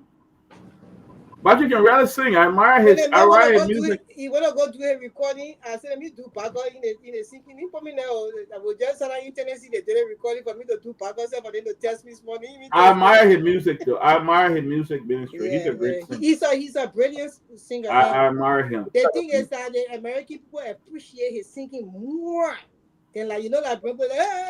Okay, that come out of what was saying about Joey. Yeah, you see what was saying? The American people. Oh wait, hey man, there was one that person where how do you call it? Keith Lancaster, the guy who made a cappella. They made fun of that person with Keith Lancaster. I've done in their Yeah. I want to. I mean, I'm sorry to trend about. He's a great singer. I admire his ministry. President of Singapore, the man got on a commercial flight. The passenger was so surprised. They clapped for his straight. You saw that video? The president of Singapore, he was traveling to some summit. And he got on a commercial flight. When he got on the flight, everyone was like, the people on the flight were like, oh, what's that coming from the man? Yeah. I think I was doing well. No, if I put your bag on commercial flight, he pass up. Ethiopian Airlines tonight. Yeah, because the distance shot. And Ethiopian Airlines go in there. That's what it did. But my question to you, Henry, the Papa was riding commercial flight. The time Henry Costa used to carry him around, he faint. That now because he president and he will faint. But then why he riding flight? And he to drive to Lofa when you're not president. Why he flying in private jet right now to Lofa? But the Papa, I think he was to one program last week. I think people, but I want your get a description on it. But for me, I thought that I think he thought it. I mean, I think that the protocol person confusing. He was going to the car. He was going to the podium and the coin. But some people say, "Oh no, the Papa now protocol confusing. Papa just forgot." So no, but they said I heard they say you were not confused either because they said that usually he would use another podium because most other people use that one for sanitation reasons. So he was trying to go on the other. He was trying to use the same podium everybody used, but his podium was on the other side. Grace forgot. Too many people lying to you, Grace. The Papa forgot. If you ever say no. Listen, there are people. He didn't forget. Huh? Happened. They had two of them. Two man. Speak, man. People are table. Do you let me friend? People are going to the car. No. He's not going to the car. Listen, they have to put up why the video didn't show it. Listen. The last speaker spoke from the other podium that was a little distant from him. And they had one immediately in his front, right? So when they called him, he thought that, and I mean, that's what I said. They handled the protocol officers didn't do well to the president also. They should have told him that, Mr. President, this podium ahead of you here with the seal of the executive marshal, that's where you're speaking from. No, but there were two. I come in. The last speaker before they called the president spoke, and immediately after that they called him. So the president felt that he was speaking from that podium. So that's why he was walking to the direction of that when they left. Don't let the poor put you under that impression. No, I saw it. You lie. When the president is speaking, they have the seal of the country on the pulpit. I would say the president of Liberia when the president to a program. Yeah, there were two. They had two. He watched the video. I think let me frank, he was confused. Because, no, he was not confused. Yeah, man, because when they should have left me. They should have left me. Confused. Why the 80 cam security had time? It still happens. Yeah, because when I hear speak from that, it was playing. So he didn't know. They didn't tell him. So how about the one at Arizona? What happened there? What happened to the we brute him off at that level, right? What I suspect, it's just like again, Hitler need to take some time. They know very well he's a woman. They need to take some time. The woman need to take some water to just duplicate his esophagus, right? You know to clear the quest. After talking that long, yeah. People asking over the time, and they thought he was going to do nothing. Yeah, right. But let me tell you something that's fun. I would defend Boga for funny. I would defend him for that one, okay? But that one, the opposite they own. Yeah, so to me, they gay a friend. I don't know, or they give her I right or left, right? Who? Okay, I'm a class school. I got to talk about your first minute. You already. So I see why Emma showed her, the party, the thing she was begging him, Yumly, for that do, that's true. But then Yummy space and so I go to because she recommends. Yeah. No, Yumly did not recommend Swago. You think you're coming up for saying you're gonna? Oh, now Yumly recommend Swago. You said the party what I play. I'm telling you, Yumly did not recommend Swago. Who recommend all that? Huh? I don't have to call the person name. I tell you, don't this my own. I know you recommended by Yumly there. Tomalin, I came on to play that video of the Singapore president flying commercial flight, people celebrating. I really want that video because our president. People will say it's okay. What Singapore president want proof? What you want proof? What I want to prove is important. Look at the job. I will not do it. I will tell a record. See, that's the problem. That's the problem, though. I'll be clear. If I become a lawmaker, I'll be clear. I'll say, look, my people, if I'm traveling to any country, I will run my business class. I'll pay for it. That's a different thing. I don't pretend I will say I can't. If you are in government, you got to enjoy government bureaucracy. Period. Oh, I mean, you even got big government. You see, it was surprised. You should have made a proclamation, man. Yeah. Hold on. Let me show you. Look at our president. Yeah. No. They're not clapping for him. You see, without understanding the video, they're not clapping for him because he ran commercial flight. Why? Yes, what? They clapping the people, the Singaporeans and the Asians. They adore their leaders. They respect their leaders. They cheer for their leader whenever they so they're clapping and doing that because they never fight on the flag. What happened? Because the men in their president about doing that. They're not because that's not true. That's it. Because they're surprised to see the man on that kind of fly with them too. That'd be no, they're not surprised. They know they could have made the kind of leader he is. How long he did it for? And I didn't ask the question. He's still doing it though. He always doing it. But you haven't seen the man Ryan Bassako making rap Bassako in the street of He's still doing it. Right? No. Yeah, Bassako move around. He's in Norway, Denmark, their leader Rob motorcycle bicycle, I think. In those countries, is a people-centered leader. That's why he's low. In those countries, Norway, even in Holland, the head drive. But very rich. So that's the problem. That was a nice show. It was nice to hear with you guys. I have to run away by sitting on a friend. Yes, I got mother duty to do. Tell Batu you coming. It's okay. We'll go. Not 30, Chris. Not 30. We'll go. Yeah. Why you rushing? You can sit on your friend. Batu should wait for him. Yeah. He got a whole night. It's all right. Hey, shut up, man, people. But on a serious note, right? The manager, they put, and I do lead up in it. The people are surprised to see the man at all. That'd be friend, man. No, that's the reality. I'm telling you. I'm gonna go put over the private jet. But I think I know how to behave around the leaders. I know how to behave around the leader. That's it. But again, he's a very good leader. I've flown on that plane before too. But you know that the world, you know that their country airline is the best commercial airline in the world. Ethiopia airline? No, not Ethiopia. I'm talking about the Singapore airline. For true, eh? You can fly to America? Of course.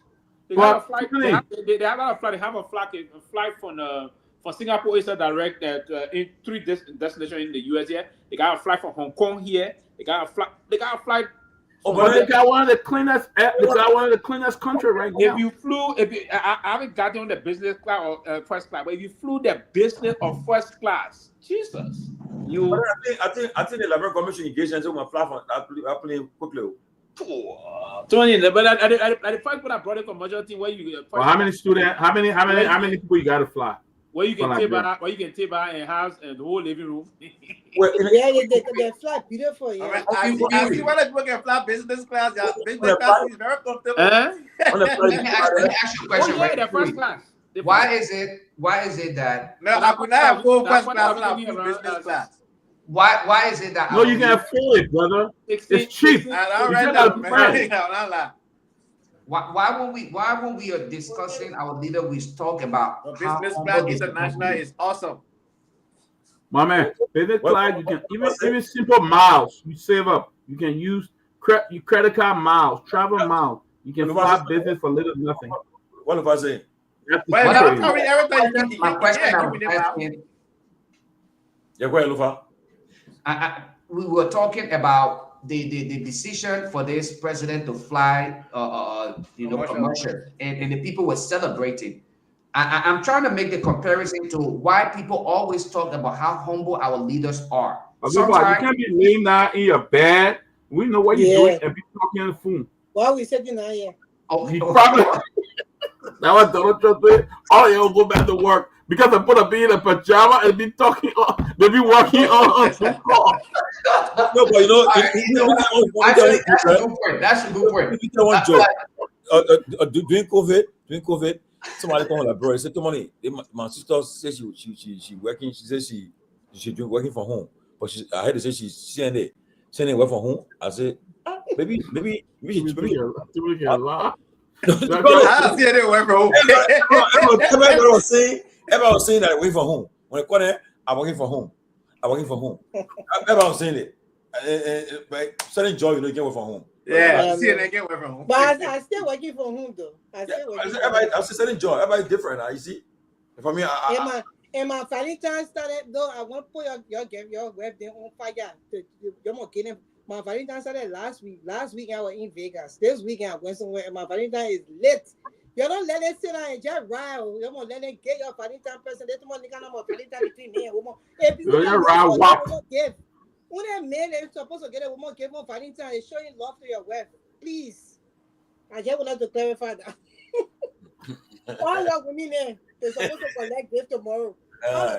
I also plenty of money in a card or something a nice Valentine basket. I got all your, So like real woman, when you give flower without money in the envelope. We left. We want to see Ma. We want to see Ma. So you're please. Happy Valentine. Oh, I already had a Valentine dinner tonight. You still gotta give Peabody. You don't forget about that dinner. The dinner your children and your wearing it with a woman. You still need to give her gift. I wonder what people giving here una woman. You can do that. People are like, "Oh, you sharing you." I wonder what Tomalin giving here, girl. I got an envelope set already. Right. You see that for people that you do that cash Valentine too? Find out our money. Find out just lovely kids. But yeah, but what the money was chocolates. What chocolate? Oh, chocolate, right? Chocolate. You were right on the phone words on the concert. Look at that car. Look at the car, eh? Look at you. So long as you can do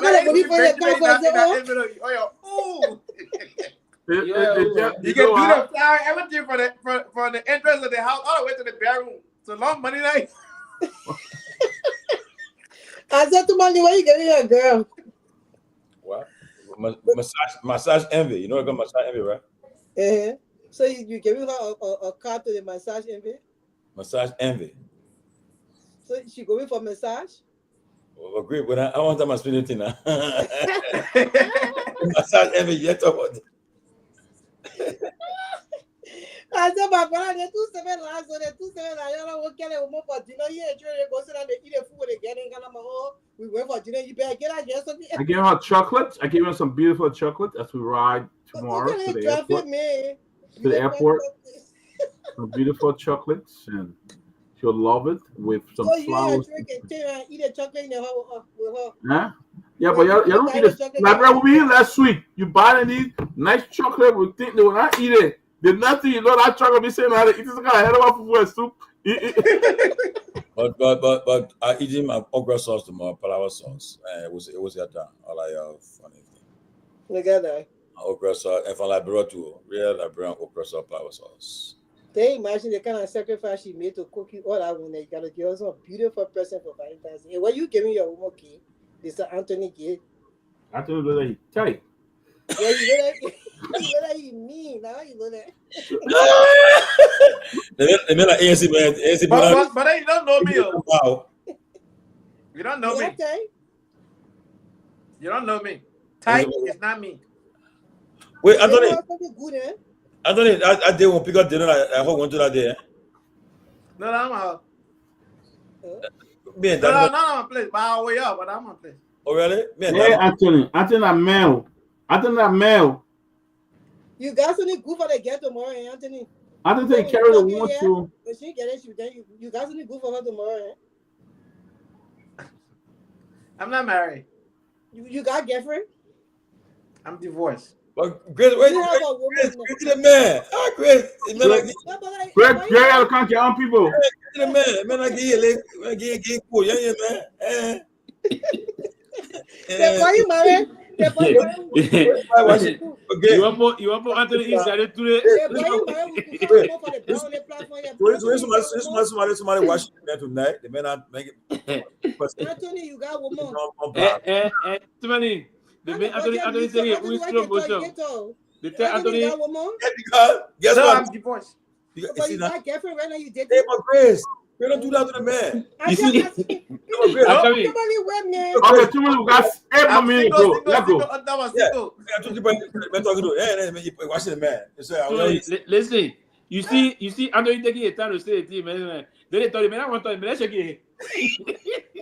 Like I love you, man. Y'all say I want me to stay. You know, after me, Mr. Zone, right? I remember on Tuboro, we have a team got powerful Eagles, football team, my man. We're playing in the third division league. So the management was say, they gave the president go give a mark. They said, well, you can't talk. When you thought it was cool. So, when they turn on Bucky, the man said, he said, Jacob.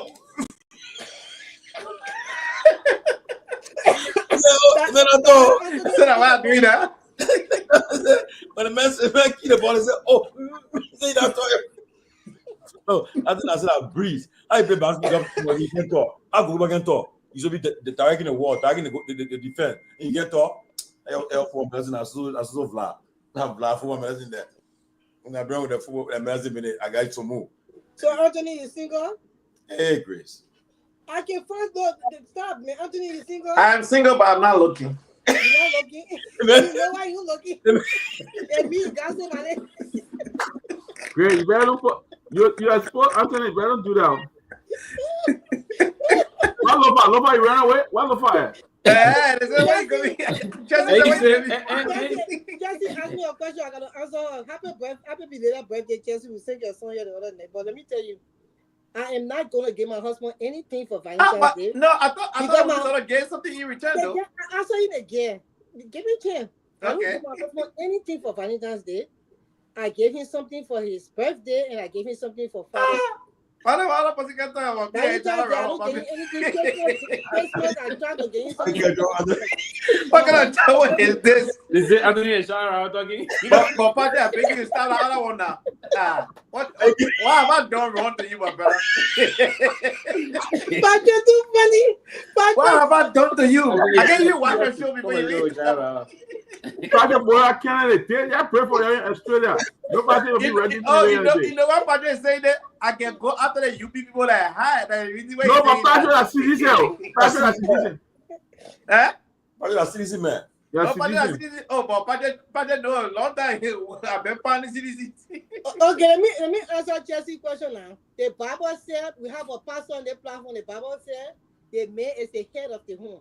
So therefore, when all the holidays come, they're supposed to be able to give you and nurture you. Is that what the Bible said? So the only time I gave my husband present is on his birthday and on Father's Day. The rest of the time, he didn't will have to give me present. He always give me present. Even Christmas too. That he married.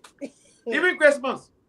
Sometimes I feel like I would give him something for Christmas, but So you think the men too can be expecting giving? You can be expecting giving your birthday. But the whole thing should be a social exchange. You give me, I give you. The same way you can feel that you won't give, the men to feel that way, but men don't talk about it. You can't be a social. You don't know how men can appreciate something for their wife. You can't want baby, my brother. I can carry now more better. You can forget about the better thing. Yeah. Forget about the better thing. It can be a exchanging thing. Who made you carry? Get pregnant. When I get pregnant, who made you to carry that bag? Yeah. Great. Who made that? I'm the telling for the man. Well, the night in Germany, you go hard to get it more better. But you carry the child for 9 months. How about you who enjoy? They got That was Trump cancer. Yeah, The guy winning it. The guy. It's coming at you, sex coming now. That was Trump cancer. The pastor, a social pastor. That was Trump cancer. You know something? They're all part of a different level.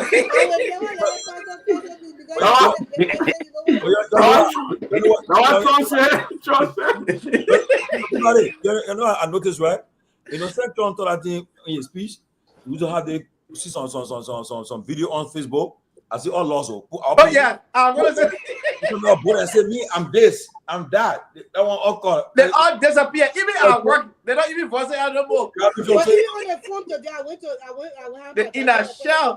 They can have male, female, buy they put change everything. We got male, female. So they yeah, I was shocked. I said, oh, and I everything said, that I got hot.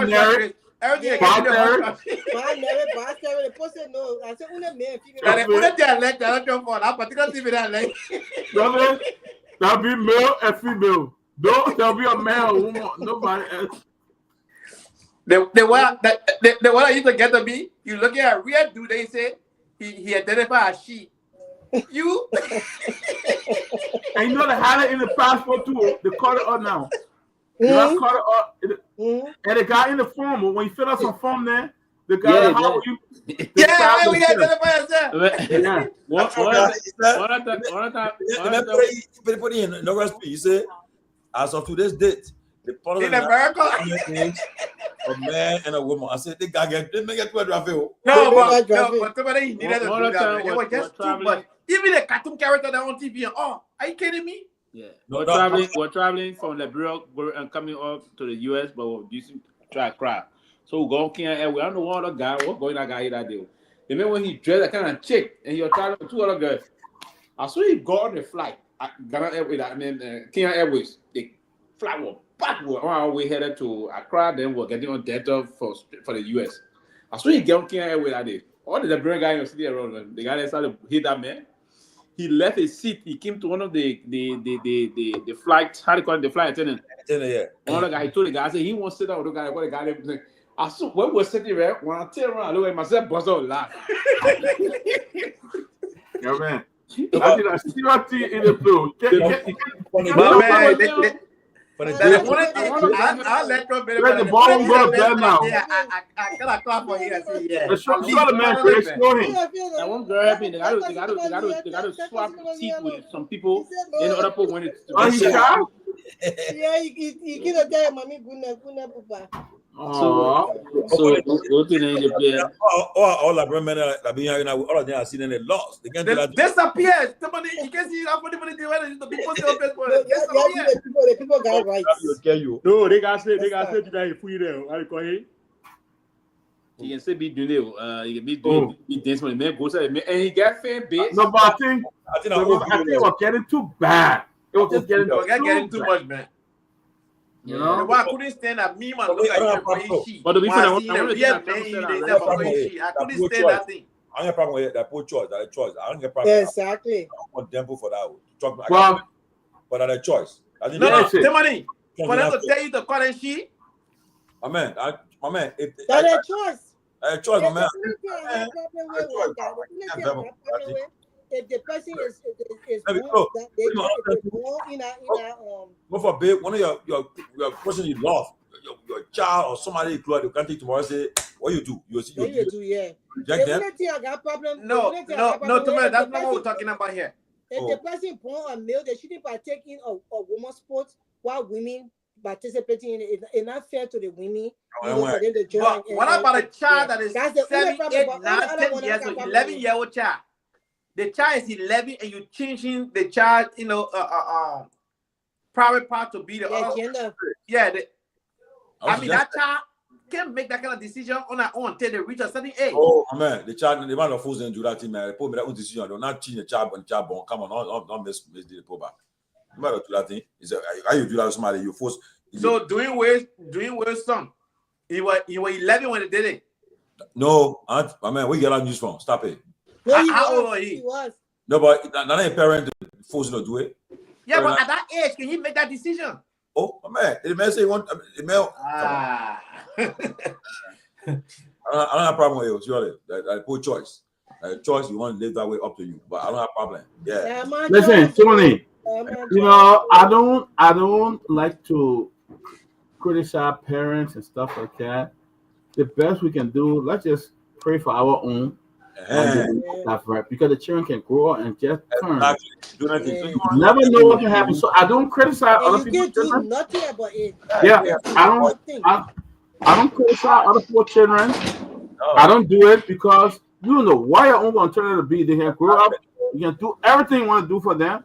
And when they grow up, supposed of voting for Trump because of that thing. They got Trump. I said that way you voting for. Can you imagine? I said you. It's not about that. They talk about the major issues. But I say anyway, you get your own conscience. Do it. Amen. You see what I'm doing now? They put up a security interesting. I said okay. But too many. The thing is, it's good for me. I'm retired. I'm living in America. America has turned. Man, so now with what's going on now, it can trickle down to everybody. Now, how will you destroy everything and try to fix it in 4 years? You know, everybody, all the a federal worker, they want clothes. Education department clothes. It's not good though. But people at the end of the day, maybe America will finally come to change the way how they people talking about it. They say now a perfect union, right? But maybe they become a perfect union because people gotta realize today. You see today they made a conference Minister of Health here, Health and Human Secretary. They confirmed me today, and people then who the other one say he told me say he believe in vaccine, and now I take my word. Give me a break. But somebody, what somebody said today. I listened to a guy, a former Republican congressman from Illinois. He said, I just cannot believe all the Republicans, they don't agree, but they're so afraid that they just have to go by it. I mean, you're talking about people who educated, people who they're afraid. This guy has power. The man bought a party, but the man said on Larry King that He's my conduct. Mitch McConnell retiring. Yeah. So he voted no. He the only one joining Democrat to vote against all the things. Anyway, but again, for me, you myself, when I tell you, for me, I say, I don't go places that I don't want to go there. That's where they family. I pray that'll be in a mass shooting one of these days. One yes, small thing are gone, sir. What? I love it. One the exit first. And he get me the money. Then the exit do I can always look for any building I end up. How big you are? The first thing I do is exit building and look for. Fire gun the morning, say when fire in the range, I know you lost. I beg you. Oh, yeah, we just live so. And then number two, I don't carry in America. Yeah, I will live like bro on my farm and enjoy myself. We not country. So man, like bro, tell you ready for you to go live there, man. Just live in your compound, your own home there. You'll be fine. The entire country because that's one of the things. If you can afford it, if you can afford it. You know that people don't know in America, all these houses that you see far away, they get well, but that well have something into it that a power line is going to it that suck up the water. Something we call a sub pump that suck the water for them. They're not connected to the water and sewer system. I understand all of that, but yeah, the people not connected to it. In a way, you don't just go to like and they also have secretary to here. I mean, who can make it? Everything is, I mean, we want the entire country to be fixing a way that it's not only you, it's there. Yeah, election are coming 2029. My last stand. If we try our best to put the best person there, the person don't win outside, one win low. I say nothing. I play my part. I will just enjoy myself. I'll be in my brother enjoy myself. Trust me. I'll eat every day. I will when I every 6 months, I for beer, I check up, I go back home. My children will be here living the dream life. They said, Daddy, to do a birthday once for you to fly. I'll say your cabin here. You don't want to do it, but I'm not gonna come. In my brother, we'll all be like brother. We'll go sit down to chill somewhere. We're chilling there. Yeah, where I'm from. Time to go out. Get in my car. Go in my compound. Market. Come on, inside. Yeah. And you will feel good about that. I feel, you'll see me. We'll try our best to change the country. You reject I won't do no bro. Then I'm gonna continue. I'm a man. The last time I checked, they didn't reject your people because they forgot your CDC party into power. So they never rejected You're coming. If second round they rejected, we are. So where is that? Oh man, the fact is, I applaud anybody who want to go home and stay, but for me, I have a different version of it. Me, I'll go back to Africa. I'm not rushing to go home and stay. You guys Anybody speak who want French? to go can go, but I speak in right French. I am not willing to start those life all over again. I am not. No, but buddy, this is what we're doing that, bro. Too. What happened in the guy who's already built? Okay, in Liberia, already built around Ralphie way, some place there. I beg you, don't try it. If people money, nothing. No. Buddy, the place already built. All you do when you pay some money, then I'm gonna pay mortgage, whereby you can pay him 2, 3, 4 years. Your house, then you remodel your house. Okay? But the thing is, somebody they don't have a system in the country, no address system. You can receive your mail to your house. Well, according to Post and Telecommunication yesterday, they posted something that they're about to launch a digital addressing system in Liberia. We yet to see that. You ain't got no zoning. So I said, well, how they will put addresses in place in the old room? Why when you open your door, you see somebody article porch? Because you know the problem in the country, the zoning laws because by right. We do have zoning laws. That's the problem. Certain place you can't build a house in an alley. Like an alley, right? You can't do that. People are building on fire hydrant. They are building on separate things. Go survey the land. They put tell and say, look, you can't build here. The land, the place gotta be free. Or you still so it come with the people that do the survey. Let me tell you a fun, right? I brought that my last trailer, bro. I bought a land from a pastor too. He said, then when I look, oh yeah, I know a friend of mine who I bought a bit of Peabody. Peabody going back to Barbados. Yes, I'm gonna buy a house there. So this is my story. The man told me, say, Liberia has an alliance with those people. I met a surveyor, right? He said, Liberia should not buy land in Barbados. Tomorrow we're gonna sign my D and F, whatever I did. My D, right? The D you were gonna sign. You cannot sign a D with all the two person the two administrators of the D. The people that own the D. One person sign it, other empty. Then the surveyor say, I should gain the money for them. I said, no. Because somebody said no. I said no. Both of them they put sign a deal and then they other citizens gotta be there. I'm gonna give you money. You got me. I said, you can go. I said, Jack, yeah, go. I said, my money, I'm gonna give money. Then a stupid man, I'm gonna give the D empty.